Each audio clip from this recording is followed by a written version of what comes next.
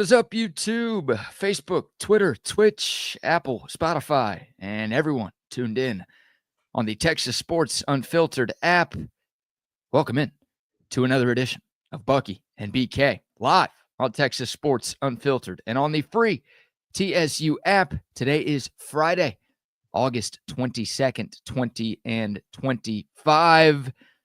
And the Buck and I are not with you for the next 2 hours. It's another load management day for Bucky. So joining us for the second time in as many days, a voice and a face that you all know and maybe love very well. It is Mr. Cole Thompson from SEC Unfiltered and Sports Talk 790 down in Houston. Collier Bear, good morning, my man. How are you on day 2? They know it. I don't know if they love it. I know. I read the comments section. I know what you think about me. I'm fantastic, and I love myself. And you just call me Collier Bear. Are you joining in on this nonsensical BS that people are doing? See, I didn't know if you liked it or not. I hear Dave and Chris and some of your other cohorts on SECU call you Collier Bear, and I figured it was an endearing, loving nickname that you loved, but maybe not so much. Okay, let's be real. Most nicknames we don't love. They either just stick and you accept it, or you hate it and you try to get it to leave, and then you tell people you hate it and they call you it more. No. So the reason why the nickname started, I'll tell the story now. We were doing videos, and there was one time where I was getting really fired up, and Dave was like, "Oh man, you look like a polar bear. Oh, he's a polar bear. The Collier Bear is the polar bear." And I'm just like, that's gonna stick, isn't it? You're gonna find a way to make that stick, aren't you? I didn't want to act like, oh, it bothers me or that I don't like it or anything like that, because then you know the rule. We're immediately gonna call you that. That's your nickname in the phone and all that. So eventually we got to the point of where he stopped calling me Collier Bear, and it just was the bear. And I'm like, oh, okay. So now I'm the name of an Italian meat sandwich place on FX whenever we're in Chicago.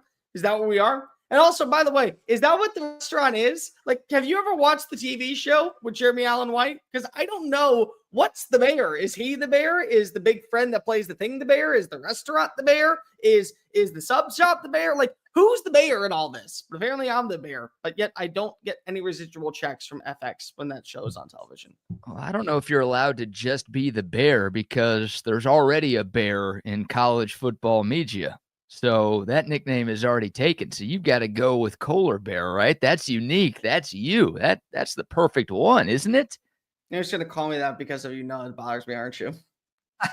Exactly. Yep. You should have said, I love it. I call myself that now. I speak in the third person. My wife calls me that. My brother calls me that. Everybody I know, everybody I love calls me that. If you would have said that, then I would never say it again. But because you said you hated it, yeah, I'll probably bring it up. I say that's going to be my new nickname.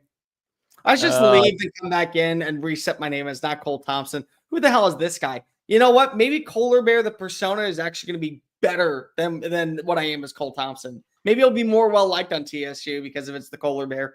He's different. He's got new takes. He fires in the hole, which, by the way, I'm completely clean from yesterday.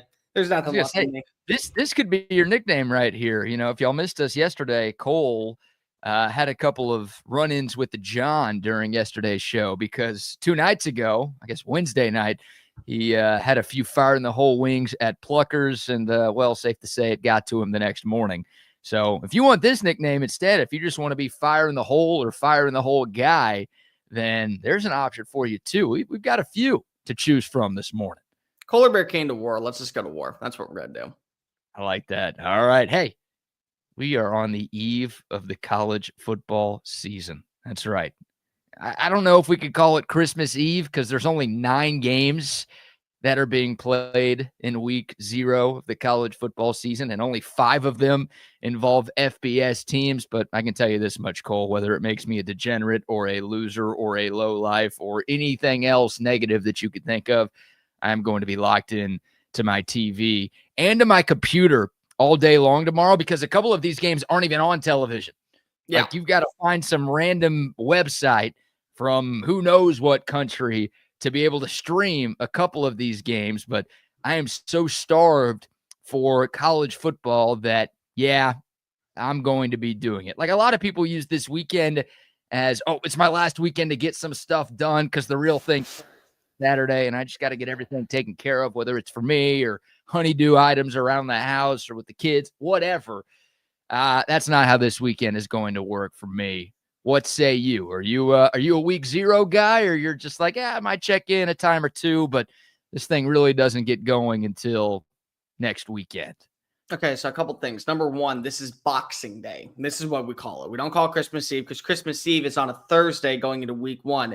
But Boxing Day, there are people from Canada, there are people from England that live in the United States that celebrate it despite it not being a holiday for the rest of society. You and I are the sickos that are from the Great White North or from across the pond that will appreciate a week 0 and give week 0 its due diligence it's deserved. So it's the Boxing Day of the college football season. That's what we're going with, and we're sticking to it. Number 2, last year, do you remember when we left Circa? We were out in Vegas and we were enjoying ourselves that weekend, and you went to, what was it? Did you go to Raleigh afterwards? You got on a flight and did like a 7 in the morning or 6 in the, or did like the 3 a.m. flight? Where'd you Good go? memory. Charlotte. Great Charlotte, memory. not Raleigh. Okay. But you went to Charlotte for a bachelor party. So you left, and then I left, I think like maybe your flight was at like in the morning. I think mine was at like 7:20. And I told Jake this, and Jake's not listening. He's asleep. He's passed out from being in Circa right now. I told Jake I had to get home to worry about watching the Texans play because it was a preseason game and I had to cover it.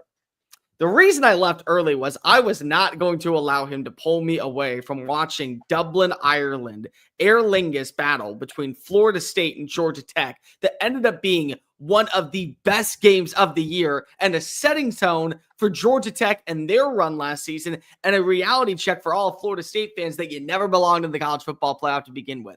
I live for week 0. I am not moving off of my couch. I've already told Kirsten, I don't care what you need me to do. I'll do it all on Sunday. I got other plans for this day. I got ESPN Plus. You want to talk about a game that we got to watch? Give me Portland State versus Tarleton State at the FCS level. These are 2 top 10 teams that are battling for dominance at the second tier level. Mercer plays at the state of Alabama tomorrow against UC Davis. These are 2 top 5 teams in college football at the FCS level. I got my laptop. I got 2 televisions. I'm going to be looking like you in the background that you have right now with all my screens, just fixated on college football because that is the attention it deserves. I think there are 3 Texas teams that play tomorrow. You mentioned one of them with the Texans of Tarleton State. You also have Sam Houston, a team that the Texas Longhorns will play this season. Sam Houston is opening up their season at Western Kentucky. That's on CBS Sports Network tomorrow at 6 o'clock. So a game that we'll actually be able to watch. And that is one of the 5 FBS matchups that we have. And also the Incarnate Word will be on ESPN2. Congrats, Incarnate Word. That's the beauty of week 0. You get to play on the Deuce. That game is at 12 o'clock tomorrow. Incarnate Word playing Nichols. Got to be careful with how I say that one. But, yeah, come on, man. And last year, that Florida State Georgia Tech game was, preseason. I'm a preseason poll guy. I think you and I have talked about this before. Yes. Some people are against it. They're trying to get rid of it. I can't figure out why, because it makes some of the ridiculousness that happens early in the college football season. They hate college football, BK. That's it. They don't believe the way that we believe. They don't. You're right. And it was so great because Florida State was a top 10 team going into last year, and they lose to Georgia Tech in heartbreaking fashion across the pond. And it's like at the time it was such a big deal. And then we find out that, Florida State's a huge joke. And they went on to go 2-10 last year. Like that's, you think about teams, you think about college football going into a new year. And then it's, sometimes you find out in week 0 that you really have no idea what to expect. So we've got, the biggest game, the game that anybody who is watching college football tomorrow is going to be most locked in on is the first game, 11 o'clock. Again, the game in Ireland, like you said, it's Iowa State and Kansas State, Farmageddon. The only 2 ranked teams that are playing tomorrow are playing against each other. Kansas State, the higher ranked team, and they are 3-point favorites. Any thoughts on this, Cole? We'll dive into your college football playoff projections in hour number 2 today. And spoiler alert, you don't have either of these teams in the field, but I don't. Any thoughts on this game tomorrow, and any thoughts on these 2 teams that'll be duking it out in game 1 in week 0? It's a setting stone. I mean, it is. And the thing is that you look at these 2 coaches, in my opinion, from the national perspective, still highly undervalued. Matt Campbell, I think at this point, has garnered enough attention to where they say best coach in the Big 12. Take out the Big 12 part. Best coach in college football. That's what Matt Campbell's done. You got to remember what Iowa State was, and you know this, BK. Laughingstock, bottom dweller of the Big 12 for years. Gene Chizik, Paul Rhodes. You got to go back all the way to the 1990s before they had a 9-win season. And here comes this coach from Toledo that everyone views as him using Ames as a stepping stone to the next big thing in his career. And he starts to win, and he takes him to a Fiesta Bowl, and he takes him to a 9-win season, and they start to recruit better, and they start punching out more NFL talent. And people are like, he's going to get the opportunity to get the Notre Dame job, or he's going to get the opportunity to interview for the Ohio State job or the Michigan job. And he sticks around, and he's earned a reputation about being a guy that is not only a culture builder, but a culture sustainer, which is why last season they got their first 11-win season. They played for a Big 12 title game. They've made all the accolades except for 2, winning the conference and going to the college football playoff, but they're going to be in the running again. They have 8 returning starters on offense. They have 6 returning starters on defense. There's so much to like about what the Cyclones provide, minus the question at the wide receiver spot. And then you look at Kansas State. I know you're a Kansas fan, BK, so I'm going to hold your hand nicely when I say this. The most underrated coach in college football resides with your rival in Manhattan. Chris Kleiman's a stud. Chris Kleiman, let me just remind people what Chris Kleiman has done to get to this level. He was a Division II champion. Then he went to the FCS level. He went to North Dakota State. Craig Bohl went to Wyoming. He had just won a national title. He said, here's the keys to our program in Bismarck. Don't mess it up. Instead, he surpasses Craig Bohl, wins 4 consecutive national titles in a row for the Bison, goes to 5 games in 6 seasons, then gets the job at Kansas State, replacing the legendary Bill Snyder. And the average win total for Kansas State since he has gotten there is 8.8 wins. They average 9 wins a season almost under Chris Kleiman. And we talk about him like, oh yeah, Chris Kleiman, he's just there. He's a coach. He's a person. I'm a person. BK's a person. You and Chris Kleiman are the same. That's what you are. It's like, no, he's amazing. He's everything that you want in a program leader, a developer. He's brought back in the intensity on the defensive side. It's one of those things. It's like the safest bet in the year is betting that Kansas State will at least get to 8 wins if you include the bowl game. Like it's a surefire. They're the Texas A&M of the Big 12. You can guarantee that they may not go reach full expectations, but they're going to get you to the point of where you're at least going to hit the over and win totals. They got a quarterback in Avery Johnson that I feel like last season got the Nico Iamaleava treatment. So Nico at Tennessee, we hyped him up to be the second coming of Peyton Manning, the better than T. Martin, better than any other quarterback that has walked through. And for a first-year starter, underwhelmed, but did enough to get you to the playoff. Avery Johnson was hyped up for similar reasons. We're going to get rid of Will Howard. We're sending him off to Ohio State. You're the highest rated recruit to ever come through the program. We're building an offensive coordinator around you. We're making some offensive personnel hires that will fit your strengths. And good season. Not what you write home about. Not for a team that you thought was going to be in the hunt for the college football playoff, but good season. The difference is that I think Nico Iamaleava is still going to have his struggles in year 2 as a starter at UCLA. I think that we're going to see Avery Johnson hit. He's a really good runner. I think he's gotten better as a passer. I think that they have a rapport with that wide receiver, J.C. Brown. They always are going to have a good offensive line. I think that that's going to create opportunities for him to have design runs that gets up the field, makes plays left and right. Dylan Edwards is a stud at running back. I think that we're going to see him fit really well into this Matt Wells offense going into year 2. And their defense is elite. Like, honestly, they're probably going to have a top 2, if not the top defense in the Big 12.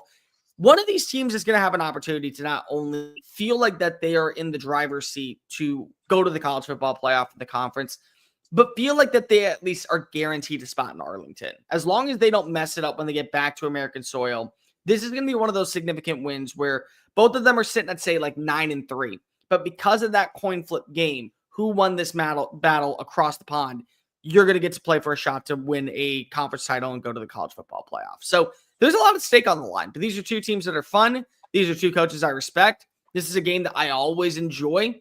The only thing I hate is that it's not in Manhattan or in Ames, because there is an ambiance that misses with Farmageddon when you don't have it in November. It's snowing outside. The weather is brisk. You can cut a titty open with a knife. Like, that's how cold it is. You're staying on bed. That's what we're at. Yes, BK. I said you can cut a titty open. You can go ahead and crack open a beer by just going ahead and popping it up. That's what you're going to get when you get a Farmageddon, and we're not getting that. We're just getting a lot of drunks out in Dublin. That's an expression I've never heard before. You can cut a titty open with a knife. That is a cold thing. Like, it has to be a certain temperature for that to be true. Yeah, you know what? It does. It's gotta be it's gotta be rock hard for you to be able to cut that open. I like where you're at right there. That's well done, sir. Yeah, you answered my next question. I was going to ask your thoughts about this game being played overseas. I mean, it's, you know, on one hand, it's like, oh, it's a really good matchup. It's a ranked versus ranked matchup. It's a battle that might decide who makes it to the Big 12 championship at the end of the year. And it's cool that it's in a standalone spot. It's the opening game of the college football season. But on the other hand, it's like, well, you're putting one of your biggest conference games in week 0, and you're not letting either fan base get the opportunity to play a rivalry game at their home venue. Like, it feels very Big 12, and it is the Big 12. And Cole, I think the Big 12 kind of has to do stuff like this now to, I don't know if I want to say keep pace, because there's not really anything they can do to keep pace with the SEC or the Big 10. But it feels like, you know, Brett Yormark has been about this from day one, and it kind of feels like he has to be about just doing what he can to give his league a bigger spotlight. And even though it kind of screws the teams and the fans in his own league, almost feels to me that this is the type of stuff that they have to do nowadays. Hey, Patrick, I was trying to play it off. Be really cool. I know it's a nipple so hard you can cut glass. Thank you, though, for making me feel even more inferior this morning. I appreciate you, buddy. You know, just going ahead and not playing along with the bit. Here's the thing. Would you care if any other Big 12 game was being played out in Dublin? Yeah, Probably because not. it's week 0. Well, because it's week 0, I would like if it was like Baylor versus, I'll give you one. Baylor, Colorado. Yeah, like I would care because it's week 0. Now, if you put this game next Saturday where there's 100 other games that are better, would I be watching? No.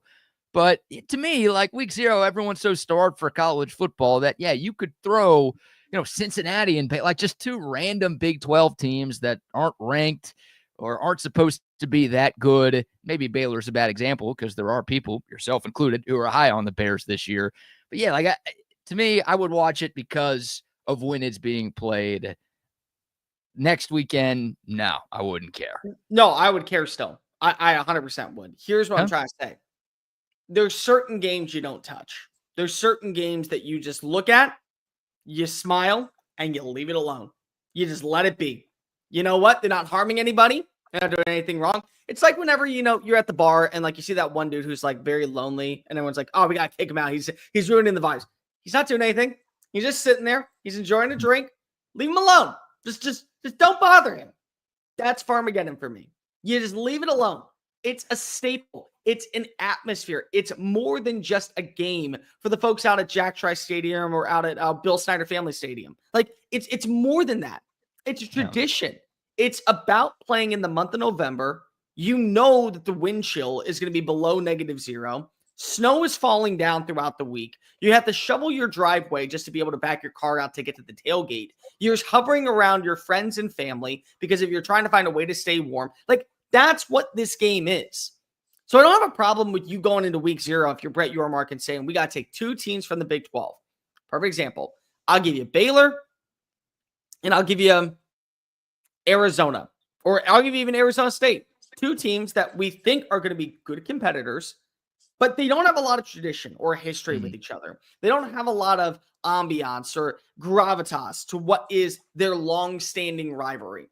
And we'll throw them out in Dublin, and we'll bring their fans, and we'll get them drunk, and they'll enjoy themselves, and they'll meet the leprechaun, and they'll find a way to go make sure that they drink their weight in alcohol, all these other things. And I look at that and I say to myself, it's fine that we're doing this, but this is not the game to do it. It just isn't. I'm sorry. And it shouldn't be, because if there are certain traditions that you just look at and say to yourself, they are going to stand still. If this game was played, let me phrase that. if there was any game in the Big 12 that was being played, no problem whatsoever. I'd watch it. I'd watch it in week 3. I'd watch it in week 5. It's the fact that it's Farmageddon.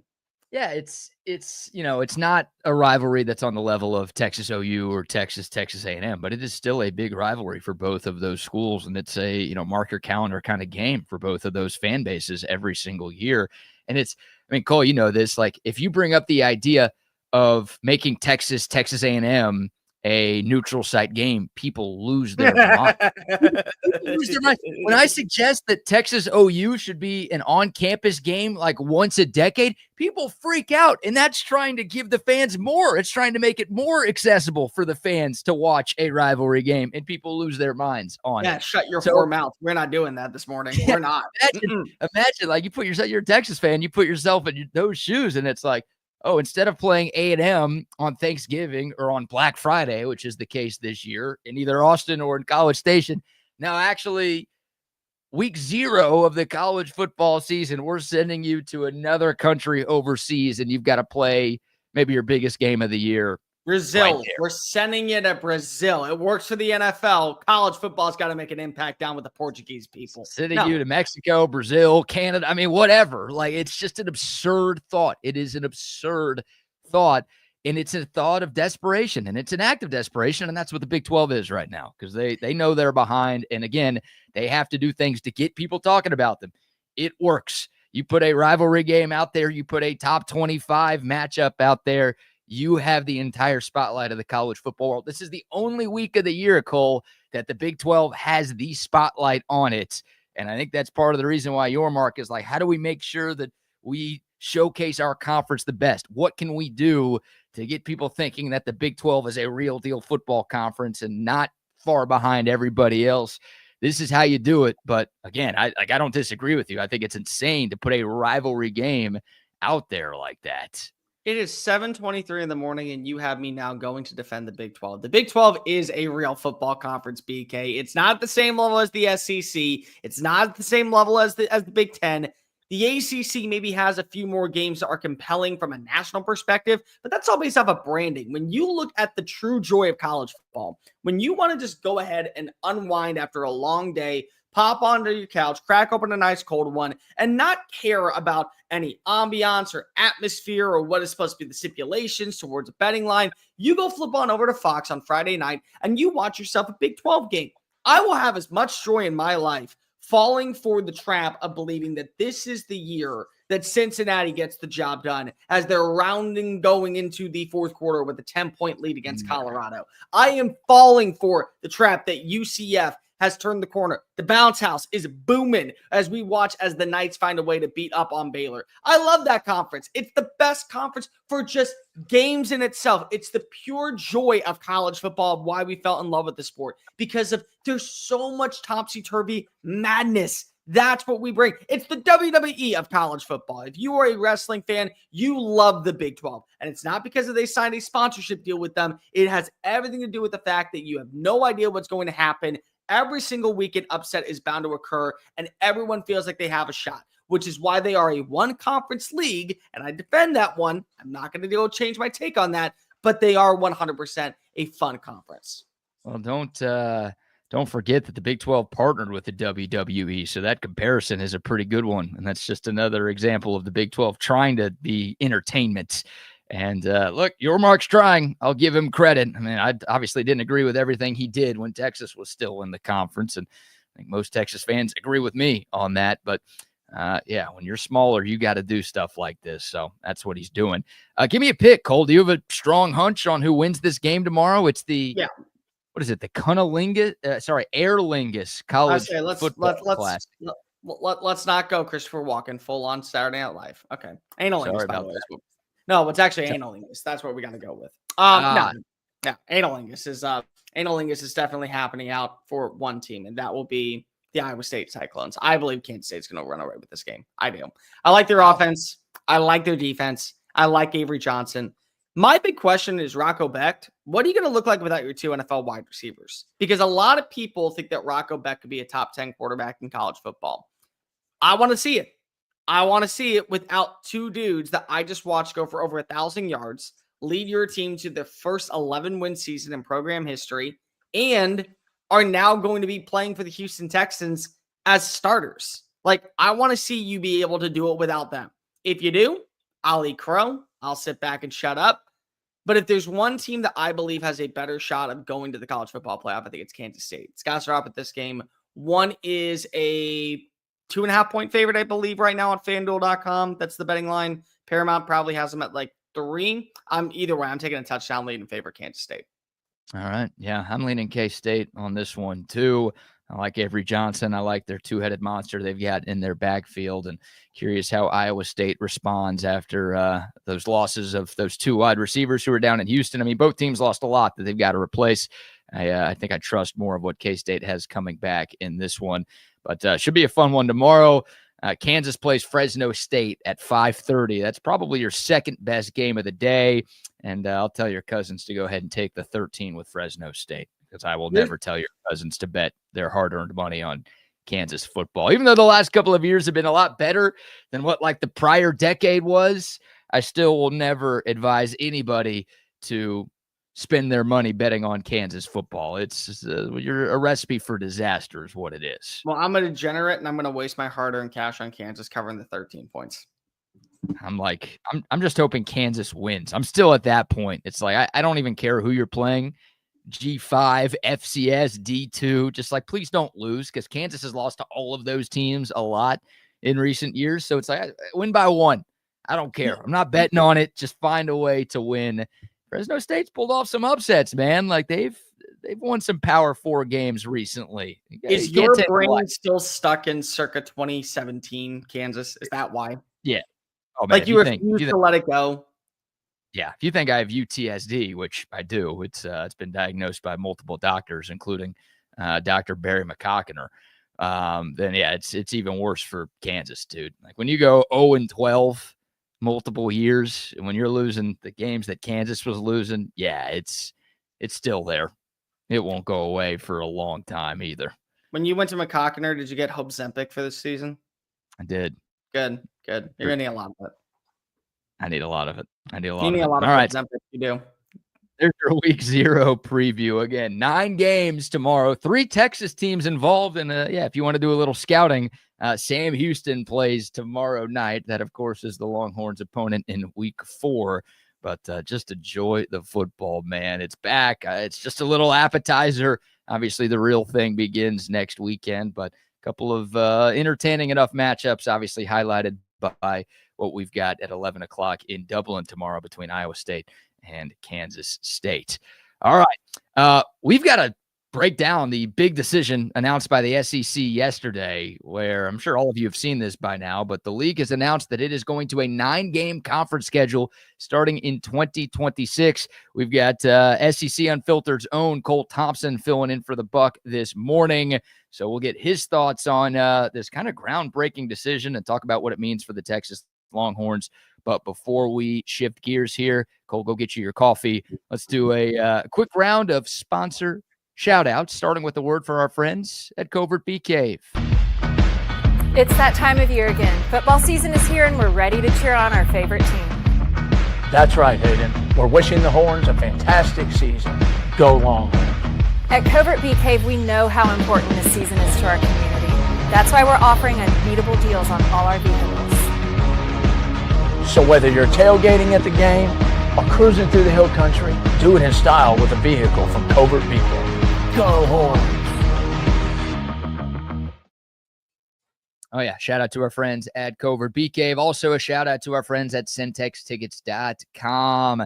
We are just 8 days away from Texas, Ohio State. If you want to be in the building in Columbus 1 week from tomorrow, there's only one place to go to find your tickets. That is centextickets.com. Every road game, every home game, every Longhorn game, every college football game, regardless of the team you root for, you can get tickets for the 2025 season online at centextickets.com, plus Dallas Cowboys tickets and Houston Texans tickets.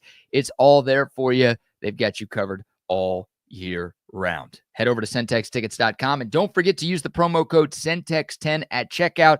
You are going to get 10% off of any ticket purchase from our friends at centextickets.com. And a shout out to Hat Creek Burger Company. I went by there for lunch yesterday. Got me a bacon royale. Oh, yeah. Double cheeseburger, bacon, grilled onions, some of the world famous hat sauce. Got me a side of fries and some fry sauce as well. Delicious. And I went through the drive-thru, took it home, enjoyed a nice meal while getting some work done and watching some football reruns. Love Hat Creek Burger Company. A great spot for a burger. They've got salads. They've got chicken nuggets. They've got the great fries. They've got milkshakes as well. And, of course, it's fun for the whole family. Playscapes at the Hat Creek Burger locations as well. They've got some alcohol for you parents out there. It's a great spot to take the whole gang for a meal this weekend, or just drive through and pick it up and take it home and make dinner a lot easier. More than 25 locations around the Austin area. Around the state of Texas, I should say. Started in Austin. There's plenty around the Austin area. More than 25 across the Lone Star State. There's got to be a Hat Creek Burger Company near you. Check them out. And also a shout out to Woods Comfort Systems. If something is wrong with your AC unit, don't try to tough out the summer on your own. Make the call to Woods Comfort Systems. Have them out to your place. They will check it out. They will get it fixed up, and they will cool you off in these red-hot summer months here in Central Texas. They've been the best at HVAC in the area for almost 70 years. That's right. They're almost as old as Bucky. They've been around a long time, so they know what they're doing, and now they do plumbing as well. So any sort of HVAC issues that you have, any sort of plumbing problems that you may have, don't try to fix it on your own. Call the experts at Woods Comfort Systems, 512-842-5066. Once again, that's 512-842-5066, or you could find them online at woodscomfortsystems.com. It's Woods Comfort Systems, where comfort is our middle name. All right. Appreciate those of you chiming in. Again, the Dakota text line, 512-222-9328. Yes, I think, Sugar Cane Daddy. We do interact with the chat. So hit us up, whatever's on your mind, your thoughts on whatever we're talking about. Or let us know what you want to hear us talk about. We appreciate y'all spending some time with us to start off your Friday.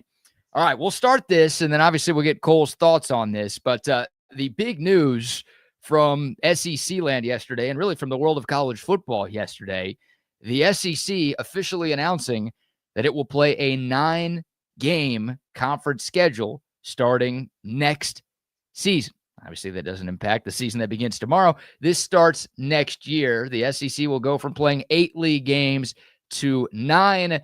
The announcement also gives a couple of more nuggets of information, including saying that the conference will continue with the non-divisional structure. So the same way it is right now, there's no East and West. There's no pods. There's no, we got to find one team from this side of the league, one team from the other side of the league. No, it's going to continue with the non-divisional structure where the top 2 teams in the league are going to meet in the SEC championship every year. It also said that each SEC school will play 3 annual opponents each year, meaning the other 6 games will be a rotation. Each team will face every SEC opponent at least once every 2 years, and they will get to play them at home once every 4 years. Cole, before I read Commissioner Sankey's statement and give some of my thoughts on the big announcement from yesterday, your thoughts on the SEC's move to a 9-game conference slate? I want everyone to understand when I say this, the SEC just won. They just won. They won everything that you want. And a lot of people are going to be annoyed by it because the only reason why they would ever move to a 9-game conference schedule is that basically they were promised the entire kit and caboodle to make sure that they were represented in the college football playoff. Now, again, you guys got to see it, but it does feel like this is the move that you want. This is a win in general for college football for a few reasons. Number one, the annual revenue ticket sales for season ticket holders continues to rise, and the games continue to dwindle. You don't get as many compelling matchups. Some years you get 8 home games. Some years you get 6 home games. And 2 of them include 2 nonsensical non-conference matchups. And sometimes your team isn't that good either. So you don't even get good teams to come and visit because of it's just the way the scheduling works out. So from a standpoint of you're getting more bang for your buck, it's an automatic win. The other thing is for the SEC in general, if you love this conference, if you love watching great college football on Saturdays, more is more. More will always be more. So if you're telling me I get to now have that extra game of Auburn versus Florida or South Carolina versus Tennessee or Alabama versus Texas every other year, then you know what? I'm going to take that. I'm going to take that and run to the bank with it because that's a victory for the sport of college football. Also, I think it's another big win because I was somebody that was very adamant about keeping rivalries sanctions alive. You want to keep these marquee matchups, these signature games alive. And I think that's a good thing. Like for Texas, you want to be able to play Texas A&M every year. You want to be able to play Oklahoma every year. You shouldn't have to decide on which is going to be your permanent rival, and then the other one you get 4 games every other couple seasons. Like, that's not fair. That's not just. That doesn't do anything for the sport, and it only kills more of the natural selection of what this sport is. The final thing is that it's finally going to put teams in a pressure cooker to where they have to deliver. Joe K brings this up right here in the comments section. Georgia has never been to Kyle Field. Texas has been in the SEC since 2012, and Georgia has never played at Kyle Field. That's a problem for scheduling, and the only person in charge of that is the SEC scheduling that is allowing this to happen. So now you're forcing them, because the way the bylaws are working, 9 conference games switched off every 2 years. So in a 4-year period, you will play at least 1 game at their place and 1 game at your place, which again makes the strength of schedule that much more tougher, therefore making your process of going to the college football playoff that much more challenging.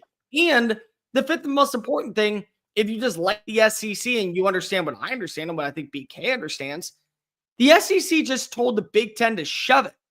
We're better than you, and we're going to show you we're better than you. Because there was another addendum that was added to it, which is we're going to play 9 conference games. We're going to keep the sanctity of rivalries alive. But we also are forcing all 16 of our teams to schedule one, what we consider big-time college football non-conference game with the Big 12 school, an ACC school, or a Big 10 school. So not only are we playing a challenging 9-conference game schedule, we're also going to play another Power 4 team that you guys don't even implement in your conference. Meanwhile, we got a guy in Kirk Signetti coming out here saying that we have to go ahead and end our big-time matchups and just take on some FCS opponents because we got to follow the SEC method. And now you look like you have egg on your face and an idiot for making these type of comments because the SEC just doubled down to make it tougher for them. So I think it's a win for college football. I think it's a win for the fans. I think it's a win for people who are in the stands. Is it going to be a win in the long term for the SEC to get more representation in the college football playoff? That's going to be something that I think is left up to the current status of the college football playoff committee. Yeah, we got to see what the future of the CFP looks like here.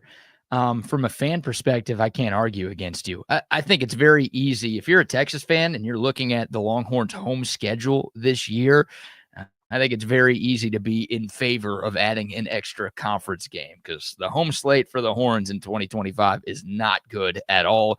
There's only 3 conference games that will be played in Austin. It's Vanderbilt, it's Arkansas, and it's Texas A&M. And I know you got a couple rivalry games in there, but like that's, you part of the reason why you were excited about the move to the SEC was you weren't going to have to play a bunch of scrubs every single year like you did in the Big 12.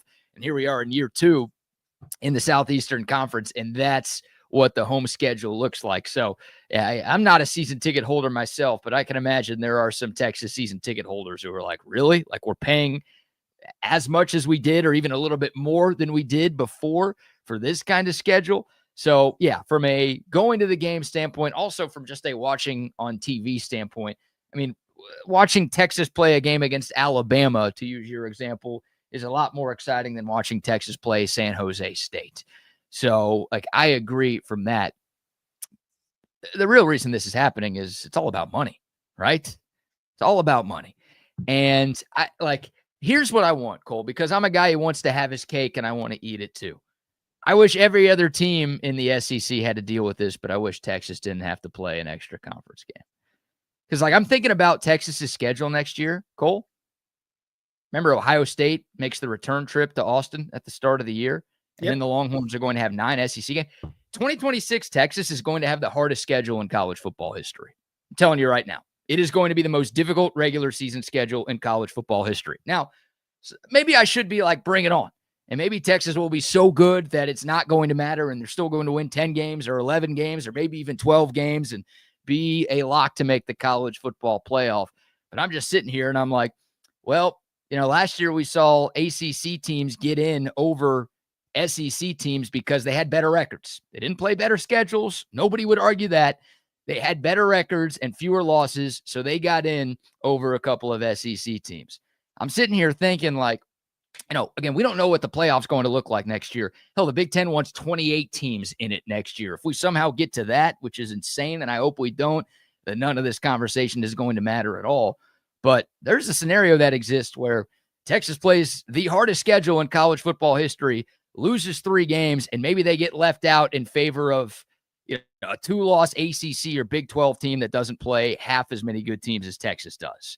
So I think you're right. What you said at the beginning, the SEC probably got some assurances that they are going to be taken care of, whether it's automatic bids or something.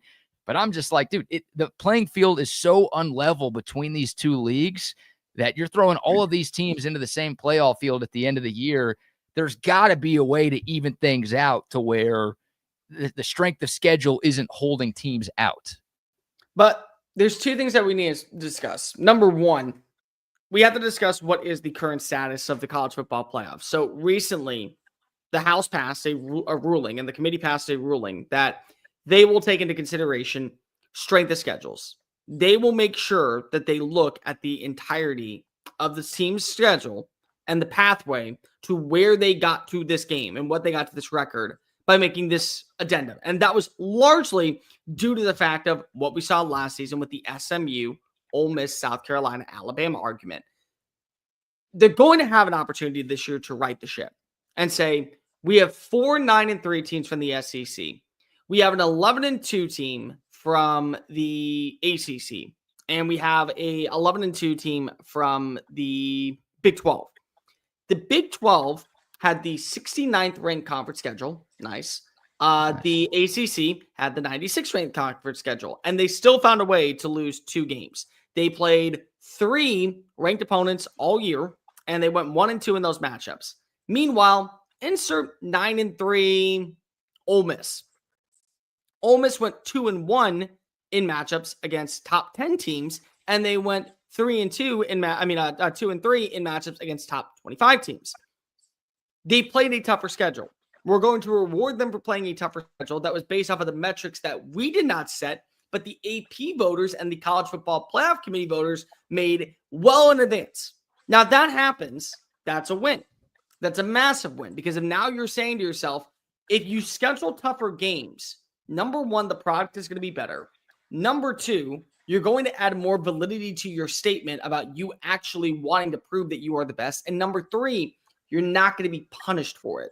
Now, again, this is all based off of what we know about the current status of if you expand. And by the way, we are expanding. The Big 12 is lying. The Big 10 is lying to you, BK. It's lying to you, ladies and gentlemen, at Texas Sport Unfiltered. They don't want a 28-team conference. They hate the idea of a 28-team conference. They think it's stupid. They think it's moronic. They think it's unjust that we would actually ruin the sport like this. What they're doing is they're trying to sell you on the idea of a 28-team conference is unethical. But we want 16. That sounds a lot better, right? Okay, well, now we're going to move to 16, and you bought into it because you couldn't buy into the 28-team conference. What we really wanted you to do is buy into the 16-team college football playoff, which is what they're going to get probably within the next 2 years. How they go about the qualifying stance. And there's been 2 trains of thoughts. There is the automatic qualifier where every conference gets 4 bids from the ACC, 4 bids from the SEC, 4 bids from the Big 12. We do it that way. Or you get the 5-11 model. And the 5-11 model is we have the 4 conference champions, the group of 5 school, and 11 at-large bids. That will be where we see if the SEC actually truly triumphs in all of this. Because, if we're going with the at-large bids, and we are taking into consideration strength of schedule, conference records, strength of victory, margin of victory, all these other things that we're hearing that the College Football Playoff Committee is going to take into consideration, at that point, the SEC could get 6 teams in. They could get 5 teams in. And it has happened year in and year out because of the way the scheduling works. That could be it. Yeah.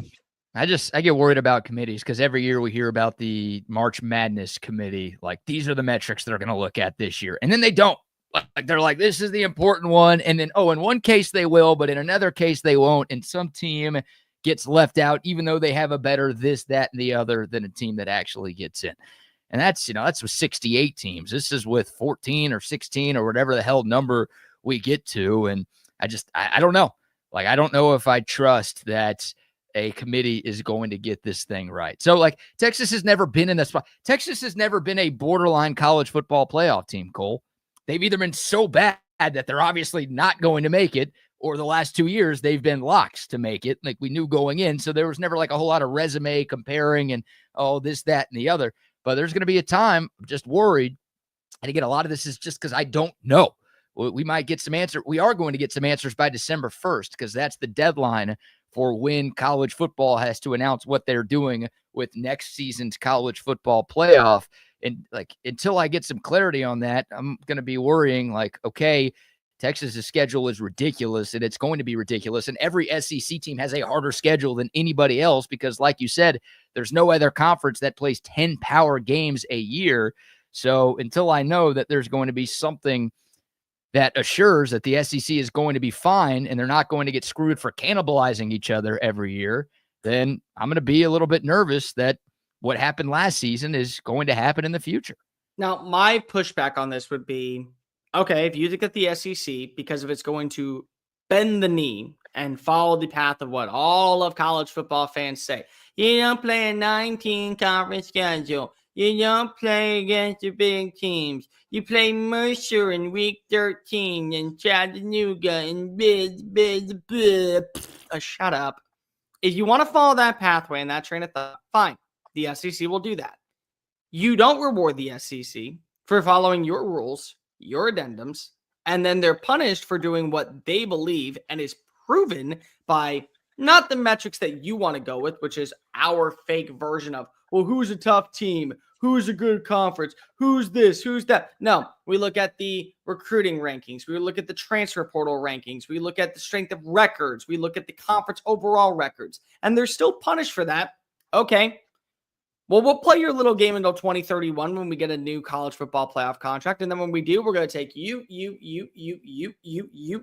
you, and we're going to make a lot of money because we have contracts that are already set in place with ESPN, with other major markets, and we're going to create our own college football playoff, thus entering the world of what will be one super conference and you having an addendum that is all based off of what you want with the NCAA. So the bottom line is that if the college football playoff committee wants to make sure that they still have college football between all of these schools, all of these conferences, you kind of got to bend the knee to the SEC a little bit. They gave you a crumb of what you were asking for. In fact, I would say they gave you the full cookie almost. You're going to now take back the cookie and give them a morsel of it?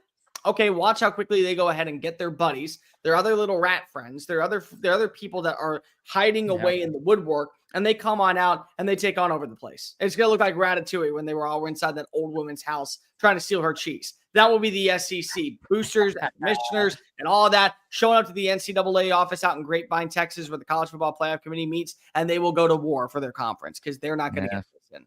Yeah, great reference. Yeah, there are people who have used the phrase kowtowing or bending the knee or bowing down to the other conferences. And I think it's less of that. I think it's two things. And I think you kind of talked about both of them. Number one, yeah, the SEC is putting itself in a position of power to where they can be the head of the table. They already kind of were, but they like affirm their stance at the head of the table when it comes to future college football playoff negotiations, right? Because every other conference, I should say the Big 10 and the Big 12, who play 9-game conference slates, they've been using that against the SEC. Like, oh, you guys don't even play 9 conference games. You don't get to make the decisions. Your schedule's not as hard. You get to play these teams, whatever. Well, now that argument is by the wayside. And then number two, which probably should have been number one, it's money. This is money. The SEC and the universities within the SEC make more money with better games. So when you're selling the next TV deal for this conference to ESPN or Fox or NBC or freaking Amazon or Peacock or who knows, all these streaming services popping up right now, it feels harder than ever to actually watch football these days. Who knows? Everyone who's going to be bidding, you can now say that, no, here's what we're worth now. Yeah, we don't have 4 of these games. Actually, we don't even have 3 of these games anymore. We only have 2 opportunities for our teams to be playing non-Power 5 schools. So what do you want? What are you going to give us? Like that's what this is. I think Texas, I think most of the ADs are on board with this. I think most of the university presidents are on board with this because ultimately everything that happens in college football now is about money.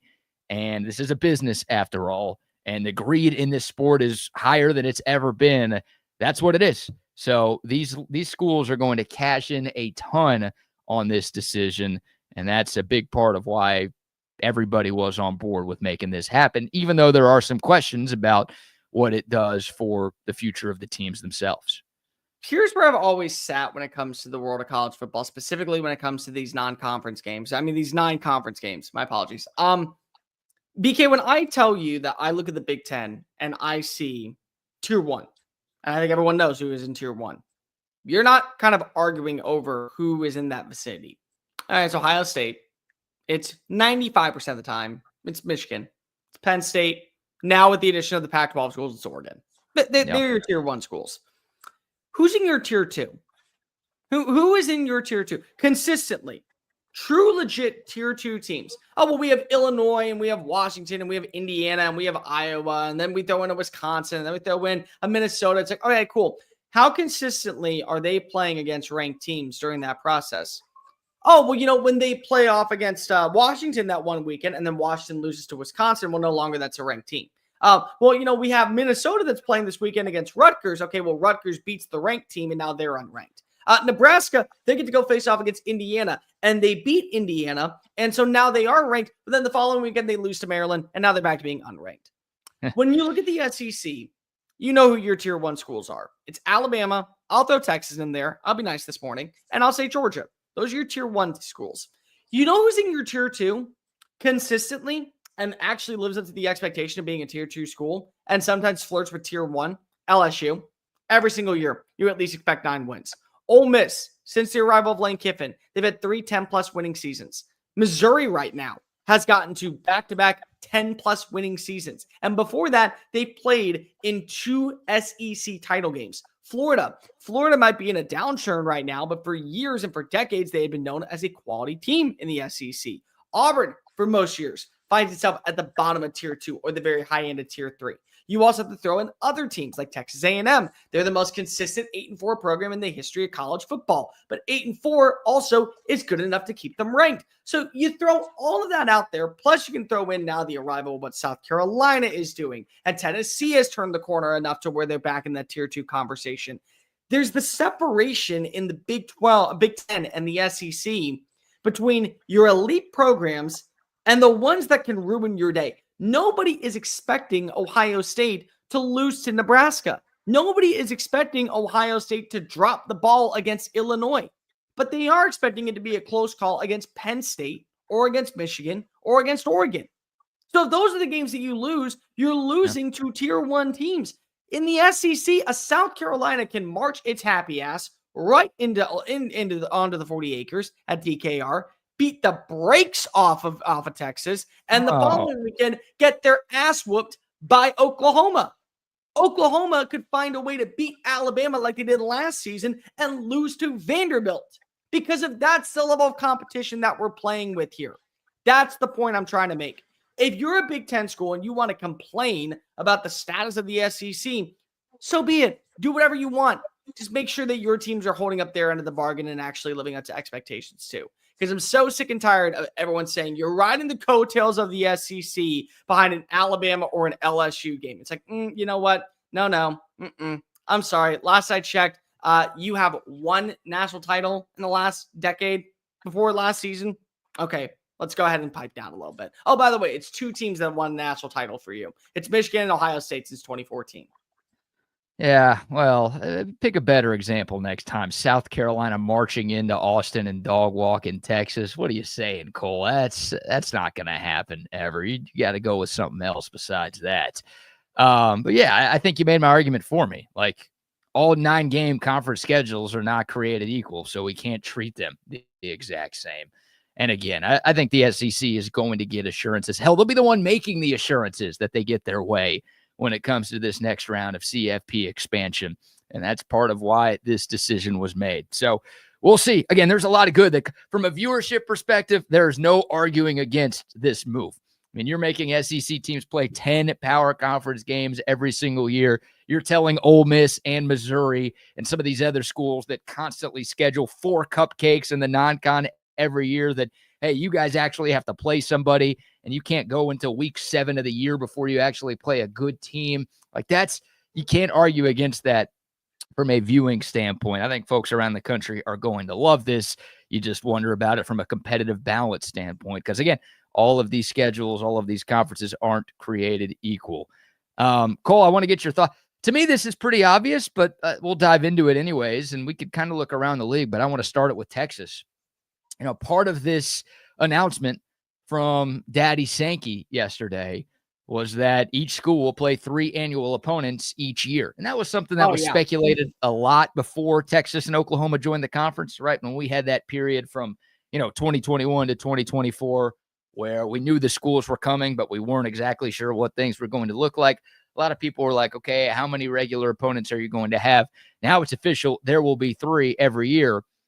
It feels like it's Oklahoma, A&M, and Arkansas, right? Like, is it that simple for Texas? My question is, could it be somebody besides Arkansas? Like OU and A&M are locks. They're not going to change that.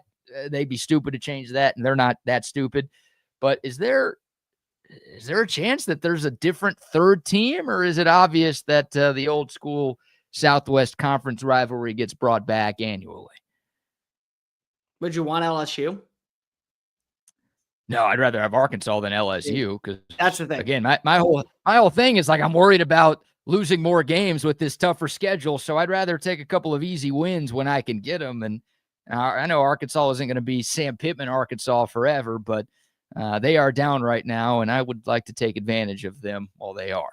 The question is, who's the other opponent? And in my humble opinion, it comes down to Arkansas and LSU.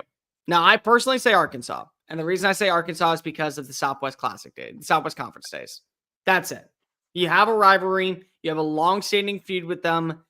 You talk to people around the natural state. They say that they actually hate Texas more than they love their program. They would love nothing more than to beat Texas than actually make it to a college football playoff run, because they understand right now that's not going to happen. So there's more tradition with the rivalry aspect of things that when it comes to Arkansas than LSU.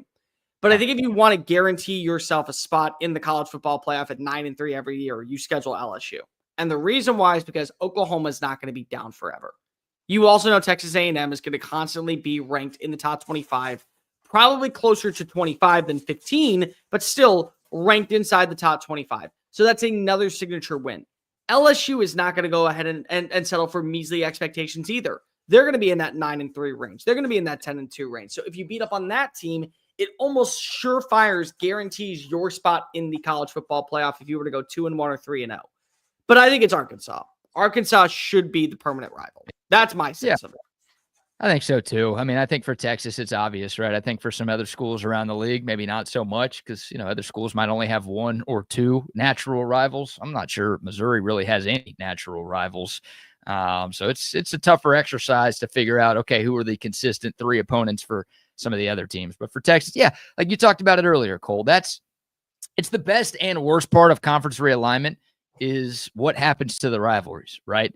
So, A&M leaving the Big 12 for the SEC a little more than a decade ago. Hi, Paisley. That was, awful because it took away the Lone Star Showdown for more than a decade. I thought it was a joke. Like Oklahoma and Oklahoma State, Bedlam not happening every year. It feels like a joke. Now, some rivalries are able to play or be played even though teams are in different conferences, right? Clemson, South Carolina play every year. Florida State plays every year. So if you're able to find a way to make that happen, then none of this really matters. But the worst part of realignment is rivalries going away. The best part of realignment is some rivalries coming back. And I think Texas and Arkansas coming back for a younger generation, especially. Like, I don't know a ton about the Texas-Arkansas rivalry. I know I'm supposed to hate them, and I do hate them, but because it's been so few and far between that the Horns and the Hogs have actually played, the hate isn't at the level where I think it should be, and it's not at the level where previous generations have.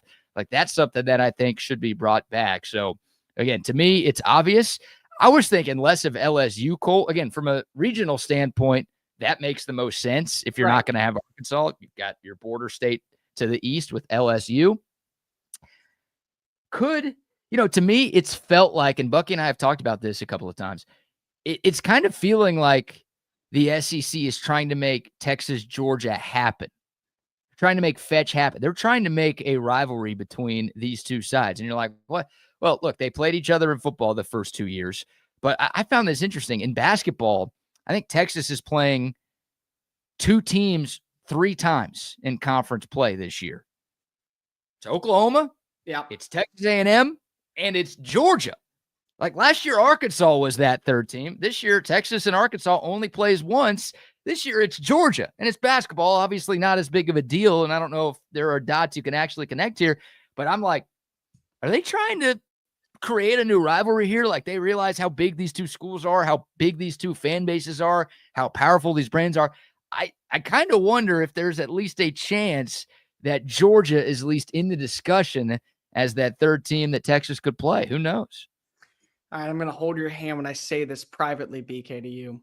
You're not that special. You're not Alabama. You're not at that vicinity yet. You haven't earned the right to play Georgia every single year. Let's just call it a coinkydink right now. Let's just do that. It's just a random thing. That's all it is. Nothing more. Beat Georgia once, and then maybe we can start this whole rivalry thing. It's like when A&M fans said Texas A&M's biggest rival is Alabama. I'm like, in what world do you think that after losing 59-0 in 2015, your biggest rival is the Alabama Crimson Tide? Well, we won 29-24 back in 2012, and you have proceeded to lose every other game besides one with the heroic sensation that was Zach Calzada on a College Station Saturday night since. You have beaten Alabama one time. They're not your biggest rivals. Stop trying to make things happen that are absolutely never going to stick. I will ask you this, though, and this is a counteract that I know it's not going to happen. But let's say instead of scheduling 3 rivalry games in the conference, you have to schedule 3 rivals. And so instead, to keep the vicinity and the sanctity of what was great matchups from previous years, Oklahoma, one of their rivals, becomes Oklahoma State. You bring back Bedlam. They get to play Oklahoma State, they get to play Texas, and they probably get to play Missouri. Those would be their 3 rivals. Texas, A&M, Oklahoma, and then you throw in Texas Tech. And Texas Tech, that rivalry becomes the permanent rival. So that also becomes your permanent have-to-have Power 4 game every single year. You still have to play a 9-conference game, but that becomes your rival every single year. It won't happen. It's an interesting idea. It won't happen because it, I think, makes life too tough for the SEC and the people scheduling SEC games, and I don't think they want to do that. And I don't think Texas would say yes to that either. I don't know if the Longhorns want to play Texas Tech, number one, but also I think the Longhorns like scheduling, big marquee non-conference games like they've done over the last few years. But that's interesting. Look, I mean, in the case of Bedlam, yeah, I would love for Oklahoma and Oklahoma State to be that 10th game that's played every year out of conference, but I don't think they'll replace one of the 3 annual opponents with somebody outside of the SEC. But that's an interesting exercise right there. By the way, this is not Longhorn fan. Just to clarify your A&M Alabama analogy, where you said Aggie fans think Bama's the biggest rival. It's not Longhorn fan thinking Texas and Georgia are huge rivals. This is the SEC pairing these teams together in every single sport when they've had the opportunity to in the first couple of years. It feels like they're trying to create something. I don't know. It shouldn't be, right? If they're following the rules of this schedule, Texas and Georgia should not play for the next couple of years. Exactly. So we'll see. I don't think it's going to happen, but I don't know. Something worth talking about. And yeah, we're running this conference. I mean, but sorry. We're so big. When you win twice as many SEC championships as number 2 in your first year in the league, like we're at the head of the table. Win one SEC championship in your first year in the league, and then we can talk about it. What's that? Win one SEC championship in your first year in the league. Oh, none of the other sport. I forgot. No, you're right. None of the other sports matter. This is none just of the other sports matter at all. Only when other SEC schools win, they matter. But when Texas only when other SEC schools. Only then. Yep. Screw Alabama in basketball. Nobody cares about Auburn baseball. Texas, they don't need to be the regular season champs. Nah, it's all good. It's fine. Nah. I I forgot. I gotta learn the ways of the SEC. We're still this is relatively a big country where you can just claim everything, and we all have to appreciate it.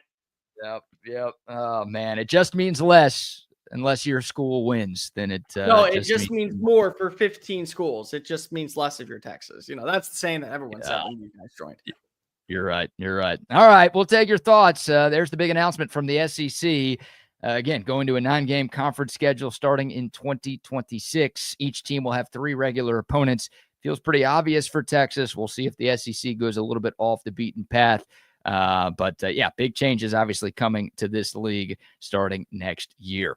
All right, we'll bring things back to this year coming up. We've got some more Texas Ohio State thoughts. We got to get to Cole's CFP projections and also a little SEC coach hot seat action to dive into, plus a little baseball and some NFL chatter in hour 2. It's all coming up. But first, another round of sponsor shout outs. We'll start with a word from our friends over at Audio Visual Consultation. Field goal, end zone, interception. What's up, kid? Just trying to write a new commercial for audiovisual consultations. Football season is about to start. Okay, so what have you got so far? Roses are red, violets are blue, football is awesome, our installations are too. Yeah, I don't think you're getting what I want. Okay, how about my football lies over the ocean? Boy. Yeah, I guess I just don't really understand this sport. Think about hockey, a sport played by real men. Fights, no TV timeouts, and no flopping. Yeah, that's why Audiovisual installs systems so that every customer feels like they're right there on the field. People's love for football might be hard to understand, but AVC can tackle any residential or home improvement to get you ready for the big game. Now you're getting it. Ready for the halftime show? What? Hug your kids, laugh with strangers, and make love to whoever the hell you want. Just call us at 255-8678. That's 512-255-8678. How about that? The kid anti-football right there, saying it's not a real sport like hockey. Well, you and I are hockey guys, but I say, the thing is that we're not the people that you can talk to about this because we love hockey. Throwing some shade at football right there. Now, call AV Consultations, whatever sport you like. I think most of you probably like football. They'll hook you up with the home TV setup of your dreams. Also, a shout out to our friends at McCall Custom Home. Speaking of upgrading your home, if you want to remodel a kitchen, renovate a bathroom, maybe you've got a growing family, you need to add on to your current place. Look, the housing market is crazy right now. You don't want to deal with buying and selling. How about just adding more life to your current home? McCall Custom Homes can do that because, well, they've been doing that in Central Texas for 4 decades. That's right. It's a father-son team with 40-plus years of experience, and all of that experience has happened right here in the Austin area. So they know what it takes to turn an Austin area home into something truly special. Don't just take my word for it. Go to their website, McCallCustomHomesATX.com. Look at the gallery of projects that they've done. You can also find that they're A+ rated by the Better Business Bureau. They've got tons of 5-star reviews online as well. I'm telling you, they could turn your home dreams into reality. Just find them at McCallCustomHomesATX.com, or you can call or text Mike McCall directly, 512-633-9580. It's McCall Custom Homes. We build value into your home. And a shout out to Sue Patrick as well. Rocking a Sue Patrick Texas lid this morning. 8 days until the return of Texas football. It means you've got just over a week to gear up for the upcoming season. Rep your Longhorns anywhere you are by heading over to Sue Patrick to shop the best selection of Texas gear that you could find anywhere in the world. Shop in person, 5222 Burnett Road. Tons of free parking at the store, or you could shop online at SuePatrick.com. Free shipping on online orders over $59. They've got the jelly cats. They've got the books. They've got everything you need, but most importantly, they've got all the Texas gear your burnt orange heart desires. Head over there and see him, Sue Patrick, or find him online at SuePatrick.com. All right, Cole. You know what? Let's dive into your college football playoff projections, shall we? Before we do, I got to answer this question by Jason. Hit it. I want Jason says, I am of the big opinion that if Saban coached at Miami, the U, USC, Oregon, Penn State, or even Nebraska instead of Alabama, the SEC wouldn't be as great as it is. He is 55% of the success. So I'm going to push back and say he is not 55% of the success. I think that's wrong. I think that the way that the SEC has been able to recruit, bring in high-profile names, consistently punch out number 1 overall picks, O'Brien Award winners, Biletnikoff Award winners, Stoke Walker Award winners, all that. Yes, that deserves its credit on its own. That doesn't happen without Saban touching down in Tuscaloosa, which is why I agree with you that the SEC wouldn't be as great as it is today without Saban. Yeah, I agree with that. I 100% agree. That is very fair. Yeah, I don't know what percentage to put it at, but no, I think Nick Saban and the run that he went on at Alabama absolutely helped this conference. I mean, look, a big thing that conferences do to try to boast superiority over other conferences is, well, how many national championships have you won? And the majority of the national championships that this conference has won over the last decade and a half have been won by that guy. So that helps. Yep. So, yeah, no, I don't think there's any argument against. I mean, Nick Saban has done wonders for this league for sure. I will push back and say that if the U got Nick Saban, if Miami got Nick Saban over Alabama, Nebraska, all that stuff, Miami at this point would have been in the SEC. I think that Greg Sankey, I think that at the time, Mike Slive, who was the initial the commissioner of the SEC before he moved on to Greg Sankey, I think he would have been in charge of making sure that Alabama left to go to, that Miami left to go to the SEC. So at some point, Saban would have joined forces with the SEC if he was at the U. But besides that, yeah, I agree. Yeah, no doubt about it. And of course, Alabama fan talking about Nick Saban, because that's all you have to hold on to. You're that down on Kalen DeBoer, Cole, that you've got to. Oh, wait. No, you're not. Let's bring up. Down Kalen DeBoer. Am I now? Let's bring up Cole Thompson's college football playoff projection. The Buck and I will give ours next week. Maybe we're cheating a little bit by not doing this before week 0, but look, I don't have any. Time out. Here's. I will make this rule. Is Kansas State or Iowa State in your college football playoff? Well, if they win by 50 tomorrow, they will be. Nope. You got to lock it in now. I will hold you to that. No, I'm not putting either of those teams. Now, Kansas on the other. No, I'm just kidding. I'm not putting them in there. Oh, come on. Kansas is going to be fun this year. They're going to be one of the more fun 7-5 teams in college football. They're going to be fantastically awesome.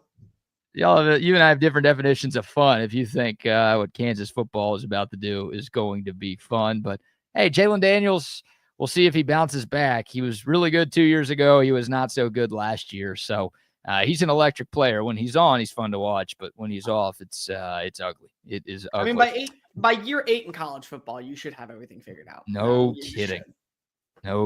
He's one of those guys. Now he's the Perry Ellis of college football, and of course, he's at the same school. All right, so you guys at SEC Unfiltered, you and Chris have already released your college football playoff projections, and we'll screen share yours right now to let everybody see what you've got going on.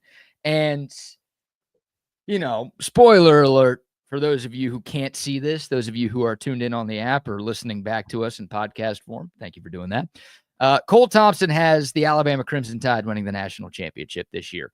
And I do want to add what could be an important nugget here. I don't know. Maybe it means nothing. Maybe it means something. But I would at least like the record to show that Cole Thompson is a graduate of the University of Alabama. Homer. So perhaps some homerism, perhaps some bias going on here. But Cole, I don't even know where you begin. Or where you want to begin. You've got the entire field. You've got all 12 teams. You've got game-by-game predictions here.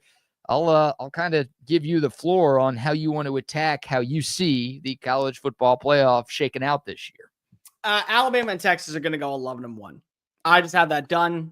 You're not going to punish the loser of that game for playing an extra home game. They will get a first-round bye. Now with the new ruling of the college football playoff allowing just the top 4 seeds, whoever wins is going to get the number 1 seed. Whoever loses is going to get the number 4 seed. That's how I feel. So Texas, I have them losing. They get number 4. Alabama gets number 1. I think Penn State goes 11-1 in the regular season. If not now, when James Franklin. I think that they're going to lose to Ohio State and then get revenge over Ohio State down at Indianapolis. So there you go. Problem solved on that one. Clemson.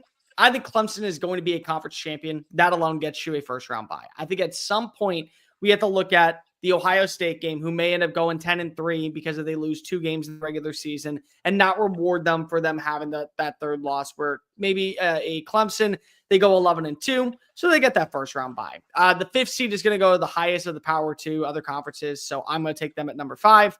Number 6, I have LSU. The reason why is I have them beating Alabama in Bryant-Denny Stadium, and that being Alabama's lone loss, where Georgia loses to Alabama. So therefore, it's a pretty good head-to-head matchup. One goes at 6, one goes at 7. Georgia then gets to play host to another team. We'll get to them in a minute.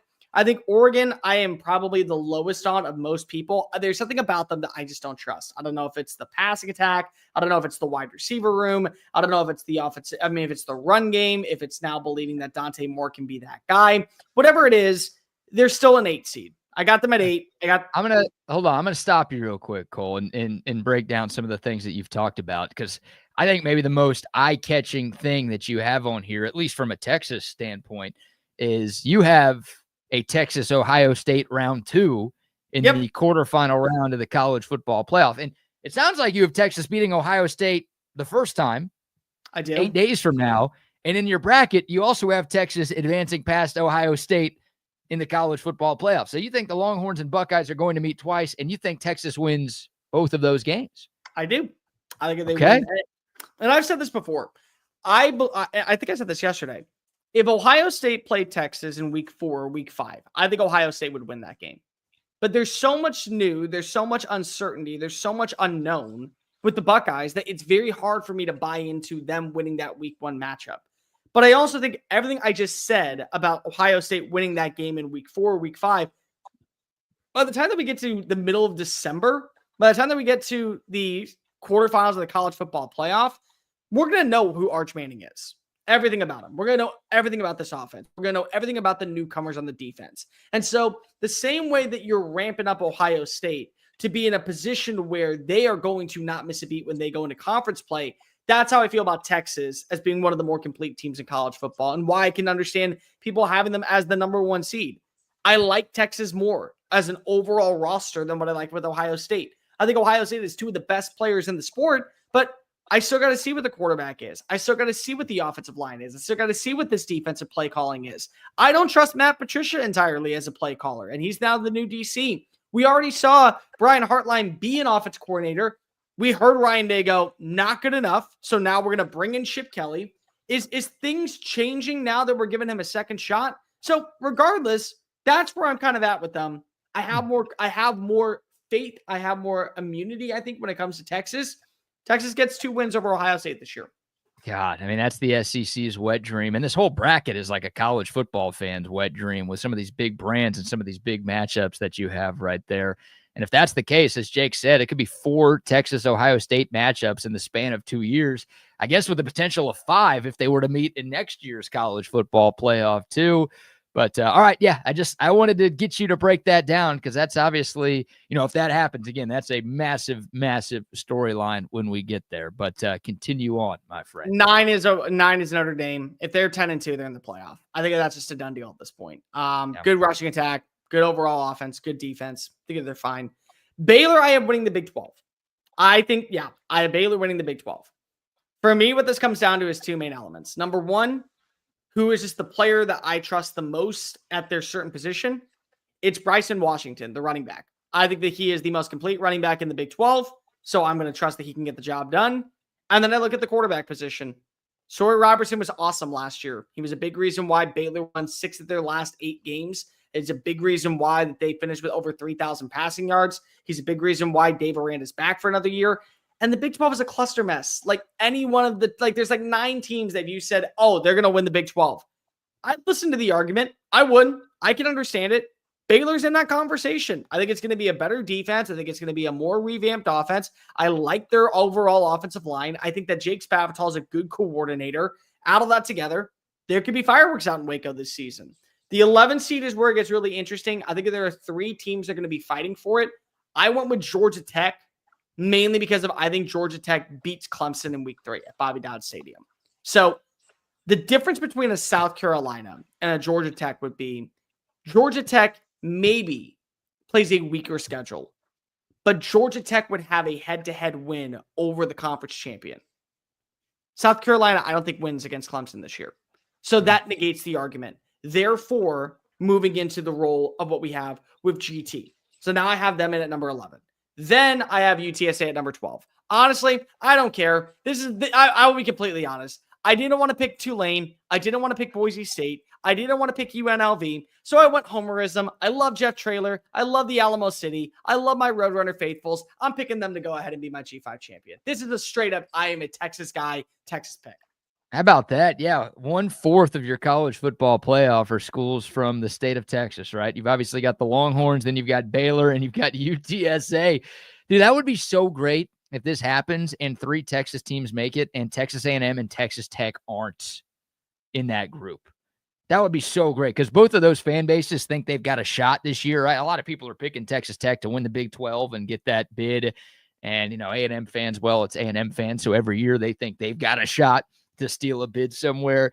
It would be so great if Baylor, I'm not a huge Baylor guy by any stretch, but if Baylor and UTSA meet the Roadrunners, birds up, if they get in and the Aggies and the Sand Aggies get left behind, that is awesome. Oh, where do I sign for that, Cole? This is great. I love it. Cool. I love it too. Okay, well, let me ask you that, Alabama, by the way, you've got 4 SEC teams in to reset here. You've got Alabama. 3 Big 10, 1 Big 12, 2 ACC, 1 Notre Dame, 1 G5. There you go. 4 SEC teams in. 3 of them in the Final Four, by the way. You've got Texas and Alabama meeting in one semifinal. You've got LSU and Penn State meeting in the other semifinal. It's fitting that you work for SEC Unfiltered, sir. Way to follow the company name. I like that. But why Alabama? Again, picking them to make the playoff, that's not too outlandish. There are plenty of folks around the country doing that. I haven't seen a lot of people around the country picking the Crimson Tide to win the national championship in year 2 of the Kalen DeBoer era. What has you so high on Alabama despite a lot of other people asking questions? Alabama has the deepest roster in college football. That's what it comes down to. So I view Alabama in the same way I viewed Ohio State last season. Everyone wants to talk about Ohio State spending $20 million on the roster. And in the transfer portal and in the offseason, they went out and they spent $20 million. I'm like, okay, well, let's look at the $20 million that was spent. The $20 million was spent mostly on internal players not going to the NFL draft, not leaving for other programs, not leaving Ohio State to chase other pastures. A lot of the names that we talked about last year being staples to Ohio State's roster, Jack Sawyer, Travian Henderson, Emeka Egbuka, Donovan Jackson, Josh Simmons, all of them were looking to go to the next level. They wanted to go play pro. So what they do? They sat down with Ryan Day, they sat down with the collective, and they said, we're going to pay you X amount of dollars to come back and be the foundation for our team in a year that we think that we can elevate ourselves and win a national title. Then they went out in the portal and they got only a handful of guys, but guys that they knew were going to be upgrades to the roster. Will Howard, Quinshawn Judkins, Caleb Downs. They went and they brought in one of the cornerbacks. All of those things. And they ended up running through the rest of the conference outside of the game against Michigan and one other win. They went to the college football playoff and they won a national title. And they won a national title because they felt like they were the most complete team. They didn't have the perfect resume, but they did have the most complete roster. Alabama did the exact same thing this offseason. They looked at Damani Jackson. They looked at Deontay Lawson, LT Overton.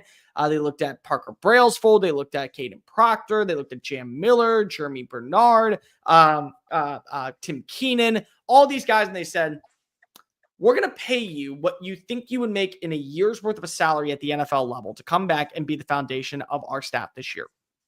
We're going to do that. And then when we do that, you're going to help us win a national title. Then they went out in the portal and they got guys that they felt were going to be upgrades for the short term. At wide receiver, they landed Isaiah Horton from Miami. Really, really good complementary piece to what you already have with Bernard and what you already have with Ryan Williams. They went and they brought in Cam Dewberry from Texas A&M.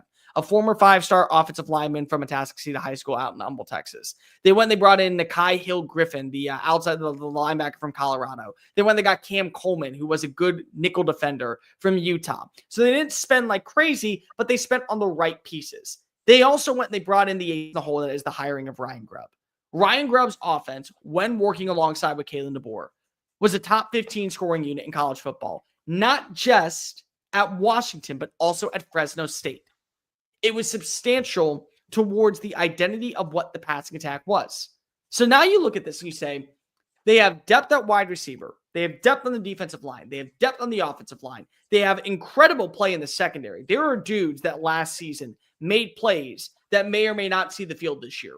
That's how loaded their secondary is. I need Ty Simpson to be A.J. McCarron. That's it. That's all I need.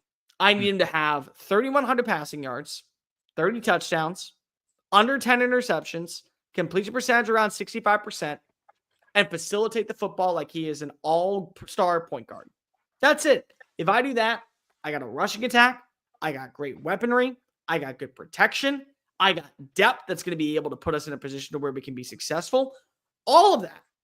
And lo and behold, here we go, running our way back to the mountaintop of being college football's national champions. The other thing that's really important here, why are we sleeping on Kalen DeBoer?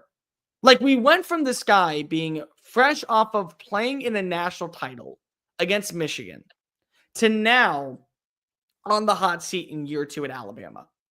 You realize that he's 2-0 against Steve Sarkisian. He's 3-0 against Dan Lanning. He's also 1-0 against Kirby Smart. So 3 of the top 5 coaches that people talk about in this sport, he's yet to lose to. And now you want to say because if he lost to Vanderbilt and Oklahoma, guy's not good enough for the job. Like, what are we doing here? You get back your OC, you get to build your offense in the identity of what you want, and you have back-to-back top 3 recruiting classes. Everything is just lining up for Alabama to pull off the mask of the sleeper of college football. And it's like, oh, we just took a 2-year hiatus to let you guys catch up with us. That's how I feel about the Crimson Tide. It's it's not at all a homerism pick. It is a straight up, I look at this roster and I say, you're in a damn good spot. And you act like losing to Vanderbilt and Oklahoma last year were acceptable things. Those are pretty unacceptable losses for a place like Alabama. But I will say that, like, I don't think any Texas fan should be dunking on Kalen DeBoer. Texas fan, will not dunk on Kalen DeBoer because you said it. I mean, I don't know how much stock I put into the Alamo Bowl, but you have to put a lot of stock into the Sugar Bowl a couple of years ago. And Kalen DeBoer outcoached Steve Sarkisian. And I would say with a lesser talented roster, yeah, that Washington team was really freaking good. They've got a lot of guys playing in the league right now. But I think Texas had the better roster in that game. Texas was favored to win that game. And despite that, Kalen DeBoer and his coaching staff found a way to win that game. So, yeah, I'm pretty high on Kalen DeBoer. And I think that, like, you hit the nail on the head with Ty Simpson. Like, the last Heisman Trophy winning quarterback to win a national championship was Jameis Winston in 2013. So I bring that up to say, you don't need your quarterback to be the best player in college football to win it all. And a lot of the recent quarterbacks who have won the Heisman, like, they haven't been close to a national championship. I mean, they've been good, sure, but they haven't been that close. So Ty Simpson, like, Will Howard wasn't the best QB last year. J.J. McCarthy wasn't the best quarterback 2 years ago. You don't have to be Davey O'Brien award winner or even first-round draft pick quarterback to have a chance to win a national championship if the rest of your talent on your roster is good enough. I will push back and just let you know, Joe Burrow, 2019 last guy to win the national championship. Yep. Thank you for that. That's I'm going to go ahead and blame Google AI for that. And I'm also going to blame my brain for not using my brain to, verify Stupid what brain at 8:29 in the morning. How dare you not be? I literally Google last Heisman Trophy winner to win the national championship. And it says Jameis Winston in 2013. No shit, Joe Burrow. I watched that guy with my own eyes in person. My bad. Thank you for the clarification, Cole and Jake on the comments line. Thank you, AI, for not being very if you will. So, look, I'm not picking Bama to win it all, but I have Bama in the playoff. Like, I think they're going to be really good this year. I think they're a 10-2 team in the regular season. I think they get into the CFP. If they win a game or two in the playoff, it wouldn't surprise me at all. So, I won't accuse you of too much homerism here It's not like you're an Aggie fan picking the Aggies to win a national championship. Like you're picking a team that's preseason top 10 to win it all, and a team that has a history of winning it all to win it all. So I mean, at least I'm not being bold and taking Penn State to finally win the big one. Because I think he's got to win a big one. He ain't going to win the big one. Well, you've got Penn State winning some big ones here. You have them beating Georgia and LSU, a couple of SEC teams. And like last year, there's Cole, you and I talked about this last year. There's no team that benefits more from the expanded playoff than Penn State, because they were never good enough to be top 4, but like they were always 5 through 12. So it's like you just figured that they were going to find their way in. Sure enough, they did. Also, they had to play. They got to play what? SMU and Boise State. That was their way to getting to there. That was their path. Yeah, the first good team they have to play, Notre Dame, who was good. I don't think they were that good, but they were good. The first like actual brand and legitimate team that they played, they lost. So can they, like, this is a team, again, they lost to Ohio State last year. They lost to Oregon in the Big Ten championship, and they lost their, like, by far their toughest game in the college football playoff. Can they get over that hump? You've got them at least getting over a couple of humps here. I know they're thinking national title or bust in Happy Valley, but if they make it to the national championship game, that feels like a pretty successful year for James Franklin, no?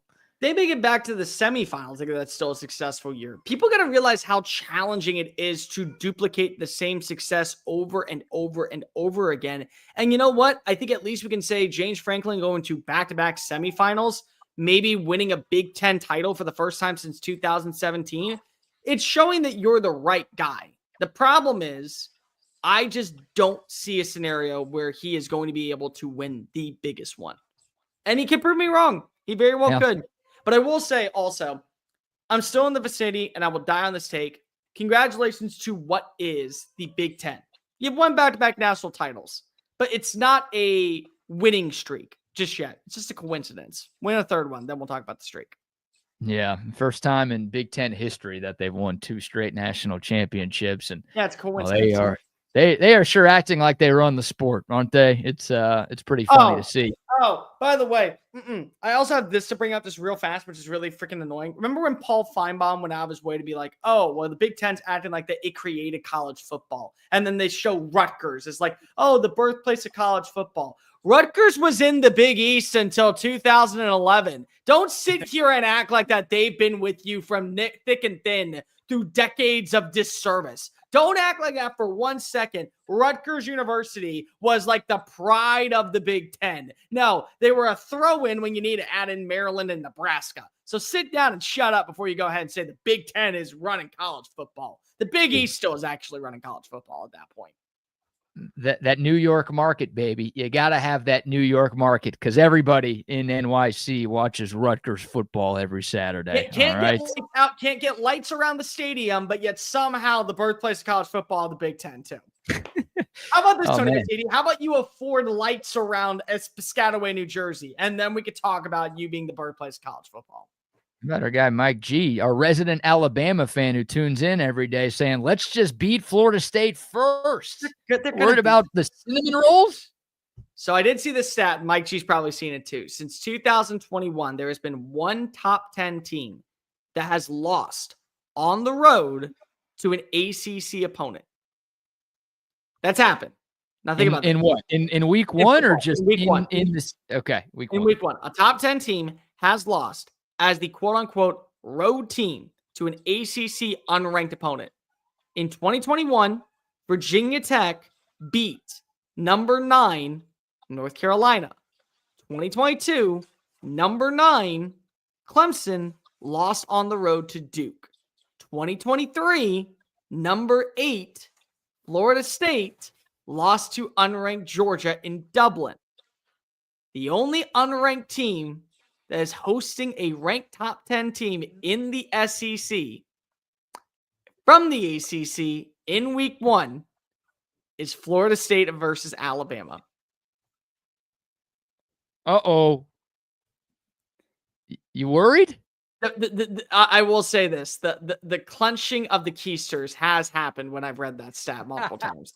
Many a What time. a 180. What a 180. You got him winning the national championship, and now he might lose as a 2-touchdown favorite to Florida State coming off of 2-10. They're not losing the game. They're not losing. I will make this abundantly clear. I will come back on here. I will make a proclamation. I will let the voters, including our friend who apparently says that we don't pay enough attention to him. So I will make sure that we give him the attention that he is so desperately deserving because he already gave us $2 earlier in the show. I'm going to allow Sugarcane Daddy. Yes, Sugarcane Daddy. I'm calling you out right now. If somehow there is an upset by Florida State, you can pick my punishment. BK will have me on the show one morning. I will do it in front of everybody. Whoa. What do you mean by that? Pick the punishment. What would you like me to do if somehow Florida State beats Alabama? I didn't even see this super chat. Yeah, Sorry by the about way, we need to talk about this. What does that mean? Brad has a soothing voice, but Cole is a looker. Congrats, I guess, to both of us. I said, what does that mean? You look good. He's giving you a compliment. Yeah, you call somebody a looker if they look good. So I thought it was saying Cane Daddy. You were like looking around or something like that. No, that's a compliment for you. I've got the voice, but you've got the face. Well done, sir. So if we somehow merge together, would we be like the perfect host of all time? I guess we'd be on television for sure. With your soothed, silky voice and my James McAvoy looks, we'd be unstoppable in this world. That's when you know it's a Friday game. Much. That's when you know it's a Friday show. I'm talking about your voice and me looking like James McAvoy. That's great. All right. Happy Friday to everyone tuned in out there. There's Cole Thompson's college football playoff predictions. Again, he's got Alabama winning it all. He has Texas actually losing to Alabama in the semifinal. Oh, my God. A third straight semifinal loss for Steve Sarkisian. Bucky and I have talked about it a lot, Cole. It's like you can't call that a bad season at all, but, oh, man, that would sting. That would sting. Every year hurts more than the year before, and if Texas gets to the exact same round and comes up short once again, then it would twist the knife a little bit more. But Alabama over Penn State is Cole's national title projection. All right. I've got a few more stories to get into. Little NFL conversation, little Major League Baseball conversation. The Astros added an interesting player yesterday. We'll see what kind of move it makes for them or what kind of impact it makes for them. Excuse me. But first, let's give another quick round of sponsor shout outs, including some love to our friends at the Altstadt Brewery. If you're looking for something to do this weekend, maybe you're not super bought into week 0 of college football, or hey, you don't have any football on Sunday, you're looking for something to do then, how about a trip down to the Altstadt Brewery? It is the perfect day trip for the beer drinkers in your life. Maybe that's just you, and it's a gorgeous drive right in the heart of the Central Texas Hill Country. Head out to the Altstadt Brewery. The place looks amazing, and it is massive, and there's so much to do. They've got an outdoor beer garden. They've got a great restaurant serving up all sorts of European-style cuisine. They've got live music every weekend. They've got a giant indoor seating area as well. And, of course, most importantly, you get to try all of the great Altstadt beers. Check out more information about the brewery on their website, altstadtbeer.com. And, of course, whatever you're doing this weekend, make sure you accompany your good times with the greatness that is Altstadt Beer. And remember to drink it responsibly. It is Altstadt Beer. No impurities, no regrets. Shout out to them. Also, some love to Waterloo Printing and Graphics as well. All of our TSU merch, our hats, our shirts, our signs, stickers, koozies, you name it. It was all made by Adam and his great team at Waterloo Printing and Graphics. So if you need stuff, if you've got a business that needs stuff, if you have a big wedding or graduation, I guess back to school now would make more sense. Any sort of party coming up and you need some merch, reach out to Adam and he will take care of you. 512-300-9641. Find out more on Instagram at Waterloo Printing. And a shout out to the Hecht Law Firm. My man, Ryan Hurricane Hecht, a guy who's been a friend of mine for over a decade and a guy who's been fighting for justice and big results in Central Texas for a decade. He is your go-to personal injury attorney. So if you or somebody you know gets injured in a car wreck, gets hurt on the job, I see Cole holding his dog. If Cole's dog bites you, Paisley's not going to bite you. She's too sweet. But if a random dog bites you, then you've got a case, and you need to reach out to Hurricane Heck because he is going to fight to give you every dollar that you deserve. Don't call the jabronis you see on TV. You're not going to get to work with those guys. When you call Hurricane Hecht, he is going to be your lawyer on your case, and he'll be with you every step of the way to get every dollar that you deserve. And the best part, you don't pay unless he wins your case. 512-938-8929. That's 512-938-8929. Find out more online at hechtlawfirm.com. That's HECHT lawfirm.com. It's Hurricane Hecht. All right, Cole. We already have, and this Bama-Florida State game hasn't even started yet, and you already have people suggesting your punishment here. No, a lot of people are saying ghost pepper wings, eat 20 wings and 5 jalapenos. 2 days ago, you just ate a bunch of fire in the whole wings, and you were, I don't want to say perfectly fine because your stomach was paying for it the next day, but like that's not a problem for you. I was functioning. Yeah. By the way, this, no. Not she ain't sweet. She kicks me in the middle of the night in the head all the time. Oh. She's a terrible dog. She's terrible at being a dog. You got a case. You could sue yourself if you want to. Why would I'll sue Kirsten. That's what I'll do. And I'll get full custody of Max, the other dog. And there we go. Problem solved. She'll go ahead and cry herself to sleep because she does every single morning, and I'll be fine. So we're good on that. By the way, Derek, in the comment section, people saying we don't answer the comments. I agree if Colt McCoy doesn't get hurt. Texas wins the national title in 2009. But history can't repeat itself. So you want to know what? Unfortunately, suck it, because Alabama was able to go ahead and start off the dynasty. Even though I do agree, yes, Colt McCoy, if he doesn't get hurt, they would have beaten the crap out of Alabama. They would. Hey, there you go. That's proof that you have a brain, right? You know, some of the other things you've said these last 2 days made me question and made some other folks question. But that right there is the smartest thing you've said in the last 2 days. So probably the last 2 years, we're being honest. But, you know, we can be nice and say 2 days. I agree. All right, quick Major League Baseball topic here, Cole. You're down in Houston. You work for Sports Talk 790, which is the flagship radio station of the Houston Astros. Nice win for the Stros last night. They took it to Baltimore, 7-2, the final there. Got a little revenge on Brandon Young, who nearly threw a perfect game against the Stros a couple of weeks ago. So it was good to see the bats wake up there. But the big Astros storyline real quick, the Astros are bringing in Craig Kimbrell, who was with the Round Rock Express, now the AAA affiliate of the Texas Rangers. He's been with the Express for the last couple of months. He's been pretty good for the E-Train, hasn't gotten the call up to the Rangers, and he asked for his release. He got it, and then, well, apparently it was because he had agreed to some sort of deal with the Houston Astros. The Astros bullpen needs help. They're obviously shorthanded right now.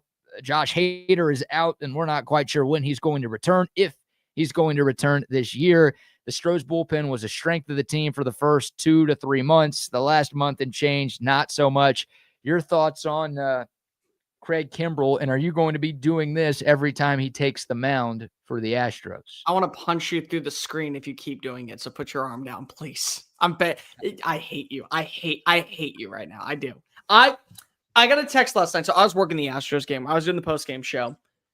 Which is probably why like my brain is all over the place because I'm still exhausted from that. But still, I was doing the post-game show, and I get a phone call from Kirsten, and she goes, "What the not suitable for words on YouTube because I don't want to get us fined by the FCC, even though we're not going to get fined by the FCC. Are we doing bringing in the Birdman?" And I'm like, "Oh, so that is Craig Kimbrell. So even you know this is a bad move." It makes no sense. It does. Craig Kimbrell is good enough to still be pitching in baseball. Baseball, in terms of AAA, the Mexican League, the KBO League, the Japanese League, whatever you want to go with. He's still good enough to be pitching over there. I have no problem with it whatsoever.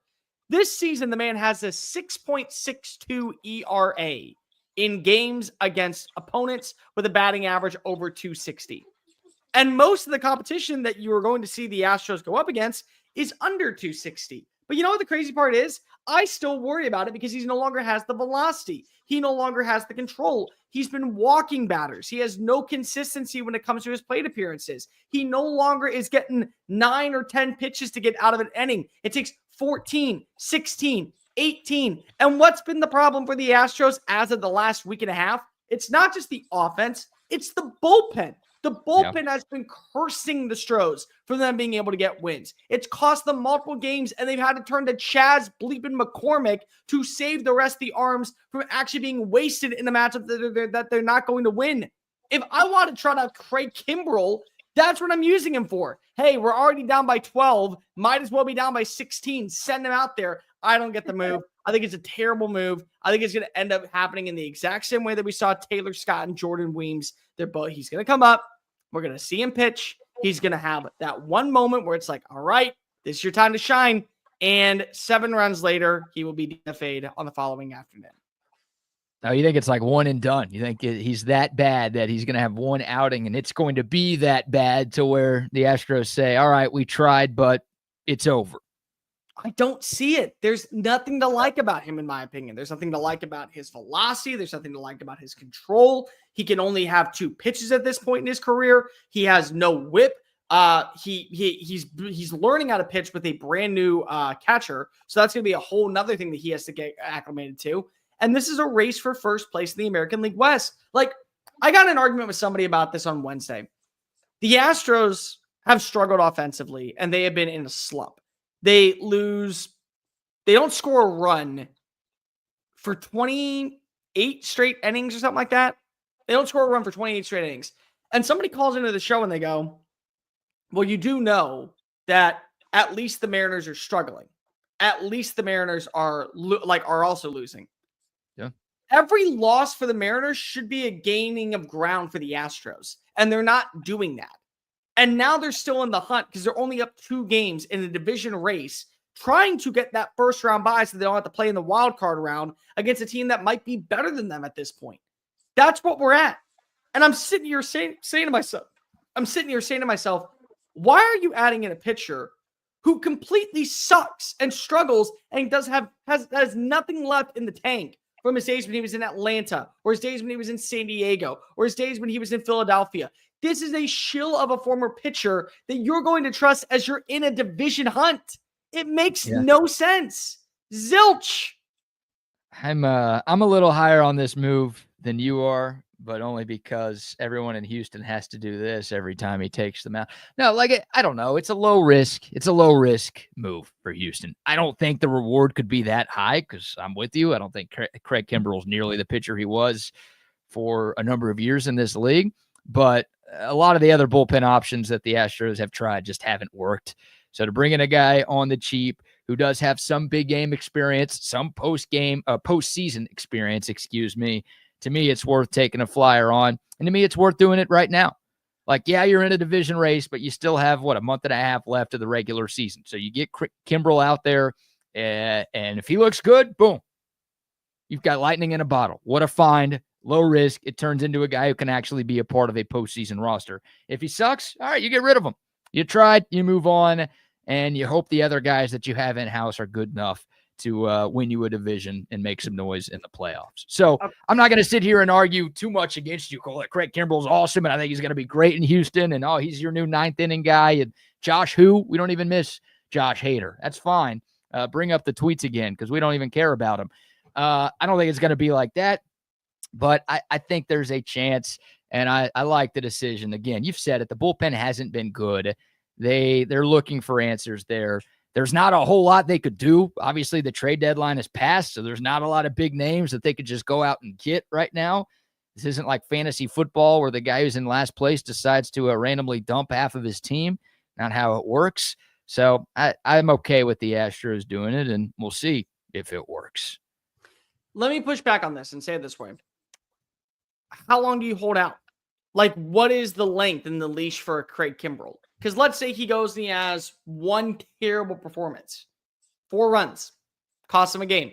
Now they're tied with Seattle. Do you DFA him or do you give him one more shot? Yeah, I'm giving him like 3 appearances. See what he's got. So you're saying not one. It has to be consistently bad before you let him go. Yeah. I mean, everybody has a bad outing. Like, that's not fair. And I know his leash is shorter than someone who's really good, but like, everyone's going to have a bad outing. I don't think you can let him go after 1 game. Now, look, if that 1 game he comes in and he hits 5 batters in a row, then it's like, all right, that's different. But in realistic scenarios, I think you got to give him a couple of opportunities to prove what he's got. So we'll see if it happens. You said it. The Astros have a 2-game lead over Seattle right now. The Mariners have lost 5 games in a row. This is what Seattle typically does at this time of the year. And the Astros typically turn it on. Yordan Alvarez on his way back. Obviously, that'd be a huge boost to the Astros offense, but it almost feels like every team in the American League West is like trying to lose the division right now. Not a lot of great baseball being played there at the moment. The Rangers are terrible. We don't need to talk about them at all. I just am going to tell you real fast. So one game this season with the Atlanta Braves, 1 game, 1 inning, an ERA of 5.0. I'm just saying. I'm going to say they gave him one shot. They gave him 1 shot to come out there. Go get the job done. A team that drafted you, a team that you, if you are lucky enough to go into the Hall of Fame, you're going to probably wear their hat. They said, nope. We 1 and done. We're sick of this. We can't do it. A team that's losing, by the way. A team that has no shot at going to the playoffs this year, by the way. We don't need you. Get out of here. And you want me as an Astros fan, a spoiled Astros fan, to say, yeah, totally. Let's give them 3 or 4 games to figure things out. Let's just do that. I don't know why the Braves did that, and the Braves suck. So you shouldn't be copying what Atlanta's doing this year. I think you're bolstering my argument by saying, oh, the Braves did it, so you should do it. No, the Braves are terrible. They've been one of the most disappointing teams in the league. So none of their decisions have made sense this year. Give him a shot. Give him a shot. If he sucks, if he's awful, then you can come back on here and say, Patrick in the comment section acting like that. I am just the worst person. I'm not saying the Astros can't go on a run. They easily can go on a run.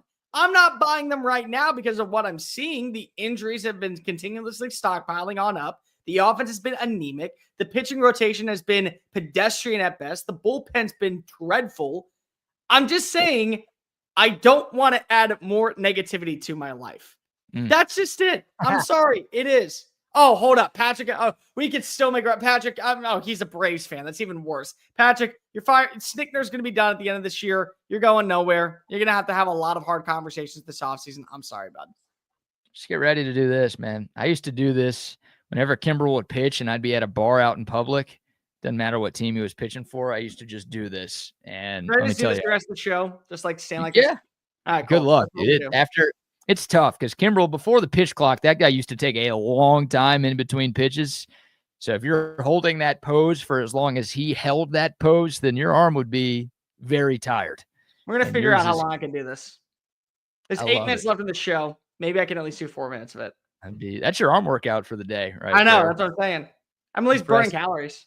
Yeah, you are. All right. I want to play these 2 bits of sound here from Ed Ogeron, who was recently a guest on, I think it was Part of My Take. I don't know, one of the Barstool podcasts. And we're playing these cuts because, well, they have to do with Texas. He gave his thoughts on Arch Manning and had an interesting comparison for Arch. We'll play that one in a moment. Good job. You made it about 20 seconds there. Your wife knows all about that. Also, we got this one here. Everyone remembers the 2019 Texas LSU game. Unfortunately, Texas fans have to remember it for the wrong reasons. That was maybe the closest game LSU played that entire season en route to a national championship. And that's, for my money, like that's the best college football team we've seen in the last 2 decades. I mean, they were so dominant everywhere. And I got to see that game in person here in Austin. They looked good then. They obviously got better as the year progressed. That was a great game. Remember, though, there was like AC Gate was a storyline from that game, where LSU claimed that Texas had shut off the air conditioning in the visitors' locker room, and LSU had to, come in here early in the season and deal with red hot temperatures, and they had no AC in their locker room, which that has been the biggest battle of he said, she said since battles of he said, she said were invented. Because everybody on the Texas side is like, no, the AC was working just fine. And everybody on the LSU side is like, no, dude, I was there. It was blistering hot. They didn't have the AC on. I don't know what to believe. Ed Ogeron also said that it wasn't just the AC thing that Texas tried to use to get an advantage against LSU. Here's another thing that he said that the Longhorns tried to do to get in LSU's heads before that So game. we're going to play Texas. Man, what a game, God, man. that was fucking They made us walk through. They must have parked us, about 500 yards away, and we had to walk through the Texas crowd. And behind the bench, they had 3 rows of the prettiest women you've ever seen. I'm Coach, like, it seems you noticed. I'm like, what a distraction. They had me looking. You know what I'm saying? I'm like, whoa, guys, let's come back. Hey, you know what? And they were trying everything. You know, what was that movie star? What they had? Matthew McConaughey. Yeah, he was on the sideline. Doing this thing before the big 3rd and 19. Yeah, that's right. So Ed Ogeron, I don't know if that's a complaint. Look, it's pretty funny, and I think Ed O is hilarious, but he's like, oh, they made us walk into the stadium. How terrible is that? And then he's like, they put 3 rows of hot women in the state. It's like, no, those are just Texas women, dude. I say, Probably no, just that's like Texas. hot. Yeah, like I thought LSU had hot women. Apparently they don't. Apparently everyone who goes to LSU is incredibly ugly, and they don't have attractive females at their football games. I No, thought they're Longhorn fours. That's just all, BK. That's what we have. I thought LSU had good-looking women, but Ed O's like, oh, they put good-looking women to try to get in our head. It's like, no, those are just the women here, dude. Like that's what we've got, Ed O. So we know that guy's the horn dog of all horn dogs right there. Of course he was looking. And no surprise by that. That's the least surprising thing he said in that bit of sound. Dude, he would have been looking if they were 4s. Like if they were Texas 4s, he still would have been looking at them. That's just the horn dog he is. By the way, it's funny. He coached at a school that's known for its corn dogs, and he is the corniest of all of them and the horniest of all of them. Oh my God. I thought that was great. It's like, yeah, they had good looking women at their stadium there to try to get in our head. It's like, no, those were just people who go to the games here at Texas, dude. Like that's how it works. But apparently he was distracted. That's the Zeta Alumni Association. They just bought that section out. That's fine. That's what they do. Apparently, yeah, he may have been distracted. It didn't matter. That guy, you and I could have coached that team to a national championship, dude. They were so freaking good and talented. And, I think we kind of saw what Coach Ed O was the year after and really every other year that he coached. But, hey, worked out for him. One more from that podcast, Ed Ogeron talking about Arch Manning. And, if you're a Longhorn fan, which I think a lot of you are, this might be music to your ears. All right, so going into this college football season, if you were coaching a team and I was like, hey, you get any player you want, what quarterback would you want to be coaching? Arch Manning. Yeah? He's the real deal? No doubt. What makes you say that? I had an opportunity to go to Texas and speak to the clinic, and speak at their clinic, and I watched practice. Now, we knew Arch Manning as a young kid from Louisiana. He liked Joe Brady. We watched him. But I watched his practice, and I'll say this conservatively, okay? And Garrett, we recruited Garrett. Garrett's a great player. It's kind of, they got some great quarterbacks there. But Arch is as close to, or maybe as good as Joe as I've seen. Really? Mm-hmm. And I've never said that about anybody. So how about that? Ed Ogeron saying that Arch Manning is as close to as good, or maybe even as good as Joe Burrow. And everyone remembers how good Joe Burrow was at LSU in college, winning the Heisman Trophy, winning a national championship. Yeah, he did both of those things in the same year, BK, you dumbass. How about that comp from the guy who coached Joe Burrow right there, Cole? You're forgetting a big key element there, buddy. Year two. Year 2 is when he did those things. Sure. Year 2 at And LSU. I'm begging Texas fans this. I'm begging the national media this. I'm on hands and knees. I'm going full Craig Kimbrough here, like straight up holding it down. For the love of God, just let him play a game. Just let him play one game as QB1. No questions, no issues before we anoint him to do anything. The last thing I want to see is we get to week 13 and they're going into the Arkansas game. And you still have people like you and me saying, when is this Arch Manning hype going to finally hit? I'm so sick and tired of seeing the defense or the running game or all these other things have to bail Arch out of trouble. He's supposed to be this. And I'm just like, guys, he's not supposed to be anything. You hyped him up to be this, and he never was meeting your expectations. Please stop comparing him to Joe Burrow. Stop comparing him to anybody. Just let him play a freaking football game before we jump to conclusions. One way or the other. I'm begging here. Yeah, well, you could beg all you want. It ain't going to happen because that's not how covering college football works in 2025. So, yeah, I mean, it's terrible. It's ridiculous. Everyone's got to have the hottest take. Either, oh, he's the best thing since, or, oh, he's the worst thing and he's a bum and this, that, and the other. Like, it's how it goes. But I like hearing Ed Ogeron say it. And Ed Ogeron's actually been at practice, and he got to see Arch Manning with his own eyes. And a lot of these people who are making these predictions haven't gotten to see a Texas practice this year. So, again, we're talking about practice, man. I get it.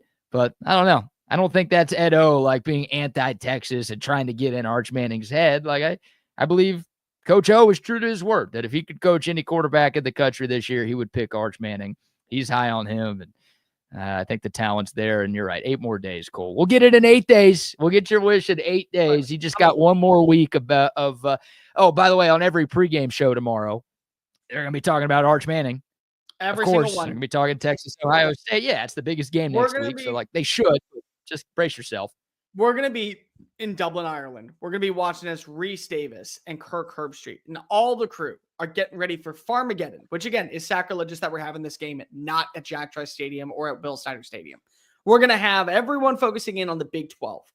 And Pat McAfee, of all people, because you can almost guarantee it's going to be him, he's going to say something where the words come out about, oh, you look at this game being a marquee matchup. I'll tell you what a marquee matchup is next weekend. We got the Arch train coming down the track. A choo-choo Arch. That's going to be it. And everyone is going to have to go ahead and say, yep, there we go. It couldn't wait 1 week. You know I'm right. Yeah. Oh, it's coming. It's coming tomorrow. Get ready for it. All right. Last thing as we'll bring on the boys here in a second. But, Cole, I want to get your thoughts. Something has gone viral over the last couple of days, and, well, it's gone viral for the wrong reasons. Have you ever been to Cracker Barrel?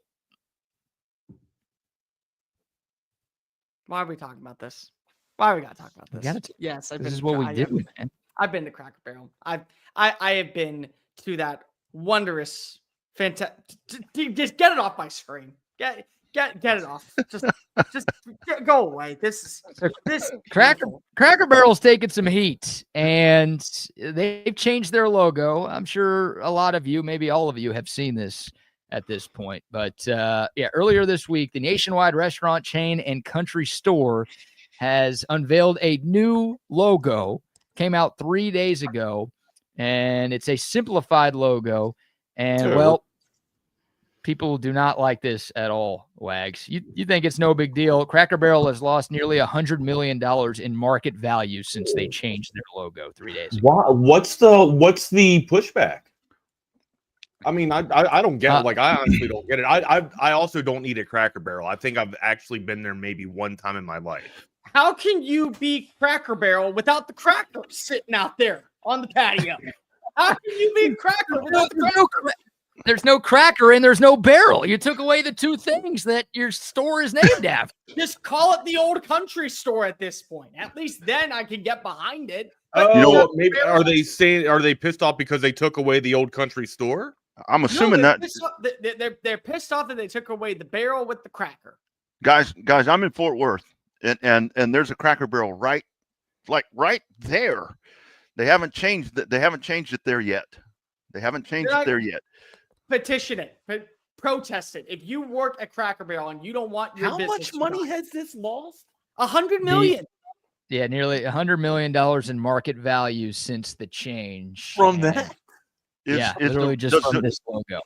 Do the rocking chairs stay out front? I wonder. Maybe they're trying to get to a younger crowd. Maybe that's what this is. I got to tell you guys, getting off Facebook has been the best thing of my life. I'm sorry, but I have to ask this out of curiosity, Rodney. I'm just wondering here. Who are these younglings that you speak of that eat at Cracker Barrel? I know only old people that eat at Cracker Barrel. No. Have you guys consumed Cracker Barrel before? Yes. Yeah, it's good. Yeah, I mean, number of times. I think it's overrated, but it's fine. Yeah. Do you play the little peg game? Isn't that at Cracker Barrel? The peg game. That's what I always would go for. Yeah, got to play the peg game. Yeah. No, my kids used to love it because remember they have the Old Country Store. They always wanted to go get a little furry pet thing, the stuffed animals. So they have all that junk out there. But yeah, some young kids like it. But it doesn't stay. If they stayed open late, like Waffle House, maybe they could bring the young people in, for those drunk escapades. Am I still going to be able to see the back bar service getting fights? Because that's what I'm hoping for. That's what I go to that's what I go to Waffle House for, is to know that there will be a person who had one too many getting in a fight with the person who is making my waffles. Listen, it's fine. Don't need that. I love that. I would love to, as I am chowing down on hash browns that are covered in mushrooms and cheese, I would love to have a show. And the show of the woman who is my server, but also making eggs, breaking the face of a drunk toddler at 3 a.m. is why we go to Waffle House. Yeah. And then you look back there and the man or woman that's cooking is going like this, they're working on your stuff and they're like, and working on your stuff, no gloves. If the glove don't fit, you must quit. I'm fine with it. I'm not gonna lie. It's fantastic. I don't care. It adds more flavor. It adds more validity. Like, what's the fallout with this? Like, are moving forward, are they going to readjust and go back to the old ways? That's a lot of that's a lot of crackers that they just dropped. Yeah, well, remember when Coca-Cola changed the recipe? Remember, and I think that was all a ploy. But yeah, that was when they took that cocaine out. Is that what you're talking about, man? No, they took out the Coke and the Coca-Cola. Yeah. They took out the Coke and listen. If you're just gonna take, if you're gonna get rid of the cracker and you're gonna get rid of the barrel,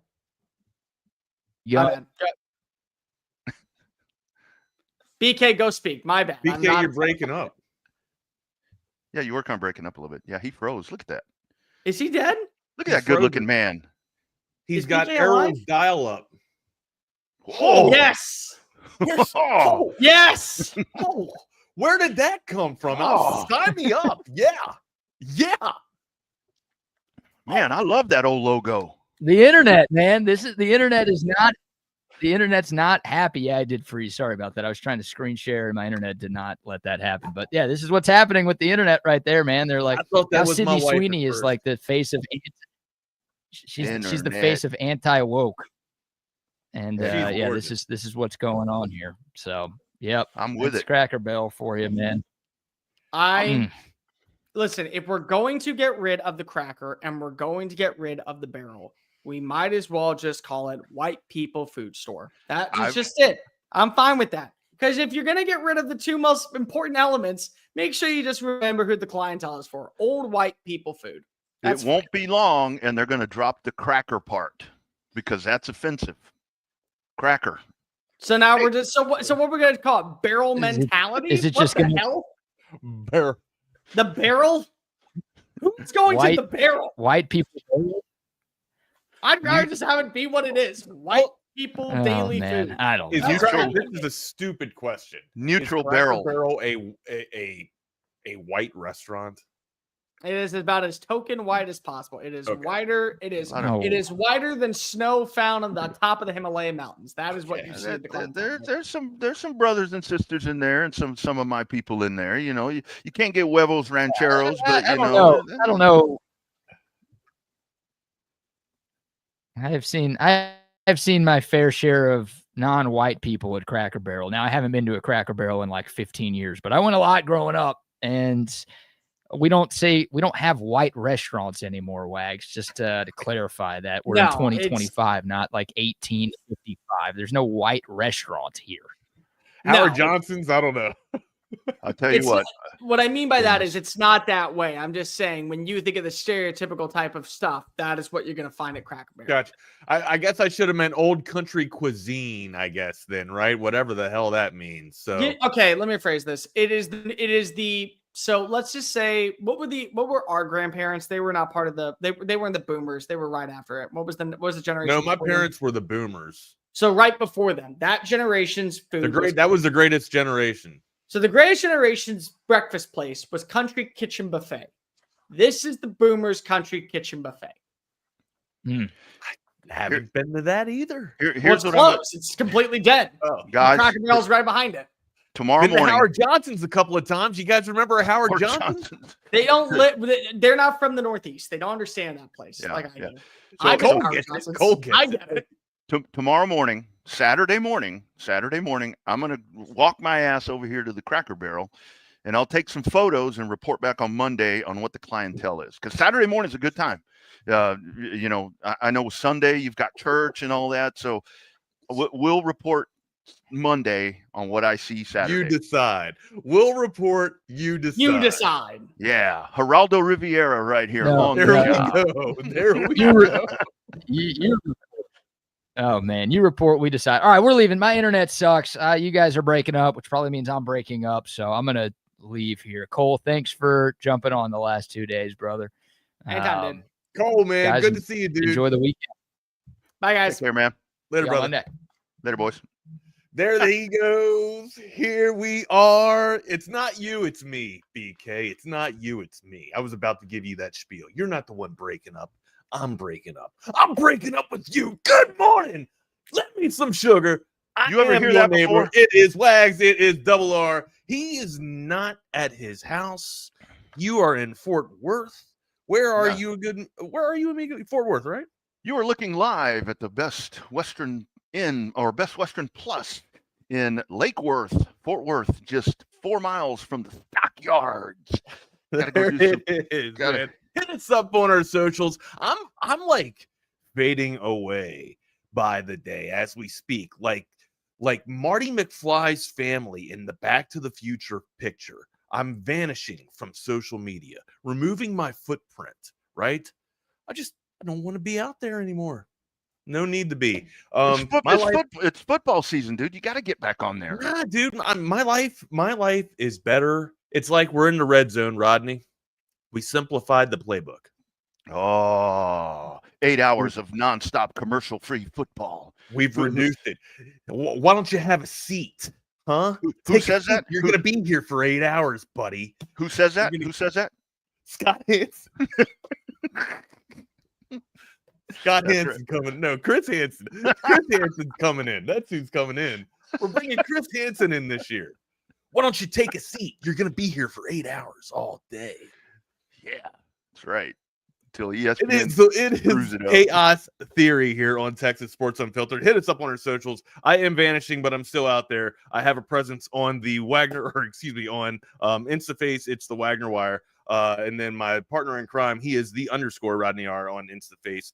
On Twitter, brand X, I am not the fake Wags. And then my partner in crime is the Rodney R. Smash that subscribe button if you hadn't done so already. And hit us up on the Coda text line. Lottery number is 512-222-9328. Lot of twos, so we'll say it again. 512-222-9328. Like I said, smash the subscribe button. Get your crowns on the head and get into the conversation, buddy. Check it out already. Coda text line on fire this morning. What we got? It says, save Cracker Barrel. That's not real, clearly. But she is gorgeous. I hope I see that tomorrow. I hope Rodney, and I'm going to show you a picture of my wife when my wife was her age. And you tell me if they could be sisters or not. Dang. I'm not even bullshitting, man. I'm right. not. This isn't a little fantasy of mine saying that Sydney Sweeney could have been my wife. I'm not saying that, but I'm saying that Sydney Sweeney does look like my wife. So yeah. Well, I got to tell you. So that what are you going to tell? You're going to tell me about my? Hopefully, if you're going to tell me about my wife, let's talk about sports because we had Thursday night football. Baby. No. Before we get to that, so remember that text that you sent me when you asked me about that sports question yesterday. Oh yeah, the San Francisco enthusiast. Right. I got to tell you because I opened that up and it said the handle said Katie Dubs. K-Dubs. Yeah. So those of you guys that don't know, Rodney and I were looking at Super Fandom the other night doing some research, and we were checking out the 49ers, seeing what the 49ers backfield might look like, right? And this super fan named K-Dubs came up, and it was a person that I've been following for, a good bit because of fandom and interactions and content. And Rodney, I saw that there was another site that Rodney belongs to that I'm not on yet. So I'm like, hey, what's this person look like on this site here? And Rodney did some extensive research and now here to report. So. But I got to tell you, so when I first saw, because I was like, you send me that and it said Katie Dubs. I didn't put the two things together. I'm like, does your wife have a page on there? Because it's like, well, KDW, and I'm like, dude, you're not sending me your wife's. Well, I would never. I would no, never. I would never. I wouldn't look. But the fact that that's where your mind went first. That's where it went. And I promise you, Wags, I wouldn't look. So no, when I looked, I realized, you did, right? But you did. You got some upside down pineapples on your car. Huh? What's going on? Yeah, that's I'm on the road all the time, man. No, I got you, man. So what's up, man? What you got cooking? No, I'm doing some rodeo stuff over here, man. I'm on a rodeo tour, man. I'm gonna start wearing a cowboy hat. Rodeo again. I tell you, man. Got to do it. No, here it is, Wags. All of our folks are going to be checking it out now. They're going to be looking. Maybe she does. Check them out. Yeah, go look for her. Go see it. Go see if you can find her, because I haven't. So if she's out there doing something special, trying to get some, you know what? We do have some cash flow coming in somehow, some way. So maybe Mama's turning some coin out there without Daddy knowing. I got to tell you, like in my neighborhood, there's a lot of people that don't have jobs, the female ladies that are home all the time, and I see them out, and I'm like, what do they do for money? You know this? The fact because they're always there. They're always there. I mean, I see them outside. You know what I mean? Because I'm always there, unless I'm like doing this. But I'm like, what do these people do for money? I mean, maybe the husbands do well. I don't know. I don't know anything about my male neighbors, but it's like the females. You don't know anything about your male neighbors, just your female neighbors. Yeah, right? just a few. Yeah. It's too easy today, man. You're just leaving yourself out. Yeah. My wife came Friday. home. We're gonna have fun with it. It's Female Friday for Rodney. Okay. My wife came home from an out of town trip a couple of weeks ago, and I'm outside drinking beer with a couple of my rather attractive neighbors out in one of their yards, the females, and she's like, "Is this what you do when I'm gone?" I'm like, "Oh no, it's just happened this time."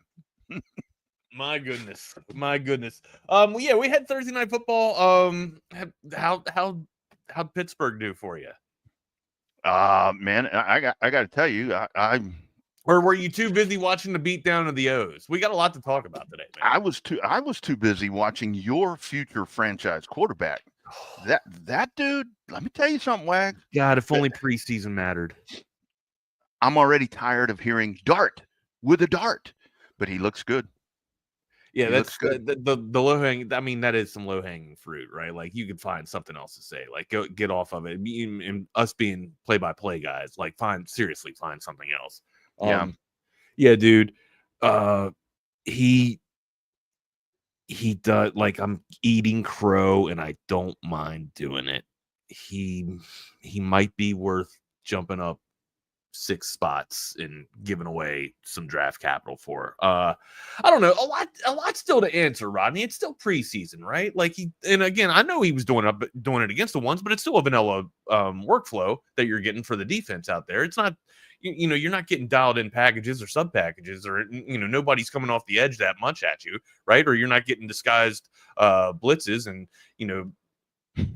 having to find the robber or anything like that. There's really basic stuff that you have to work through in preseason, and until it's installed and we get to actually see Dart process through everything, I can't be a full believer. Like, I've been here. That's my problem, is I've been here before, right? I've been to the point where, okay, I'm a little bit of a believer and then just absolutely let down and shit on. So I'm trying to avoid disappointment, man. I'm trying to come in with a realistic approach, and you guys know how I am ultimately. We talked about it yesterday, right? Like I wish for the best, but I expect the outcome to be the worst possible. That way I'm not disappointed.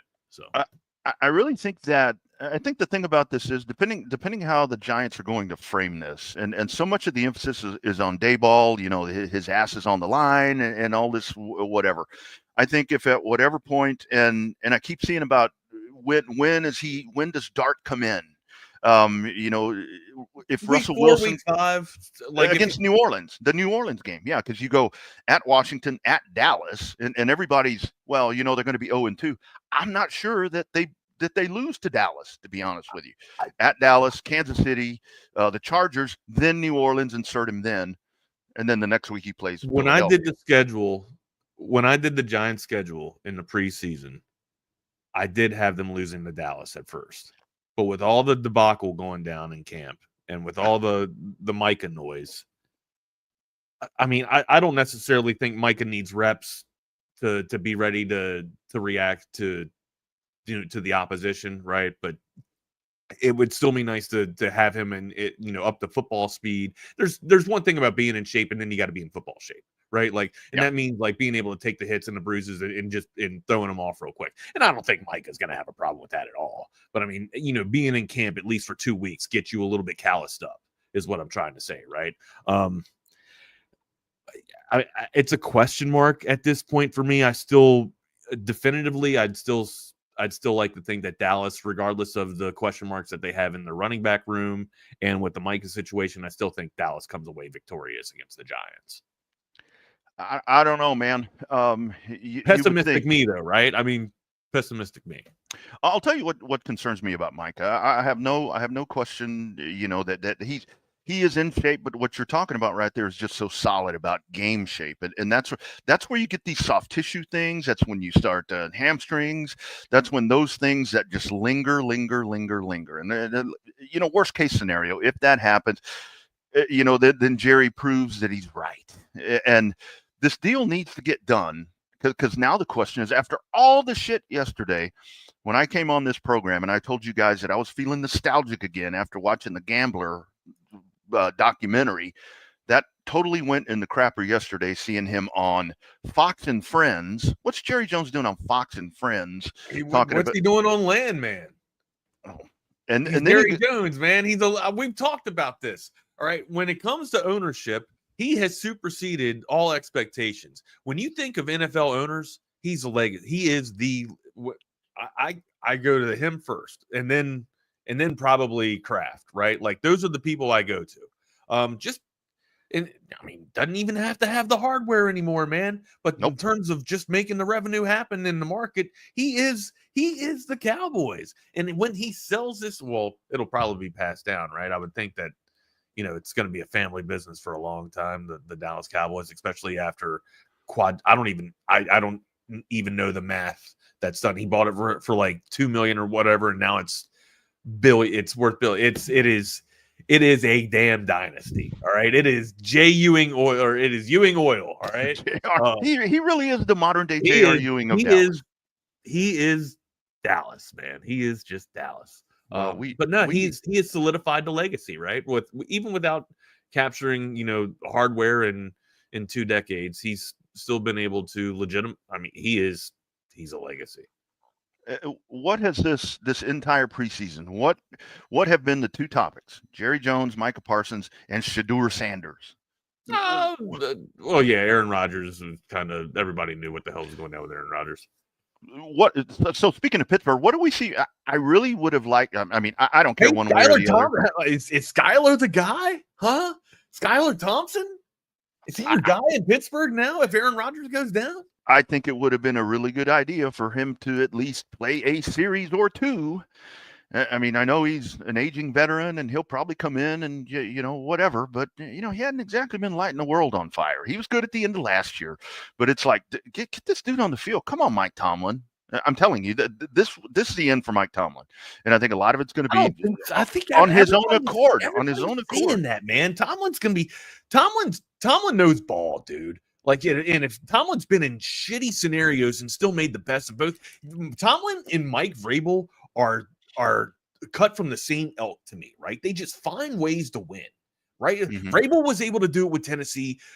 Tomlin's able to do it with Pittsburgh, in spite of the setbacks that they've kind of had in their offense recently, right? Which is, it's kind of a testament to what Tomlin's been able to do through all the storm. He's able to find a winning season or not, at least finish 500.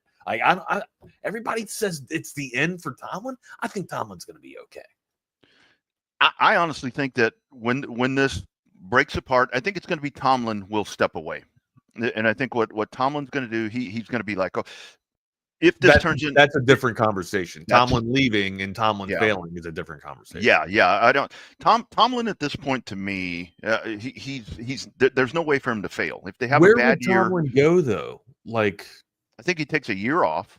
He takes a year off. He does that whole thing. He takes how old is Mike Tomlin? Because I don't know. I would venture to like he's around 40. Yeah, he's young. I would say he's under 50. He's young. He's been around. He's been around forever. He's a young coach, dude. Absolutely. And the thing about it with him is, you step away for a year, and that's the whole thing where, like with the coaches that step away, I think a lot of times they step away. Football evolves so freaking fast, and then you come back in and everything has kind of passed you by a little bit, and you have to relearn systems. I think that's what happened in essence a little bit with Mike McCarthy, but I think Tomlin steps away But if that dude does, you're going to have teams wanting to hire him. I think there'll be franchises that would fire their coaches to bring that dude in because he's just that good. But depending how much of a circus this turns into with Aaron Rodgers, and we may be wrong, Wags, maybe Aaron Rodgers comes in here and he's rock solid and we see flashes of brilliance and, all the acid he does and whatever, he's rejuvenated. I don't know. But I think this is it. 3, bro. He is over 50. He's 53. Well, he's younger than I am. I mean, shit. I mean, that's hired at 33, dude, by the Pittsburgh Steelers. And that's when you want to talk about. I don't know how much this has changed now within the Steeler organization, but you think about what it takes to be a Pittsburgh Steeler head coach, because there haven't been many, for crying out loud. That's quite the totem pole right there. Chuck Noll, Mr. Strong Jaw, and now Mike Tomlin. That's a hell of a good thing right there. Understanding why Jerry is Jerry. He is, he is. I mean, all right, you guys are going to get me watching it. All right, you guys. Look, and that's why I'm telling you why yesterday I was nostalgic because how long is the series? It's 8 episodes. Okay, and, all right, an hour long. I'm assuming about an hour. Yeah. Okay. I think a couple of an hour, over an hour. But I mean, look, he really is. He's a BMF. There is no doubt about it. But now when you see him, and just like yesterday, I'm like, Jerry, stop. I think that yesterday may actually cost them Micah not being on the field against Philadelphia, because I don't think the deal gets done. I don't think it gets done before week 1. I think it gets. Regardless of when it gets done, week 1, it could be an hour before the game, but it gets done before Philly. Micah Parsons is on the field for Philly. This. Nobody does the circus better than Jerry Jones. And to that point, he's on with his guy, Michael Irvin. He's on with Michael Irvin yesterday. This is what. So Jerry and Micah met. They had the deal all done. They go to David Mulligetta, the agent, and this is what David Mulligetta says. When we wanted to send the details to the agent told us to stick it up our ass. Oh, wait. Now, see, I was just so you're clear. Wait. What do you mean? So wait. What do you mean? Because people going to ask. Mike and I talked, and then we were going to send it over to the agent. And we had our agreements on term, amount, guarantees, everything. We were going to send it over. And David Mulligetta has since said that that's not what he said. But there's the show. Shove it up your ass. But yeah, I don't think that they would communicate on terms like that. Again, it's a show it's a podcast. That's Irvin's podcast that Jerry Jones went on, right? Yeah. Okay. Yeah. So, yeah. And it's you might as well just have Pat McAfee jumping off doing backflips off the top turnbuckle for WWE or whatever. Yeah. Come on, man. Take it for the value for what it's worth. You really think an agent would correspond like that professionally? I mean, maybe they would if they're on terms like that. If they've worked together for that long, maybe they would. Absolutely. But I would think that they would conduct themselves a little bit more professional than that. So I just think, I don't know. Jerry's good at selling the circus. He fills the seats for the ticket, or fills the tickets, sells the tickets, puts the damn asses in the seats. Get it out, Wagner. Shit. Now looking at this, I can see where Jerry may be a little. If him and Micah, they shouldn't be trying to work the deal out by themselves. But that's the way Jerry does business, and Jerry's a smart enough businessman to know that everything has to obviously be in contract. Negotiations have to happen, but you do that with the representative. Jerry knows this, but all of these conversations that we're having, it's like Jerry is very anti-agent. And if he's anti-agent, he needs to get out of this business because that's the way it's done now. I mean, I'm sorry. You can't do the handshake like he bought the Cowboys. I've heard that over and over and over all offseason. I bought the Dallas Cowboys on the handshake. That's not how you do things. That's not how you do that. No, I thought we were going to come on here and talk a little ball today, man. I mean, I'm all smiles. I'm all shits and giggles because the Giants are 3-0 in preseason, and it don't make a damn bit of difference. But you got a quarterback. 42 points last night, man. That's a lot of the Vito, huh? The Vito, chef's kiss, baby. He was looking good last night, man. Even famous Jameis getting out there, letting them eating some W's, man. Come on. Those three quarterbacks, Russell and famous Jameis and Dart the Dart. They look like they're really having a lot of fun, don't they? I mean, it feels like a good room. It looks, I mean, I don't know. Everybody's having fun out there. I think Dart is pushing a lot, of course, too, right? Like he wants to make an impact. He wants to, probably wants to take this thing off of Russell's hands and, as quickly as possible, right? And kind of, put it on his shoulders. But again, that's what I issued caution for, man. Don't take too much too soon, right? Kind of ease into this thing. Let Russell guide you, man. I mean, it's working out, and I get that you want to be Dable's guy for a reason, and he's trying to save his job too, man. But damn, like let's let this thing kind of ease into it, man. Well, Eli didn't start immediately. Kurt Warner, it was his route for a while, and then Eli kind of eased into it, man. But I thought Coughlin had the right approach with that. I'm hoping Dable has the same thing going there. But look, yeah, and let's understand what the event was. It's a preseason game, right? Like, but still, 42 points it's nice to see, the twos and the threes pitch in and contribute like that too. But fun preseason for Giants fans after sitting here crying about them gonna be in the damn cellar or in the NFC East basement. They might not be. They might be crawling to get out just a little bit. Look, man, if you there's defense, the promise. I'm not gonna. The defense is good, dude. Defense is good. The defense is good. I think if the defense can keep games low scoring and Russell or Dart, whoever it's going to be at whatever point, if you can generate just enough offense, kind of do it the Baltimore Raven way, to where it's like your offense is just grinding, run the ball, maybe hit a Malik Neighbors every now and then down the field. I think there's a path here. I have them third in the East. I have them third in the East at this point. Who do you have fourth? Dallas? My team. Absolutely. No way, dude. Yeah, man. This is not going to end well. This is just too much distraction. It's just too much distraction. And again, Lord forbid if something happens to Dak Prescott, you're in trouble. You are in trouble. And this is where I think the Cowboys ought to be on the phone with the Giants and say, man.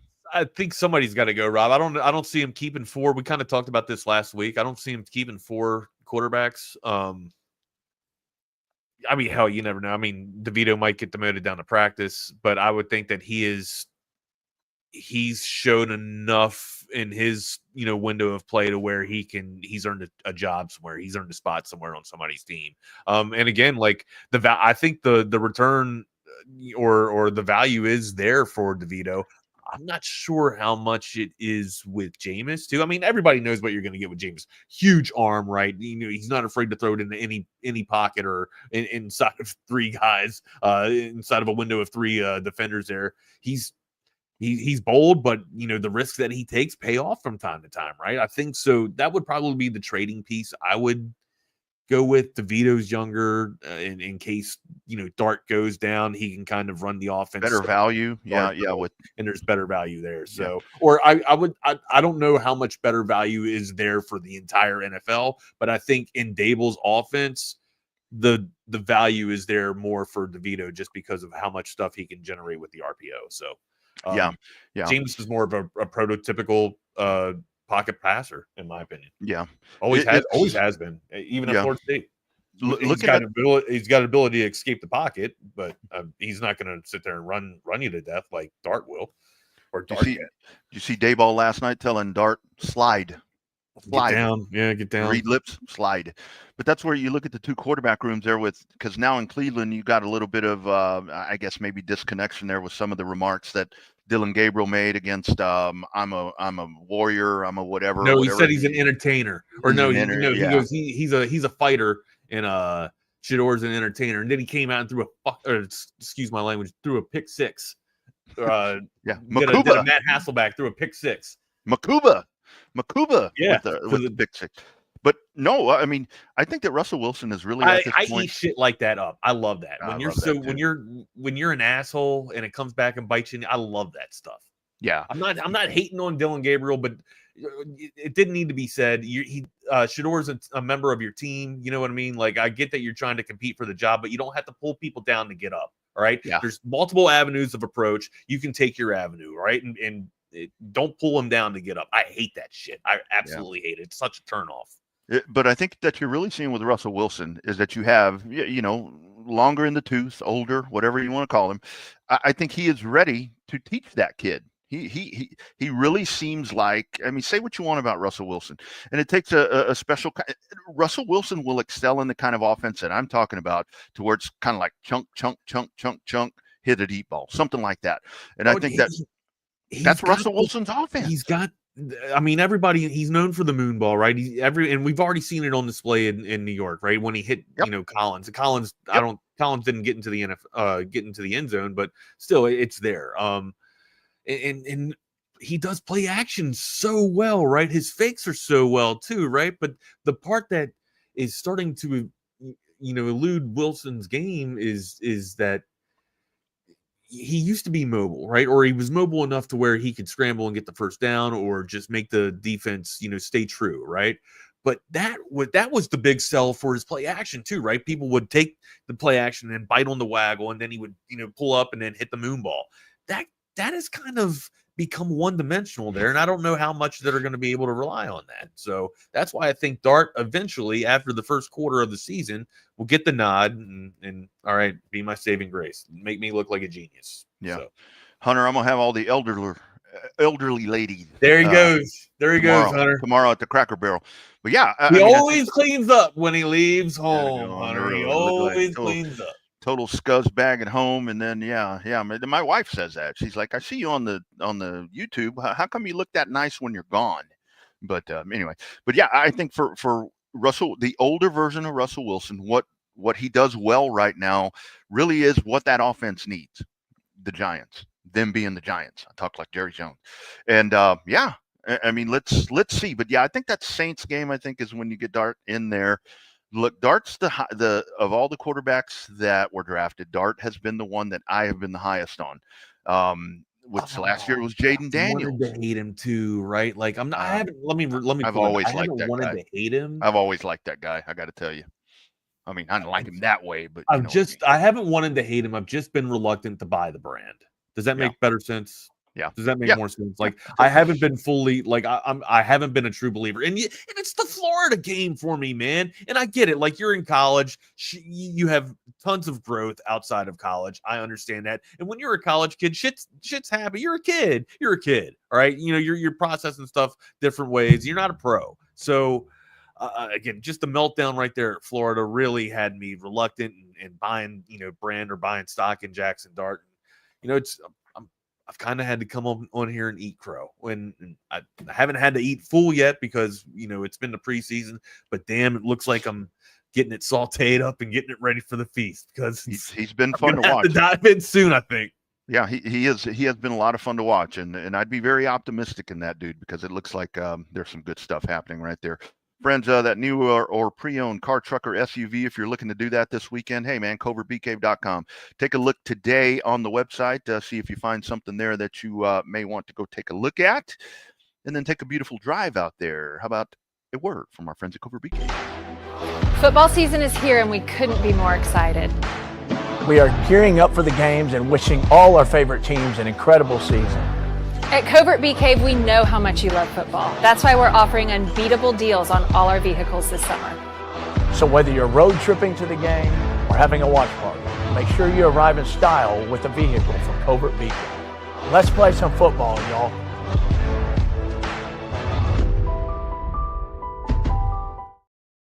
That gets you fired up right there. Hey, we got college football happening tomorrow. You got the game over in Dublin. Big 12 taking center stage as Iowa State takes on Kansas State. Battle of the Farmers in Dublin. What? Hey, give the Big 12 their props. They get week 0. Also, if you're ready for that, you need to contact our friends at Audiovisual Consultations, avconsultations.com, 512-255-8678. We talked to Tom earlier in the week. He has left a few slots open for TSU listeners and viewers. If you want to get that home entertainment system, that amazing sound system, the screens, that's what I miss when I'm on the road. I've got one little TV over here, for crying out loud. I'm used to having 3 of them with booming sound everywhere. But you want that set up for football season, you need to make that phone call, 512-255-8678. How about some football flair? I'm ready to run through the wall for Hayden. Oh, and Dan too. But how about a word from maybe consultation? Field goal, end zone, interception. What's up, kid? Just trying to write a new commercial for audiovisual consultations. You know, football season is about to start. Okay, so what have you got so far? Roses are red, violets are blue, football is awesome, our installations are too. Yeah, I don't think you're getting what I want. Okay, how about my football lies over the ocean? Boy. Yeah, I guess I just don't really understand this sport. Like, think about hockey, a sport played by real men. Fights, no TV timeouts, and no flopping. Yeah, that's why Audiovisual installs systems so that every customer feels like they're right there on the field. People's love for football might be hard to understand, but AVC can tackle any residential or home improvement to get you ready for the big game. Now you're getting it. Ready for the halftime show? What? Hug your kids, laugh with strangers, and make love to whoever the hell you want. Just call us at 255-8678. That's 512-255-8678. God, I wish my kids doing loved it me up that much. She's doing this at her dorm too, by the way. She's editing all this stuff. Yeah, she's school's in session. You know, she's not back here. She's up in Boston. Matter of fact, she was at the game, at the O's game. Well, at the Baltimore-Boston game at Fenway. I can't really call it the O's, but yeah. Kid, keep going to the O's game. We were having a good day today too, Rodney. We were having a really good day today too, and you had to come with that shit. God, I really hate good it. day. But yeah, AV consultations, guys. AV consultations. That guy. We used to laugh at him because our daughters like baseball, so we'd sit there and watch, and he'd come out for the Braves. Like, what is that guy doing? Hey, but now I love. Welcome to the show. I mean, hey, welcome to the Astros, man. Now look, you don't get the extended timbrel, right, with the pitch clock these days, right? No. And a lot of people say that the power was actually lying in the stance, right? Like that's where he would generate a lot of his power from and velocity. Got to eliminate. Got to put a cap on these things, guys. But yeah, no, you guys. I mean, he did good stuff for us when he was with the Orioles. He still got some strikeout stuff. He can get nasty with it, man. The velo has been down, of course. Like he can't really dial it up like he used to be able to do when he was with the Bravos, but still, young days of the Bravos. But it's a good, reliable guy to get you some outs when you need it. So. I think I would have got. I was kind of thinking that Houston would go along the lines of Ryan Presley when he got. Did you know him? Yeah, because that's kind of what it seems like happens sometimes. Let's get the band back together. Maybe a little bit of that Cracker Barrel home cooking would fix whatever's wrong with him. But hey, man, you're not asking this dude to come in here, and you're asking him to help you win the division and not be in the wild card thing. In the wild card round is what you're needing. You don't need. You just need solid stuff. So look, he's 37 years old. He's been great. You get him on the cheap. Get him in here and let's see what happens. What happened to your man Brandon Young last night, my man? Got touched up. Got tuned up pretty quick. You're really digging in today, dude. I thought we were friends. I really thought we were friends, dude. We even agreed not to talk about this. Like in pre-show, we were just like, "Oh, well, we got a lot of football on the slate. Do we really got to talk baseball?" But you want to fucking dig it in like a spoon in my ribs here. Hey, man, 12-0. 12-0. You killed me last weekend, my man. So it's like, yeah. Don't poke the bear. I had tickets for me too. I was supposed to go to that game, but I should have went. I should have took him up on it. Yeah. So we still got to do top five. Still got to do the Penn State, but we got a lot to get to, and you want to talk, Orioles and Stros. So yeah, that's we'll get over that. But we got to touch on this here right quick. Those of you guys that don't know, the Orioles got their ass whooped last night. All right, and there you go. There's your baseball. Yeah, there it is. Wags, I think the biggest part of that, I think the conversation piece that people are asking us right here when it comes to Texas. What 3 opponents? Yeah, not nine conference games, whatever. I think eventually we knew that was going to happen, so that's great, whatever. But OU, A&M, and who? I would have to think Arkansas just because it's the old pod, right? We get that old Southwest rivalry back. It would Arkansas. have to be. To be Arkansas, right? Yeah. And plus, I saw some people online that were saying Georgia. It's like that. For one thing, I don't want to play them every year. We can't beat them. No, and look, guys, Georgia's tough. Georgia's going to be tough this year, right? And I'm going off of a little thing here, and you'll see when we go through Penn State's schedule here, right? It's so hard to go undefeated, and you really got to have like the favorable schedule and all the stars align, with the sky and shit, with the football gods. I'm gonna have a lot of one-loss teams into the playoffs, but there's one team that's going clean, and I think it is Georgia. Just based off of what we talked about yesterday. But yeah, we'll get into the Nittany Lions here too. The 3 teams that I would take, I mean, clearly, if I'm Texas, it's the old breed, right? Give me the Aggies, give me the obligatory OU, and give me Arkansas, give me the Hogs. What I do like about, lots of things I like about this, but I think that this is really the opportunity where now Texas and OU being new, and because I see, who's OU second and third. This is now where when you do this, I think what you're doing is you're allowing some new rivalries to be built. I mean, I think Texas Florida could be a big thing. Texas Georgia, I think, can be a big thing. I don't consider it that yet. They play in championship games, they play in regular season and so forth. But I think that's where this, for not only Texas, but for all these teams, it gives them a chance to find new rivals, since you will have the rotating thing to where every couple of years you're going to play everybody. So, and I think it adds a little variety to it, like the Cracker Barrel menu. So, boom, there you go. I think it's a win-win all the way around. I can't get Sydney Sweeney out of my. You like that girl, don't you? I do like her. I'm getting Rodney Rodriguez vibes right now. So you're going to turn into a stalker?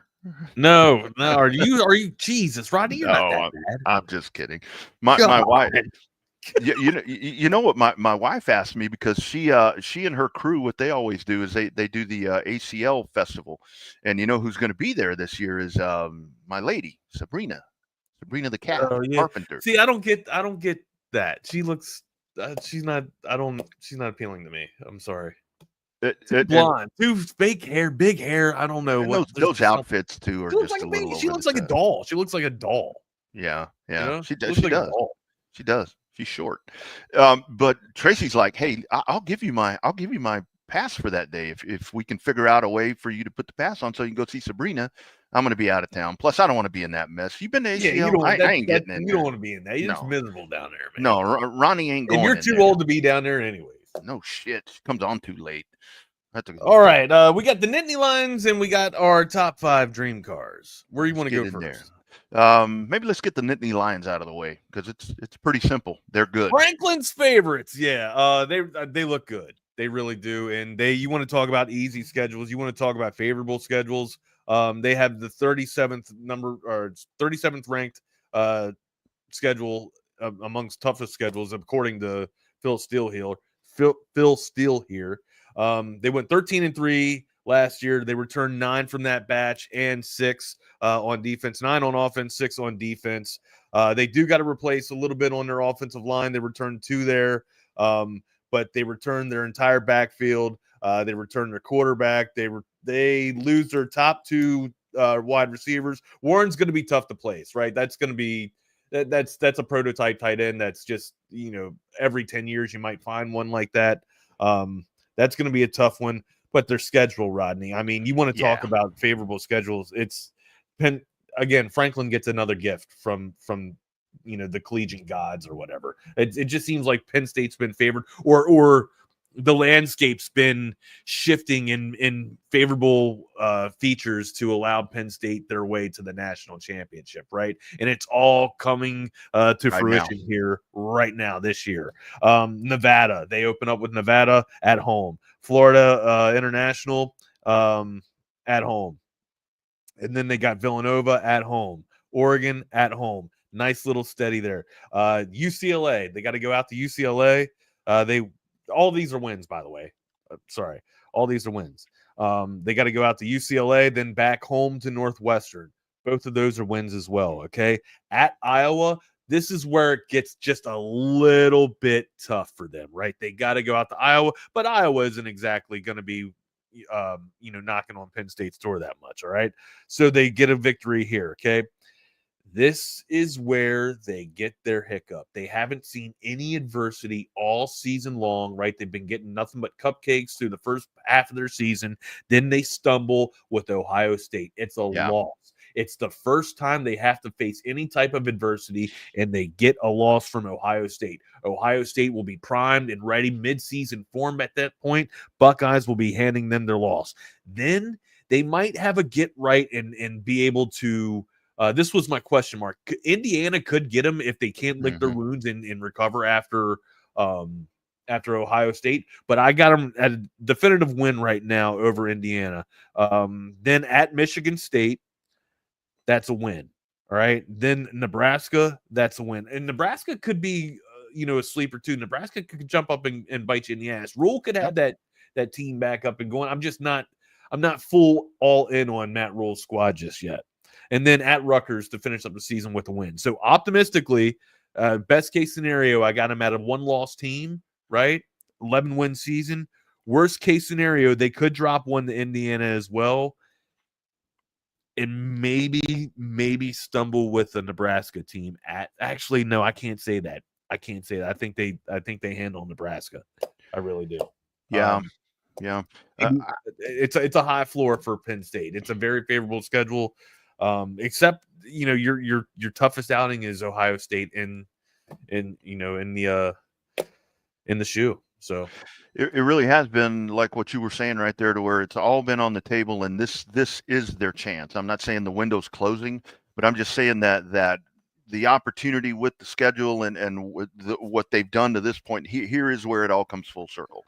And it's kind of like, and it's so funny because I think the Ohio State thing, and I think that's even bigger now, because let's say just for S&Gs that Ohio State loses next week to Texas.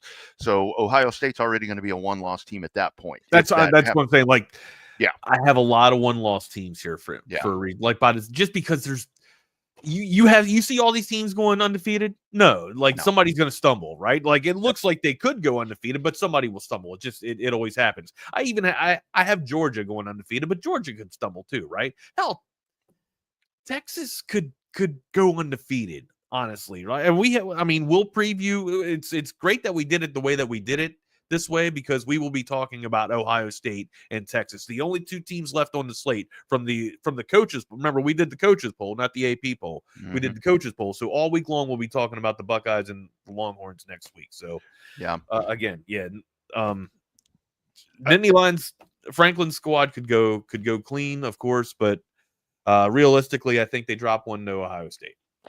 And I think that if you're an old school football fan and you like the running attack, this is your team to watch, because this offensive line is. This is your Joe Moore winner. They only returned 2, but Franklin says it's a top-notch squad, right? This is your Joe Moore, or winner they right here. They can contend for that award. Yeah. It's a tough unit.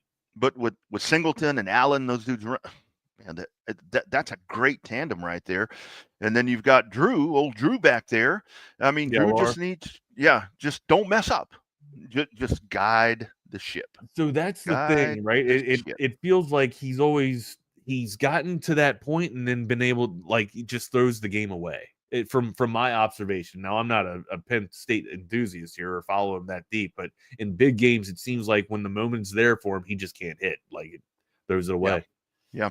And this thing right here, I mean, Singleton is so versatile. I mean, that dude, I mean, he's run for 2,900 yards, I think. They're Sunday NFL backs. We saw that last year. And both of them, they get them both back. So yeah, and the dude, I mean, you get him out of the backfield, he scored 8 touchdowns, 8 receiving touchdowns, and the other dude ran for 1,100 yards. That's where if Alar stops pushing it and trying to force the deep ball and get vertical and just takes the check downs and lets his back do the work, I'm not going to compare him to Quinn Ewers. He probably got more NFL potential than Ewers, honestly. But you just got to you take what's available to you.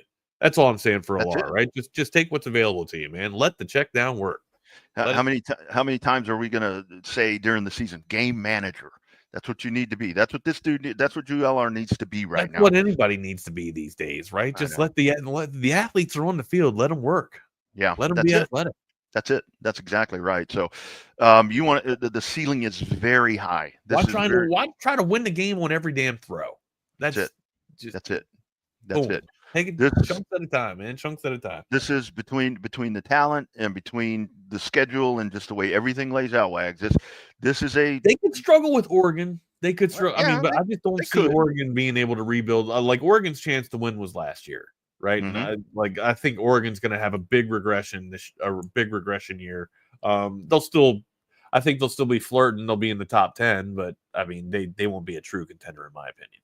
Yeah, this thing is laid out. The golden road from The Price is Right. The golden road is laid out here for Penn State to get to the CFP final because it's all right there for them. Thing is, do they? Let's say they do lose to Ohio State. I mean, because you've got the whole Michigan, Ohio State. I mean, it's like, okay, Ohio State needs to get past Michigan. Well, you know what? They haven't. They still won the national championship. Whatever. So.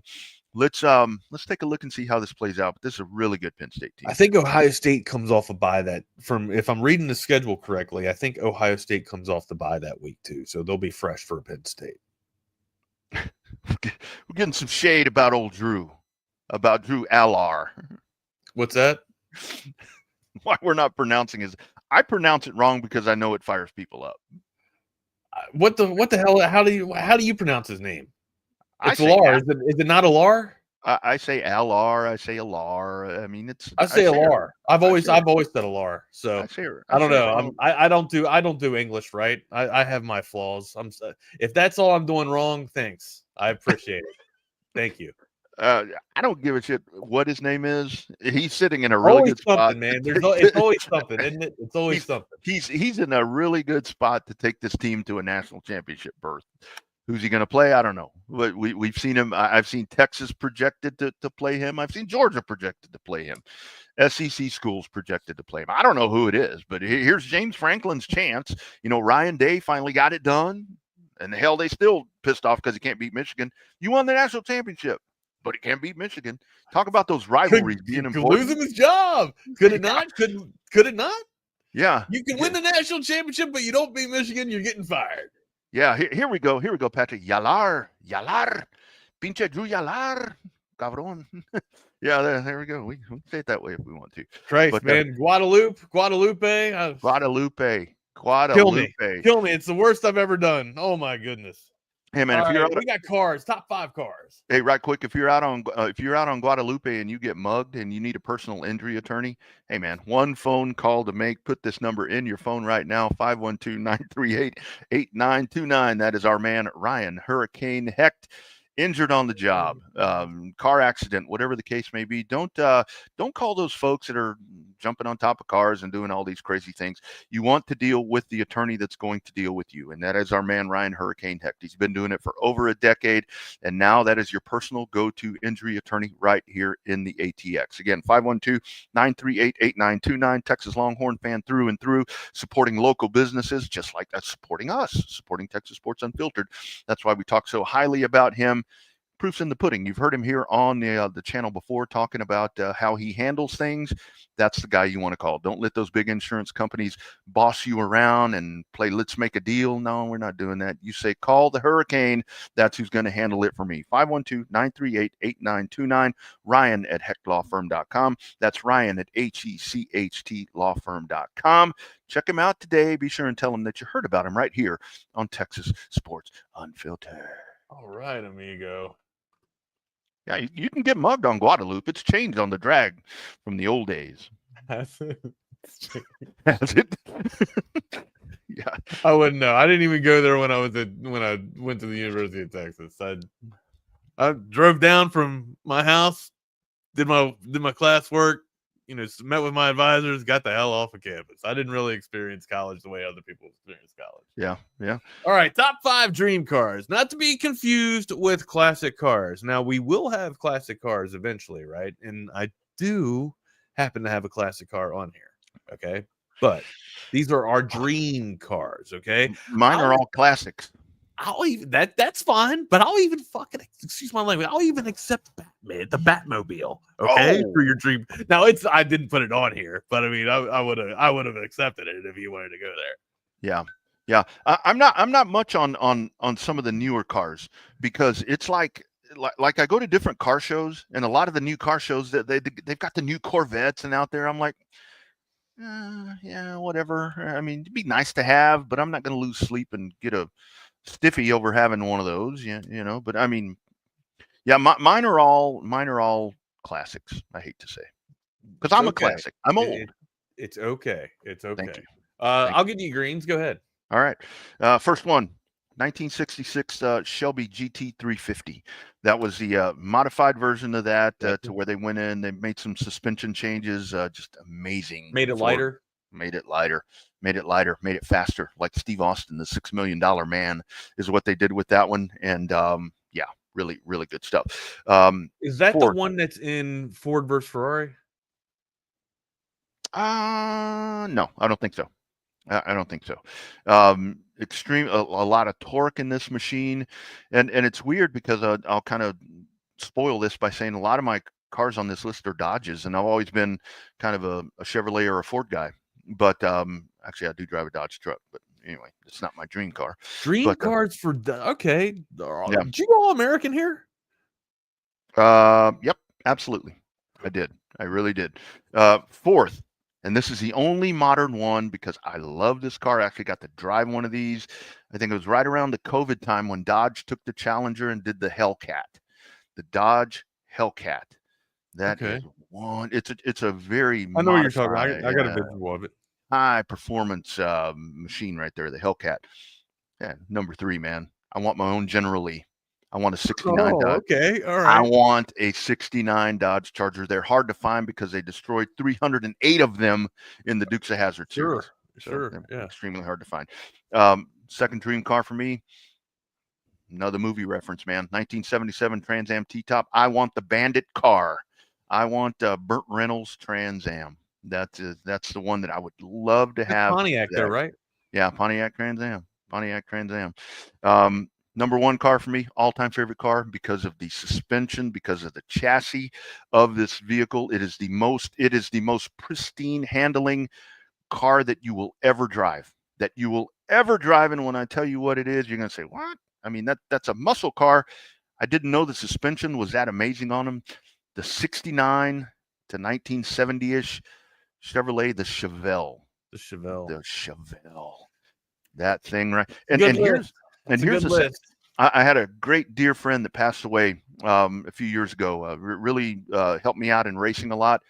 Dude's got 3 of them, 3 classic Chevelles, and he willed them all to his kids. That's a good dad. That's a nice dad. Bad friend though, nice dad. Huh? He should give you one. He told me how valuable of a friend I was to him for all these years. He give me a freaking Chevelle. Come on. All right. So mine's a little bit more exotic. All right. Ooh. So yeah. I guess that list will be on my. That's going to align more with my classic list, right? My dream car right here for number 5. Mm-hmm. I gotta go with the Audi R8, man. Let's pull this bad boy up.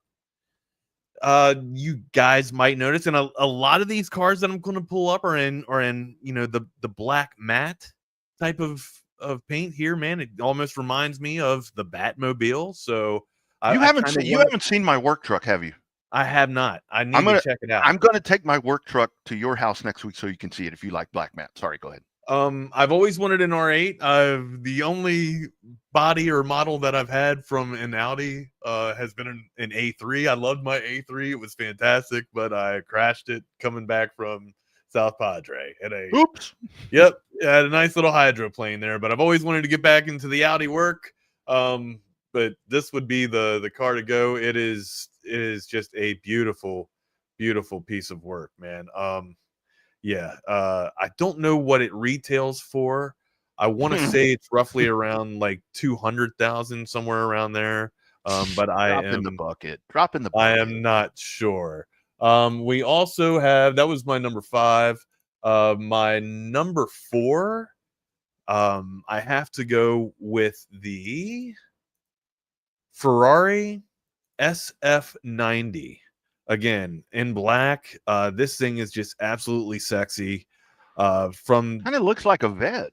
It does have a little bit of a reminiscence of the Corvette, just with the ass end of it there, and then the aerodynamics. But the one thing that's going to differentiate my list from your list is you've probably sat in a lot of your cars. No. Like I haven't even touched these cars, and that's why they're my dream cars, man. Like I would love to be able to just sit inside of one, and hell, man, just take one around the block for once. But that would kind of be torture.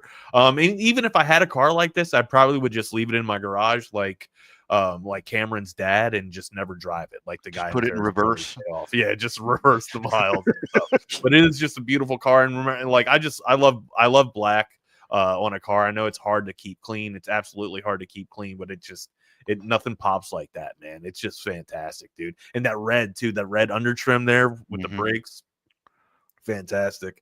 It's hard. What's not to like there. And then for my number 3 car, we're gonna go a little classic here, man. I kind of teased this a little bit yesterday, man. It's the Shelby GT 500, right? The car that you usually see from Gone in 60 Seconds. The ass end of it here, as you can see, just an iconic feature, right? Now, I don't know how heavy this thing was, but I think it retails for around 150,000. But it is beautiful. It's American muscle, and it's also an iconic feature, and it is able to get up and down pretty quickly, all right? And then my number 3 car here, we'll pull this down. My number 2 dream car. We're going to stay in the Ford family here. But we're going to get a little exotic with it, all right? I've never been able to sit in one. I would love to. It is the Saleen S7. Oh, and shit. We have this bad boy in silver. Yeah, the Ford Saleen S7. Just an absolute beautiful car, kind of reminiscent of the Ferrari as well. The way that it's kind of designed and featured. It's probably one of my favorite cars to drive. And again, another video game reference, but in Forza, you get to check this out and play it in Forza. If you haven't done so, I highly recommend it. It's a badass mamma jamma. And then the number 1 car for my dream cars to top out the list. I've made this reference multiple times. They happen to be tearing it up in F1 at the moment.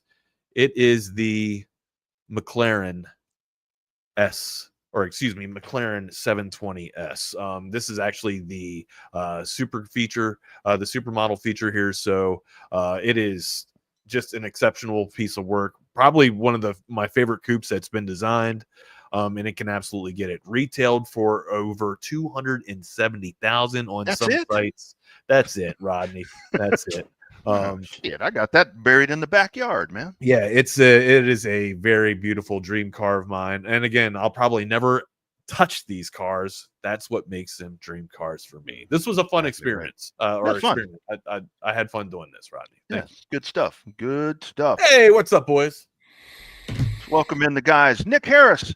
How we doing? I'm in DFW. I saw you on TV. I saw you on TV last night, my man. Hey, I appreciate you checking me out so much. Appreciate that. Yeah. I drove the McLaren up there just so you Did you? Nice. Gentlemen, dream cars off the top of your head? 1983 Cadillac Eldorado Brogan Barats. That's My the man. one. That's the My one man. for me. My Two man. more specifically. Got to put some rims on it too. I'm from East Texas. I like a good rim. Yeah. Good. Boss. I can go a lot of places with this. Like curb feelers. No, my dream car is anything but a 2015 Yukon. I'm dealing with more car problems. Someone needs to join in with me on a class action lawsuit against dealerships. They're stealing money from the public. Like, Except Covert, not Covert Bee Cave. No, them too. Nope. Yeah, that's where I got the car from. Nope. But and that's how upset I am at this point. But up here in Fort Worth, I've had to take this car to the same dealership 3 different times for the same issue. And each time I'm like, are y'all even working? What are we doing here? Seriously, what are we doing? How do you get paid this much for it to come back every damn time? And it's so messed up that I have to pay someone to tow it. And then I have to get into a fight with the dealership on paying for the tow truck. Oh, that's no bueno. Like, it's unbearable, man. It's a cycle. And like, I don't know. I'm done with it, man. I want to get rid of the Yukon. You have not had good luck since moving in there. No, that's what I'm saying. It's not been a good year for your boy. Man, I hope it gets better for you, Amigo. Anything we can do to make it better? Anybody we need to remove or take out? You need some good rims. He needs he's good on the rim jobs. He's great. Yeah. He's got a rim guy. No, but hey, BK did help me out with Covert Bee Cave because they were doing some regular dealership stuff. So yeah, he helped me out with that one. I'm less mad at them than I am at Hiley Buick GMC, which is here in Fort Worth and stinks. So. Nick, I was going to put on my list, I was going to put a Lucas Oil Dirt late model, but I knew it would take way too long to explain that shit. Yeah, spec motor, open motor. What are we doing there? Oh man, we got to go open, man. Yeah. We got to go open. If I can have one of those, I'm not saving money on a crate. Yeah, I'm not saving money on a crate, no doubt. Good stuff. All right, boys, I'm gonna get out. Hey, just a reminder, I got to roll at 11. Yeah, we got you. Thank you, guys. We got you. Oh, okay, I got you. All right, guys, you have a good show. See you, Rodney. All right, we'll see you, man. It like this is the problem. There's so much distrust in just everyday society nowadays. I know car dealerships have always had that with anyone with a brain, but I mean, I don't know. I just want a Toyota Corolla or Camry or a Honda Accord, something that I can drive into the ground and it works out. But anyways, welcome into the Lone Star Playbook. The latest episode of whatever the hell you want to call this thing with Micah Parsons and the Dallas Cowboys. Quick question. Did you have a hot mic moment at some point this week? That's what Troy Quinn has been talking about. I don't know. Maybe the stream doesn't actually end when I click end and it goes off. But yeah, I don't know. So yesterday I turned it off and got out of there right away. What happens is sometimes I'm in the shitter when the stream ends and I can't end the stream and they're on a hot mic. So it's my fault. Gotcha. So wait, what's the point of me clicking end stream at the top of this thing? Because we're on the app. I'm not monitoring the stream. I'm helping produce the stream, but I'm also doing the app. Okay. Well, thanks for telling us. Almost 2 years into me having this gig. So thanks, Wags. You know how much crazy shit I've probably said? Always remember the app is. What is he doing? What is Rodney doing? Get out of here, Rodney. Where did this app go? Jesus Christ. Now Jeez. What the hell? That's so random. Per sources, hearing that Jacoby Dixon might be at Burton, which, yeah. Burton? Yeah. Where is that exactly? That who knows? They just won a state championship though. Or at least probably gonna go deep. But anyways, man, like the card deal. It's right down 290 from Brenham. Okay. Interesting. Wow. All right. Well, That isn't good then, Troy, because I can't tell you the amount of stuff I probably said after the show, but ain't happening anymore. I'll tell you that much. But all right. So Jerry Jones goes on Michael Irvin's podcast last night. Break this down for us, because I didn't watch it. I'm so tired of this dragging on and Jerry being Jerry that I can't even bother to watch the video on your Twitter that's like less than 3 minutes. So tell us what we need to know, because I think a lot of the people have the same approach to this that I do, where they just want it to be over with. Yeah, same. I mean, I think it's just more posturing in this whole ordeal. But as far as the Michael Irvin podcast specifically, Jerry went on there to say that he is prepared to franchise tag Micah in 26 and 27. He's like, I have 3 years to figure this out. And so he's more than implying that he's ready to use that tag. And then he said that when him and Micah had that conversation back in March and they agreed on parameters of a deal, and he took those details to David Mulugheta, and Mulugheta told him, quote, to shove it up our ass. And so that one has definitely taken a life of its own over the course of the last, 16 hours. I don't know, man. And Jack Burton brings up the point I'm literally about to get into. I think there is equal fault probably on both sides. I think on Micah's side, if he didn't want to negotiate without the agent, then he shouldn't have negotiated without the agent. That's where he messed up in this ordeal. You know, Dak Prescott has been very adamant when he goes through these contract negotiations with the team. He said, I am not talking money with you guys. You will talk to Todd France, my agent. And they even tried, once or twice. And you're like, nope, I'm not going to do it. Todd France, here's his number. That's what Micah should have done. That's where Micah was wrong in this situation. On the Jerry side of things, I think there's a little bit of stubbornness to not want to go back to the table and at least try to get what the deal was as close as possible to what the deal was when they talked back in March, just to get it done, man. I mean, at this point, it's disrespectful to the fan base. They both talk about how they want the fans to win. They feel bad for the fans because of the drought, this, that, and the third. They really, truly cared about that. They'd get this fucking deal done. I mean, that's where we are with this, and it's stubbornness on both sides. It's pride on both sides. And at this point, they need to put their pride aside and figure out how to get something done. I think with Jerry's latest PR run here, I think this is a kind of a stunt to put the leverage or put the pressure, back on Micah Parsons and saying, hey, we will wait this out as long as we need to. We will call your bluff. And, that might force Micah to try to get a deal done before the season now. And who knows? But Micah, he took everything Cowboys related off his social media last night. Like he's a rookie. Has he unfollowed all his teammates yet?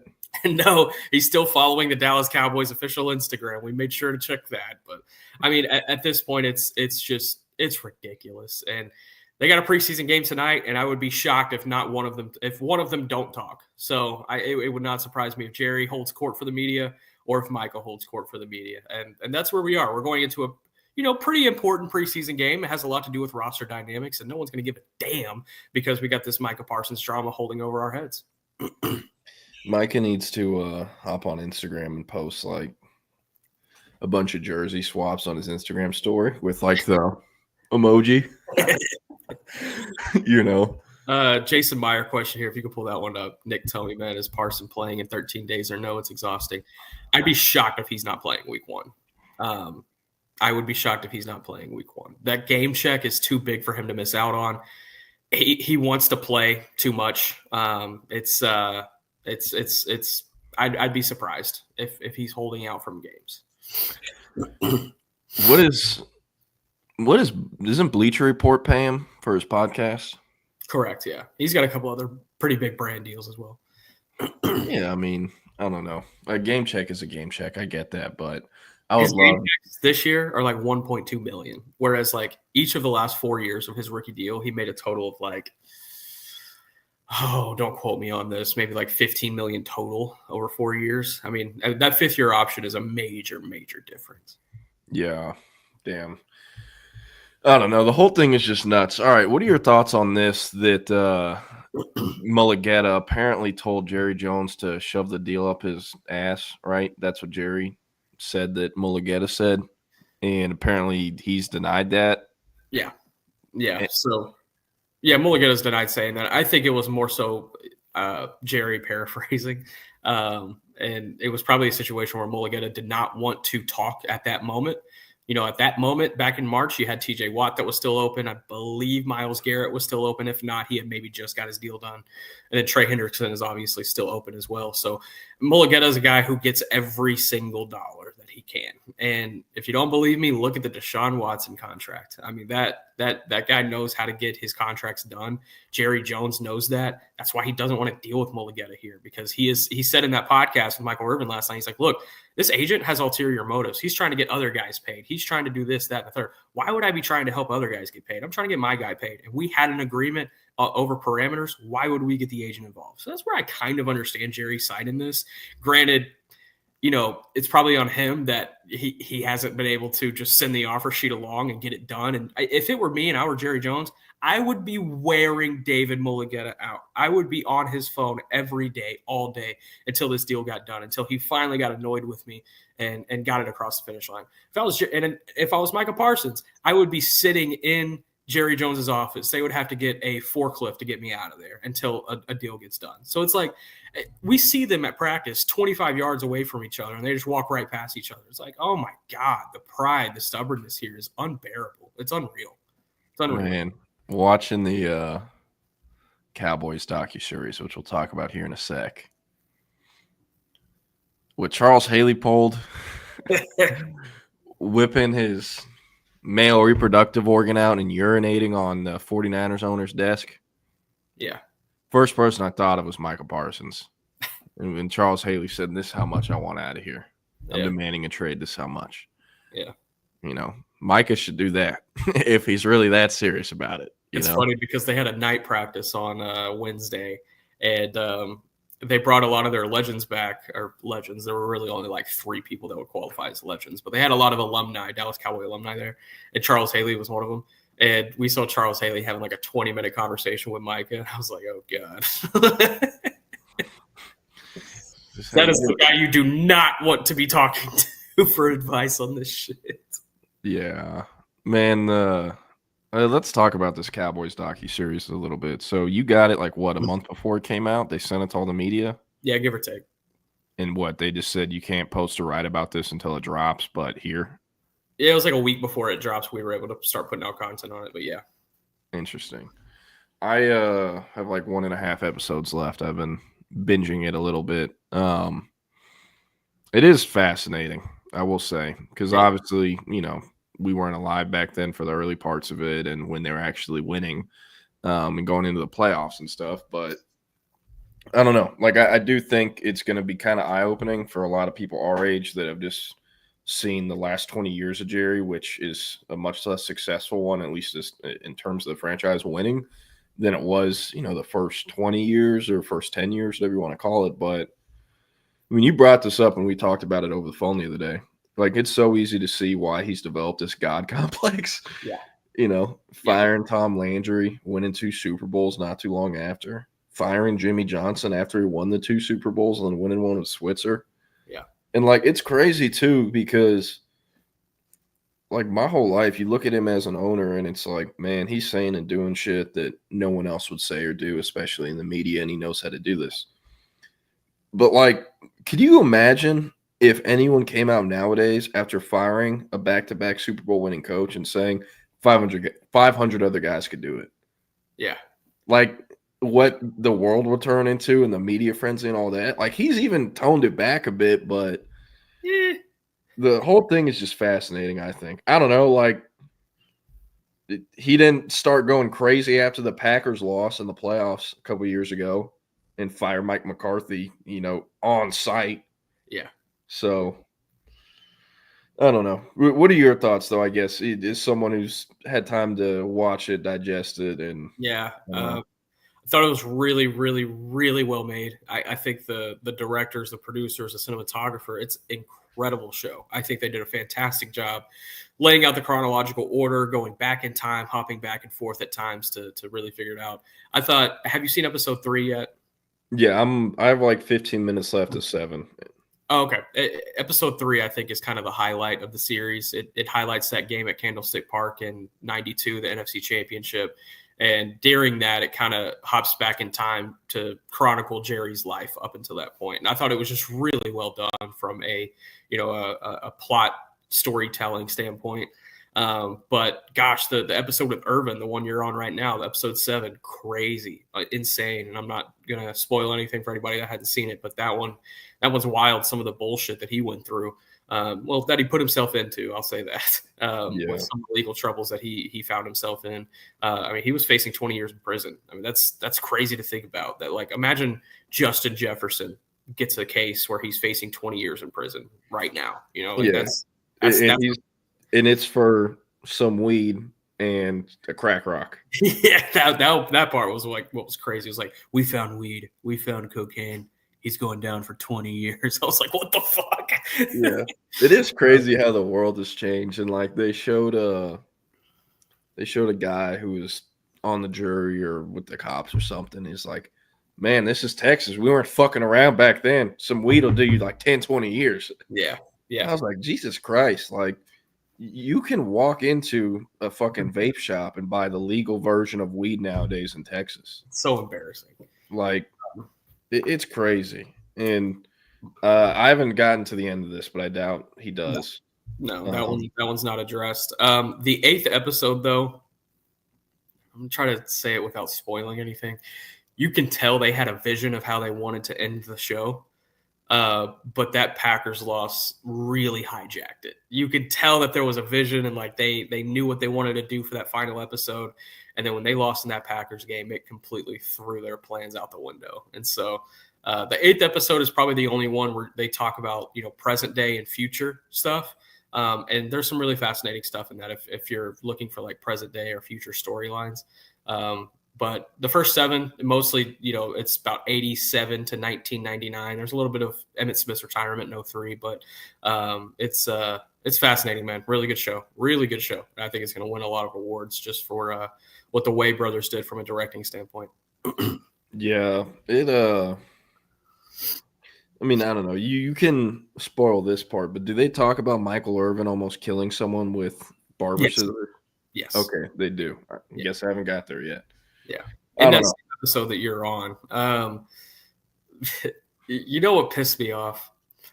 So one of the big storylines of the show is kind of the Jerry and Jimmy reunion a couple of years ago and how they finally put them in the Ring of Honor and, they put their beef aside, this, that, and the third. I do love the quote, and this quote's been out on Twitter, so I don't feel bad spoiling. He's like, it was to open up episode 5. Jerry is like, I went into get some cancer treatment, a few years back at MD Anderson, and the doctor's like, you need to figure out how to get rid of some stresses in your life. You need to make a list of the things that, really bother you. You need to figure out how to get rid of it. And he's like, I went back to the doctor a couple of weeks later, and I told her, it's like, number 1 person on that list, I can't get rid of that motherfucker. So I thought that was really good. But the thing that pissed me off about the show, context. We are in Carolina. The Cowboys are about to play the Panthers. This is late November of 2023. And if you recall, Jerry held an impromptu press conference in the Panther Stadium before the game to announce that Jimmy Johnson was going to go into the Ring of Honor in the next month or so. And Jimmy showed up to the game. They did a press conference, like literally like in a closet of the Bank of America Stadium in Charlotte. And then it literally bled into the game starting. So we're sitting there watching the game on the damn TV in the press conference room, and they're still talking. It's like, what is going on here? So when we get out of there, we're trying to bounce to the press box to get back upstairs because we have a damn game to cover. And we're waiting on the elevator, and these 4 yahoos come through with their big-ass cameras. They're like, everybody get out of the way. We're Netflix. We need to get upstairs. And we all turn around. We're like, fuck you, dude. We are also working. You are going to wait in line. And they're like, oh. And then they like got behind in line. And they put up all that fight, all that show, just to have nothing from that day in the docuseries. And I was like, you gotta be kidding me. Like, I was expecting like some really good stuff from that Charlotte moment. I was like, because they just needed to get up to the press box, but maybe they didn't get up to the press box, and that's the reason they didn't get in the docuseries. Man, screw them.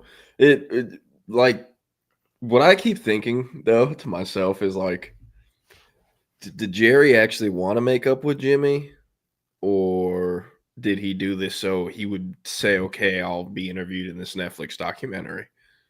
Yeah, and I don't have the answer for that. Because this has obviously been years in the making. Yeah, and it's been since about 22 they've been talking about it. Since 23 they've been filming. So I mean, it depends on what you. It just depends on opinion, I guess, at that point. But regardless, they've made up, and Jimmy Johnson's in the Ring of Honor. I can tell you this: Jimmy Johnson would not be in the Ring of Honor if Jerry didn't put a little bit of pride aside. Yeah.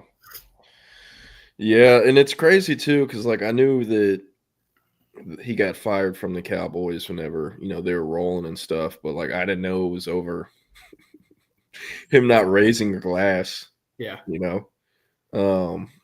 But it is pretty fascinating, and like the amount of pain / good memories that has to be reviving for old Cowboys fans. They're like, holy crap, we used to be in the playoffs every year. Yeah. Now we can't even sign our best player. Like it's the theatrics have been ridiculous. But I don't know. Any other thoughts before we wrap it up on that docuseries? Good show. If you haven't seen it, whether you're a Cowboys fan or not, I think it's worth seeing because I think it's really good television. But that's all I got. I have enjoyed watching it as well. I wish there was one for the 49ers, but they are in it, or they're like personnel. People are interviewed more than any other team that isn't the Cowboys. Yeah, no one cares about the Niners, so Yeah. Hey, I'll tell you what. My girlfriend watched some of the episodes with me, and they showed this bad boy. They did. I was like, hey, that photo in my office? That's where that's from. Yeah. So how about that? Okay. Sorry? You know who caught that pass? Yeah, Dwight Clark. Oh, okay. I was just Rest checking. in peace. I was just diamond testing you. Died from ALS. Nah, it's going beep, beep, beep. Yeah, I'm valid. No, okay, I don't know why. BK or Wags, if you're listening, we got to fix this. I don't know why it's doing this, but this week I haven't been allowed to share my screen. So we're not going to be able to share my screen, but I do want to talk about this. Yesterday, the SEC came out and announced they're moving from an 8-game conference schedule to a 9-game conference schedule. That will begin, I'm almost positive, in the 2026 season. So pretty notable. Yesterday I was talking about how stupid that would be, but I don't know. If it gets the SEC auto bids, I guess I understand it. I just, don't think it is the smartest or best move going forward, but nothing we can do to change that.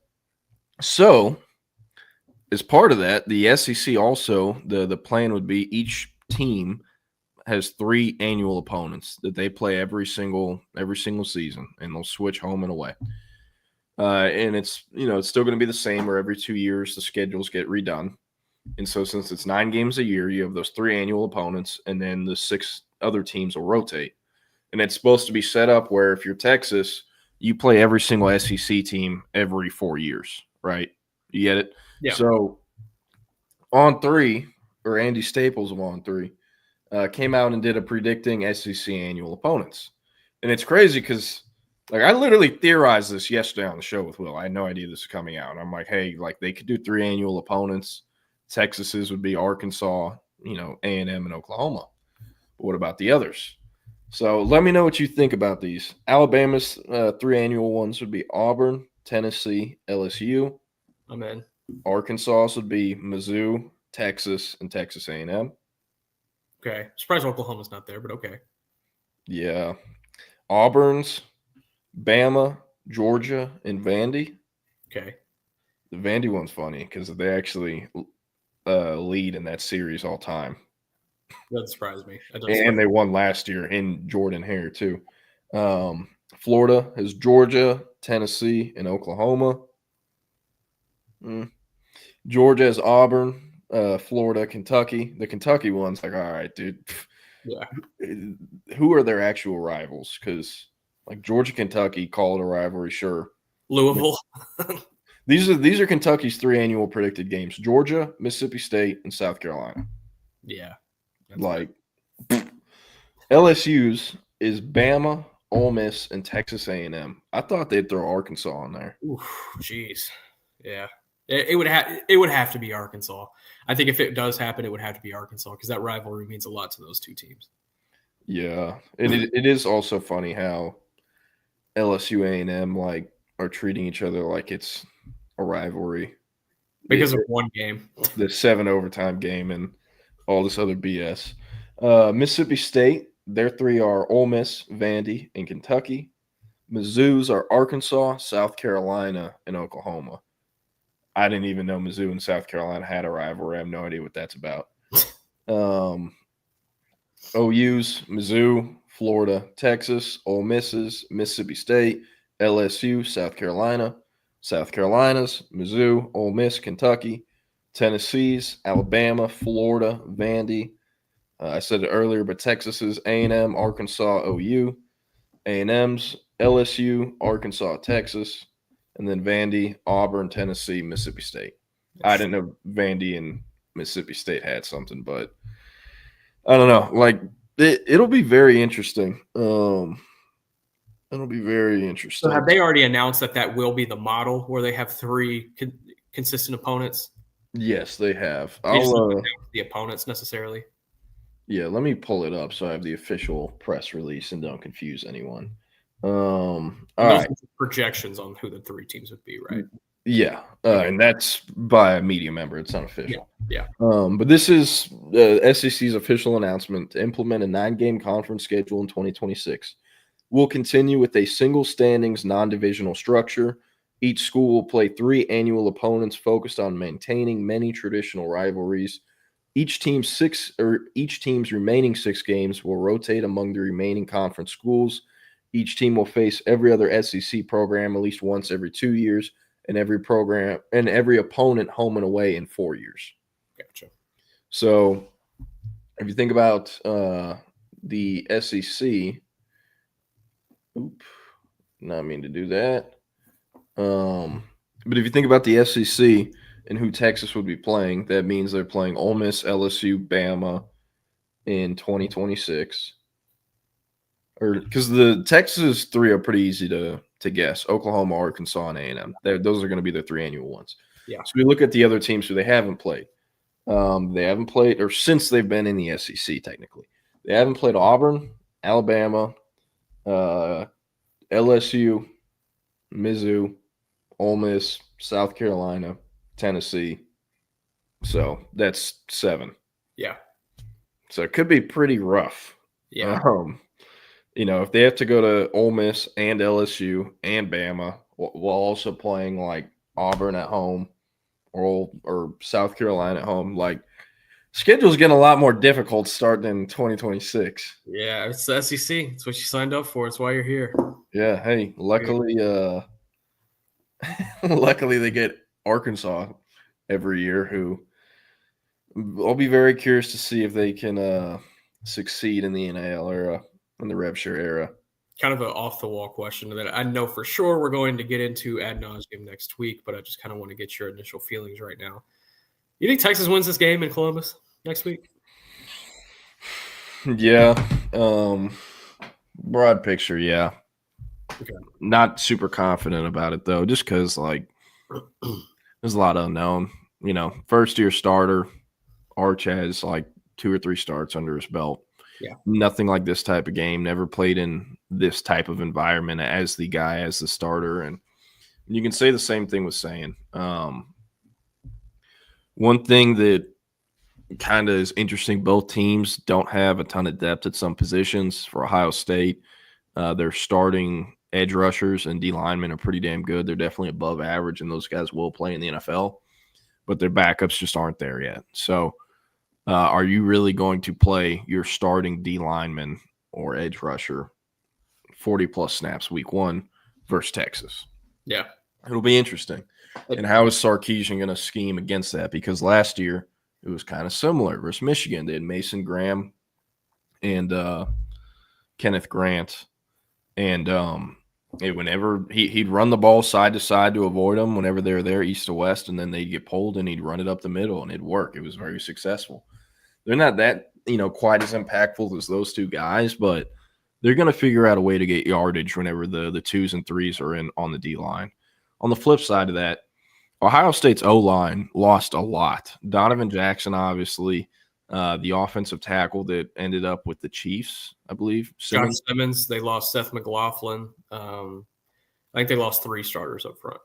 Yeah, and they have a left tackle that's in like year 5 or year 6 with the program. They had a transfer come in from Rice, Ethan Onyanwa, who's competing with like a year 5 or 6 player for right tackle, which I thought was interesting because, I mean, with how much they pay portal offensive tackles, they usually have to start. Yeah. And then they have new starters, I believe, at guard and center, or at least 2 of those spots. So, like, it's interesting because Texas's strength is arguably the front 7 interior D line. And then you look at Texas's O line, man, I'll tell you what, if Trevor Gooseby gets hurt this season, yeah, they need whatever Tyron Smith was doing the last 5 years of his career. He was not practicing. Yeah, exactly. That's what needs to happen with Trevor Gooseby. Yeah. He should not practice on days when it's full contact and, you know, actual tempo, not thud tempo. So, I don't know. And another thing, too, I mean, I talked about this. Like, if I'm Texas, I'm doing everything in my power to bag Gooseby to come back like Ohio State did with a few select guys for their natty run. It's going to be tough. Yeah, I mean, I don't know if it's possible, but, like, you're going to have to pay that number to someone in the portal if that's the route you're going to do. It might as well be Gooseby, who has, you know. This is a really good point here by Blake Bryant saying that I'm pretty sure Ohio State returns 4 or 5 guys that were on the offensive line that played in the Cotton Bowl. So, yeah, Josh was out. Seth McLaughlin was out. But I don't think all 4 of those guys are going to end up starting. That's just my opinion. But, yeah, they had some injuries. But, I mean, the thing, too, like we're talking about their weaknesses, they also have the best offensive player in college football and the best defensive player in college football. Yeah. You know, you can't defend against that. They have Sonny Styles, too.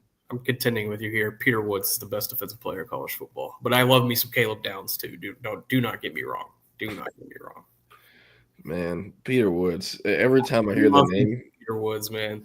You know what I think of? I don't know what you think of. The Under Armour All-American game. Do you know where I'm going now? No. You don't remember this? Bro, this went viral on Twitter, which is kind of crazy. I think he was over 18 at the time, so it might make sense. But he made like a tackle, and somehow an offensive lineman like got a hold of his pants, and he just mooned national TV. And they replayed it like twice. They showed it like twice, and it's like, why are they replaying this? They were trying to show us Peter Woods. Yeah, that was also why it went viral. People were saying that on Twitter. But anyways, at Clemson, like everyone tried to tamper with him this offseason, Peter Woods. So I don't know. But with Ohio State, it's like, man, if you shut down Jeremiah Smith, you still have to deal with Brandon Ennis and Carnell Tate, who are also playing in the NFL. My question is, who's covering Jeremiah Smith? That is a great question. Jade Barron isn't there anymore. You know, how are they going to do it? I think Malik Muhammad, it's part of it.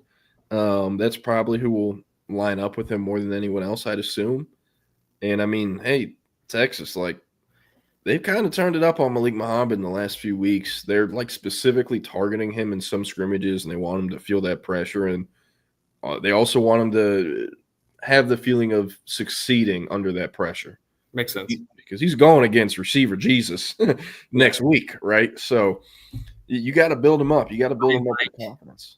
I like Manny Muhammad. I do. I think he's a good player. I think he's naturally gifted, and I think he's going to play in the NFL for maybe a healthy amount of time. I think he's probably a 3rd, 4th round pick in my eyes, at least. But in the times that I have known Manny, and this is not a knock against Manny, this is just more so fact. When I have seen him faced with pressure, he typically does not answer.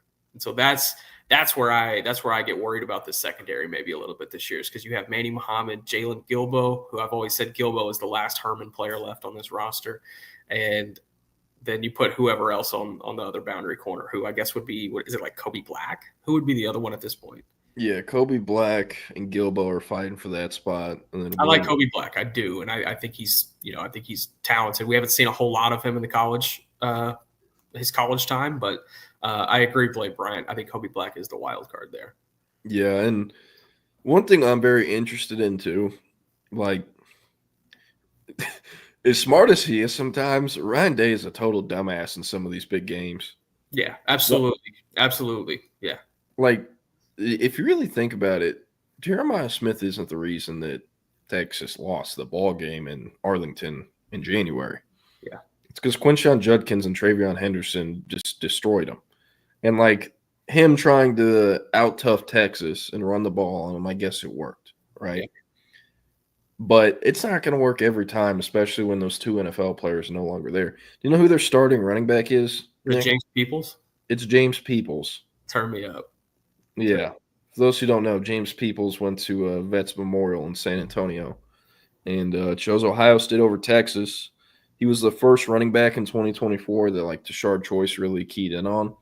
And then he fell in love with Jared Gibson, and priority level on Peoples kind of dropped as it was rising for Ohio State, and he committed pretty early there. And, yeah, I don't think he played much last year as a freshman. They also have a transfer from West Virginia who Texas's running backs coach actually coached, Donaldson. And then they got Max Clare, who I believe is like the only tight end in the portal ranked above Jack Injuries.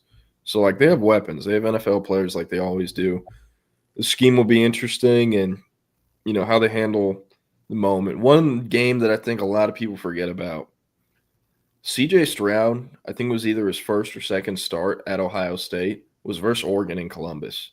Yeah. And Oregon won that game. And C.J. Stroud played like ass. Like, I came away from that game because that was when Garrett Wilson was still on the team. So I'm watching every Ohio State game because, you know, Blake Travis guy wanted to do well. And I'm like, this dude isn't the answer. Stroud stinks. And I was in high school still. I don't have, 1% of the football knowledge I feel like I have now compared to then. But, like, either quarterback can show up and have a stinker. There's a lot of pressure here. And Texas is still, I think, should be very grateful. They're playing at 11 a.m. and not at 6:30 at night. So it'll be interesting. I feel like I've talked a long time about this. What do you think? No, my overall encompassing thought on it is I'm glad Texas gets Ohio State in week 1 because I'm afraid if they got them in week 5, this would be I would feel a lot less confident. I'll say that. I think Ohio State has just as much to figure out, I think, as Texas does. That's going to benefit Texas at the end of the day. And I like Arch over Julian Zane at the end of the day too. So, that gives me confidence, but I don't know if Texas wins this game right now. If I had to pick it right now, I wouldn't say that they do, but I think it's going to be a close game where both sides have some issues, but regardless, I mean, it's going to be a banger. I think it's going to be an awesome game. So looking forward to that. Yep. And, hey, hopefully it is. Nick, you want to hear who apparently is balling and is being predicted? I'll give you some hints. Former 5-star, currently at a G5, has been at a G5. Are we talking about Malachi Nelson here? No. No. We talked about him the other day. That was a good guess. But this 5-star player is at a G5 and is predicted by the 24/7 sports site that covers a school to be that school's receiving yards leader, receiving touchdowns leader, and overall wide receiver 1 this season. Okay, now I'm trying to think of 24/7 sites that cover G5 schools. We brought the site on relatively recently, so give me a area of the country at least. It's a little too broad. Up north. Up north? Northwest. Northwest. Wow. Nick's a fraud. Did this dude even work in the recruiting industry? You know how many 5-stars are even up there? 5-star from Texas? Yeah. Syracuse is not a – damn, you bum. The chat really guessed it before you. Yeah, that's tough. It's Chris Marshall. Where is Chris Marshall? Boise State. Northwest. Oh, my God. I had my directions off. I was thinking northeast. I'm sorry. I was like, what G5 up there would happen? I wanted to say north to throw you off, but you would have never guessed Boise State unless I said you north. could have said Boise, and I would not have remembered that Chris Marshall is there. Yeah. I forget about Chris Marshall. But projected to lead the team in receiving yards? Interesting. That's what Boise State guy thinks. I popped up my Twitter. I'm like, what the hell? He's still there? Because he went from A&M to Ole Miss, got kicked out of Ole Miss. Yeah. Went JUCO, I think. Yeah. And then he was at Boise State last year and, like, didn't play at all. He had, like, 6 catches for, like, 70 yards in the year and played, I think, less than 100 snaps, and almost all of it was on special teams. Yeah. But, Apparently he's locked in. So I don't know. I'd love to see it. Is it still that white boy who looks like they pulled him out of the farm in Idaho that's at quarterback, Maddox Madsen? Yeah. Can you imagine, like, if Chris Marshall goes nuclear this year, everyone's going to be like, dude, imagine if they had him with Genty last year. What was this guy doing last year? Why wasn't he playing? And the coach is like, well, you don't want to know, you know? I'll say that Jambris Dubar, I think he's going to be a fun running back for them. He's from Anna. Yeah, Breezy Dubar. Jambris. It's Breezy Dubar. Oh, is that what they call him? That's what they've been calling him. That was his nickname since high school. Sorry. No, you're good. No, you know these guys so closely, man. No, but their offensive line, they're returning a lot.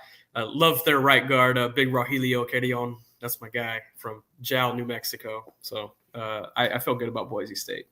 I'm a big Boise State guy. I really am. You brought him up, though. Malachi Nelson will be playing the Longhorns in Austin this year. If you had told somebody week 2 of the season in 2025, you're going to get Malachi Nelson versus Arch Manning, man, you would have been like, let's go. We're going to get a banger. The only player ranked above Arch in 2023 by ESPN. Am I crazy to say that I'm still kind of a Malachi Nelson believer? Like, I'm not saying he's going to reach the ceiling that he once had. I think he's just going to be serviceable for them, though. Like, I don't know. I haven't seen him play since that shoulder injury. So, and before the shoulder injury, he was great. He was great. He was fun to watch, but I don't know, man. Crazy. What he needs to do is send some money to Andrew Ivins and Charles Power.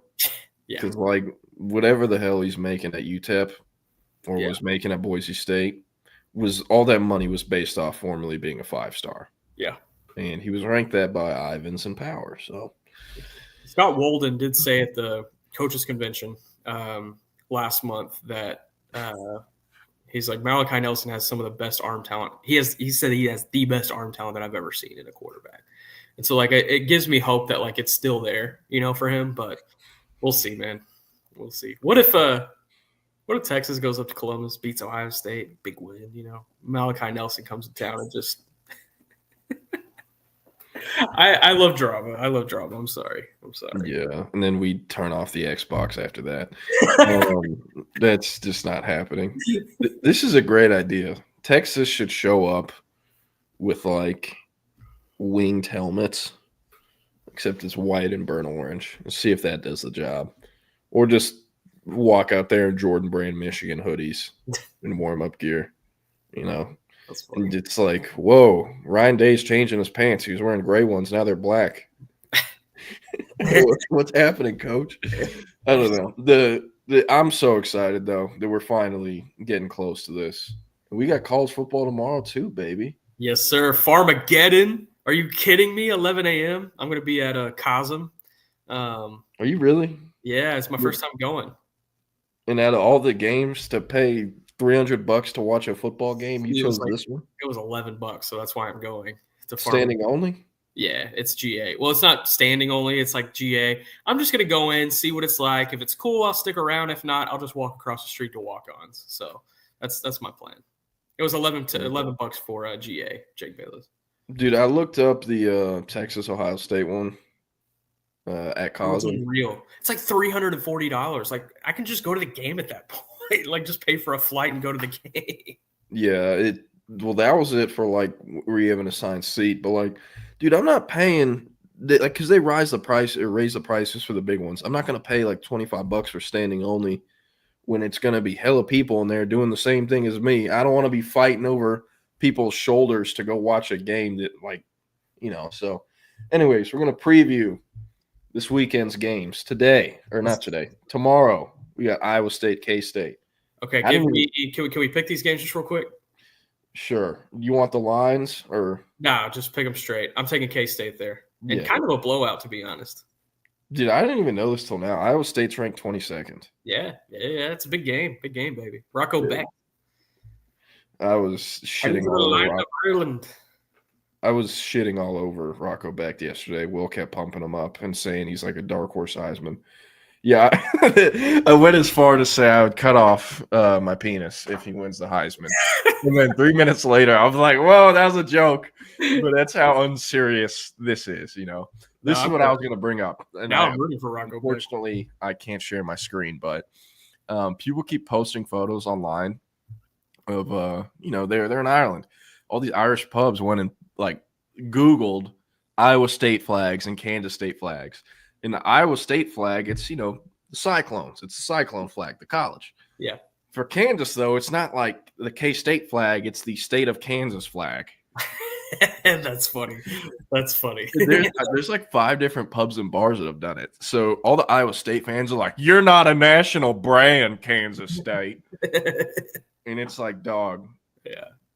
I wonder how much of the general population could name the town that Iowa State is in. Yeah. Because at least with Kansas State, it's like memorable. The Little Apple, Manhattan, Yeah. With Iowa State, it's just Ames, You really only know Ames exists if you're in the Big 12 and you've had to go there. Yeah, exactly. Because it's hell. It's hell on earth. If you've been sentenced to a Halloween Fox Sports one night, you know what I'm saying? That's how you know Ames exists. So, anyways, we're gonna go through some of these games. Number 17 K-State versus number 22 Iowa State at Aviva Stadium in Dublin, Ireland. We like the Wildcats. We got Idaho State and UNLV, the debut of Dan Mullen's UNLV Rebels. Debut of Denver Harris in a UNLV uniform. Give me the Rebels. And Justin Flo. Come on. And Alex Orji. It's just last chance you at UNLV this year. Give me the Rebels. The team of misfit toys.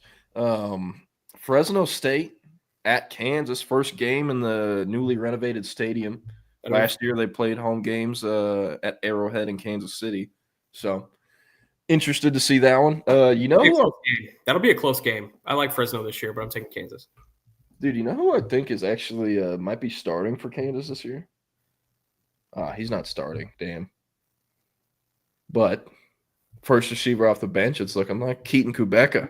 Hell yeah. Our guy. All right, so we like Kansas over Fresno State at 6 o'clock on CBS Sports Network. We got the Sam Houston Wildcats. Bearcats, my bad. Going to I was confusing them with the Willis Wildcats who are up there kind of swinging at the wood. But Sam Houston's going to Western Kentucky. Interesting. Give me the Hilltoppers there, but that's an interesting game. Yeah, they're up 10.5. Or the line is 10.5, Western Kentucky. Jake Bales with a note here. Team captain Justice Finkley with the Jayhawks now. I didn't realize that. That's fun. Yeah, he transferred there. He had a strange recruitment. It was like Mississippi State, Kansas, like Arizona, UNLV, like Oklahoma State. Those are like the teams he chose Kansas over. It's random. But Stanford goes to Hawaii. Jake said this, I think yesterday. It's the first time an ACC team has played Hawaii. Really? That makes sense. That makes a lot of sense, actually. Yeah. Hey, forgot to mention, Nathan brought it up. Bryce Foster. That's right. Snapping the ball for the Kansas Jayhawks. But we like Stanford or Hawaii. Hawaii is favored 2.5. Yeah, give me Hawaii. Who's even their quarterback now that Traeger Bombs is finally out of eligibility? I have no idea, honestly. But I trust Hawaii more than I trust Stanford right now. Stanford is just such in the dumps as a program. Yeah, and they got the whole interim coach deal going. I'm excited to see the Colonel Andrew Luck or the Captain Andrew Luck Twitter account when they play Hawaii tomorrow. That's going to be fun to see. Yeah. Hey, while we're here, we're going to preview next week's early games. There's some Thursday night college football games on the 28th. Okay. Boise State at USF. Ooh. Well, actually, no. They're playing it at the Buccaneers Stadium in Tampa. Gotcha. So, neutral site. Ohio, Miami of Ohio. It's just Ohio. At Rutgers. Take Rutgers. Okay. Lafayette at Bowling Green. They don't even have a line for this game. Lafayette or Louisiana Lafayette? Lafayette, not ULL. Oh, damn. You know who plays for Lafayette? Yeah. Oh, shoot. Who is it? Austin area kid. Who is it? C5. That's right, Christian Watson.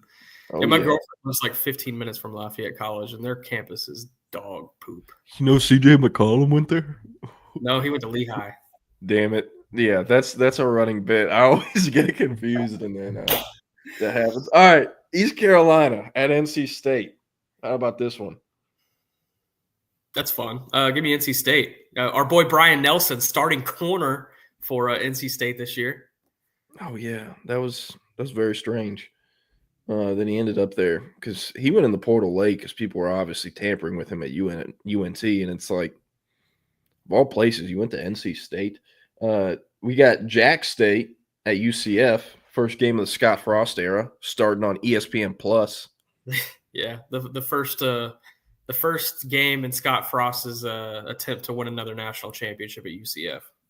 Yeah, hey, I mean, shit, he's got more real ones than Auburn won the other day, you know. So, how about this one? The Battle of Delaware. Delaware State at Delaware. Nice. Deshaun Jackson debut. Yeah. Oh, yeah. Delaware's going to run them out of the paint. Yeah. We got St. Francis at UL Monroe. We got Wyoming at Akron. Gross. Jeez. Central Arkansas at Mizzou. Not Elon at Duke. So gross. UT Martin at Oklahoma State for the debut of Haas Haney. That'll be fun. Is he starting? Yeah, he's going to be their QB. We got Buffalo at Minnesota.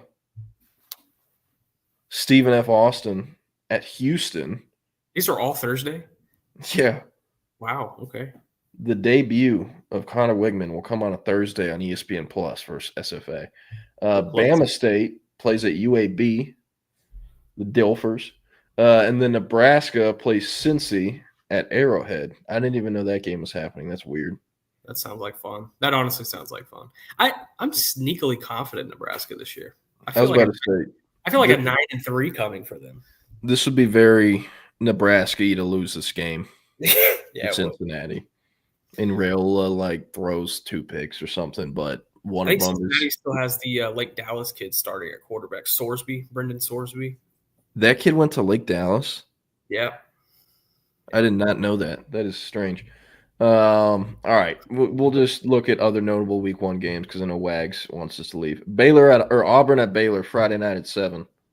Yeah, that's gonna be fun. I wish I could go to that game, but they put it on Friday night. I'm really excited for that. Give me Auburn. Georgia Tech at Boulder, or at Colorado, I meant. Give me Georgia Tech. Oh no, no, give me Colorado. Give me Colorado. All right, Texas, Ohio State. You said Texas. Bama at Florida State. Bama, yeah, jeez.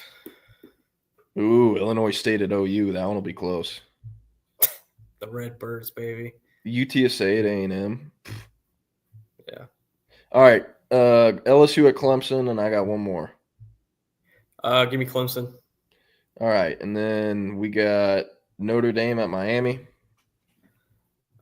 Give me Miami. Got it. Well, all right, we're getting out of here. Up next, the Ghost and Friends podcast predicts the offensive numbers for the 2025 Texas Longhorns, and we will see you. Thanks for tuning in, and we got to end it.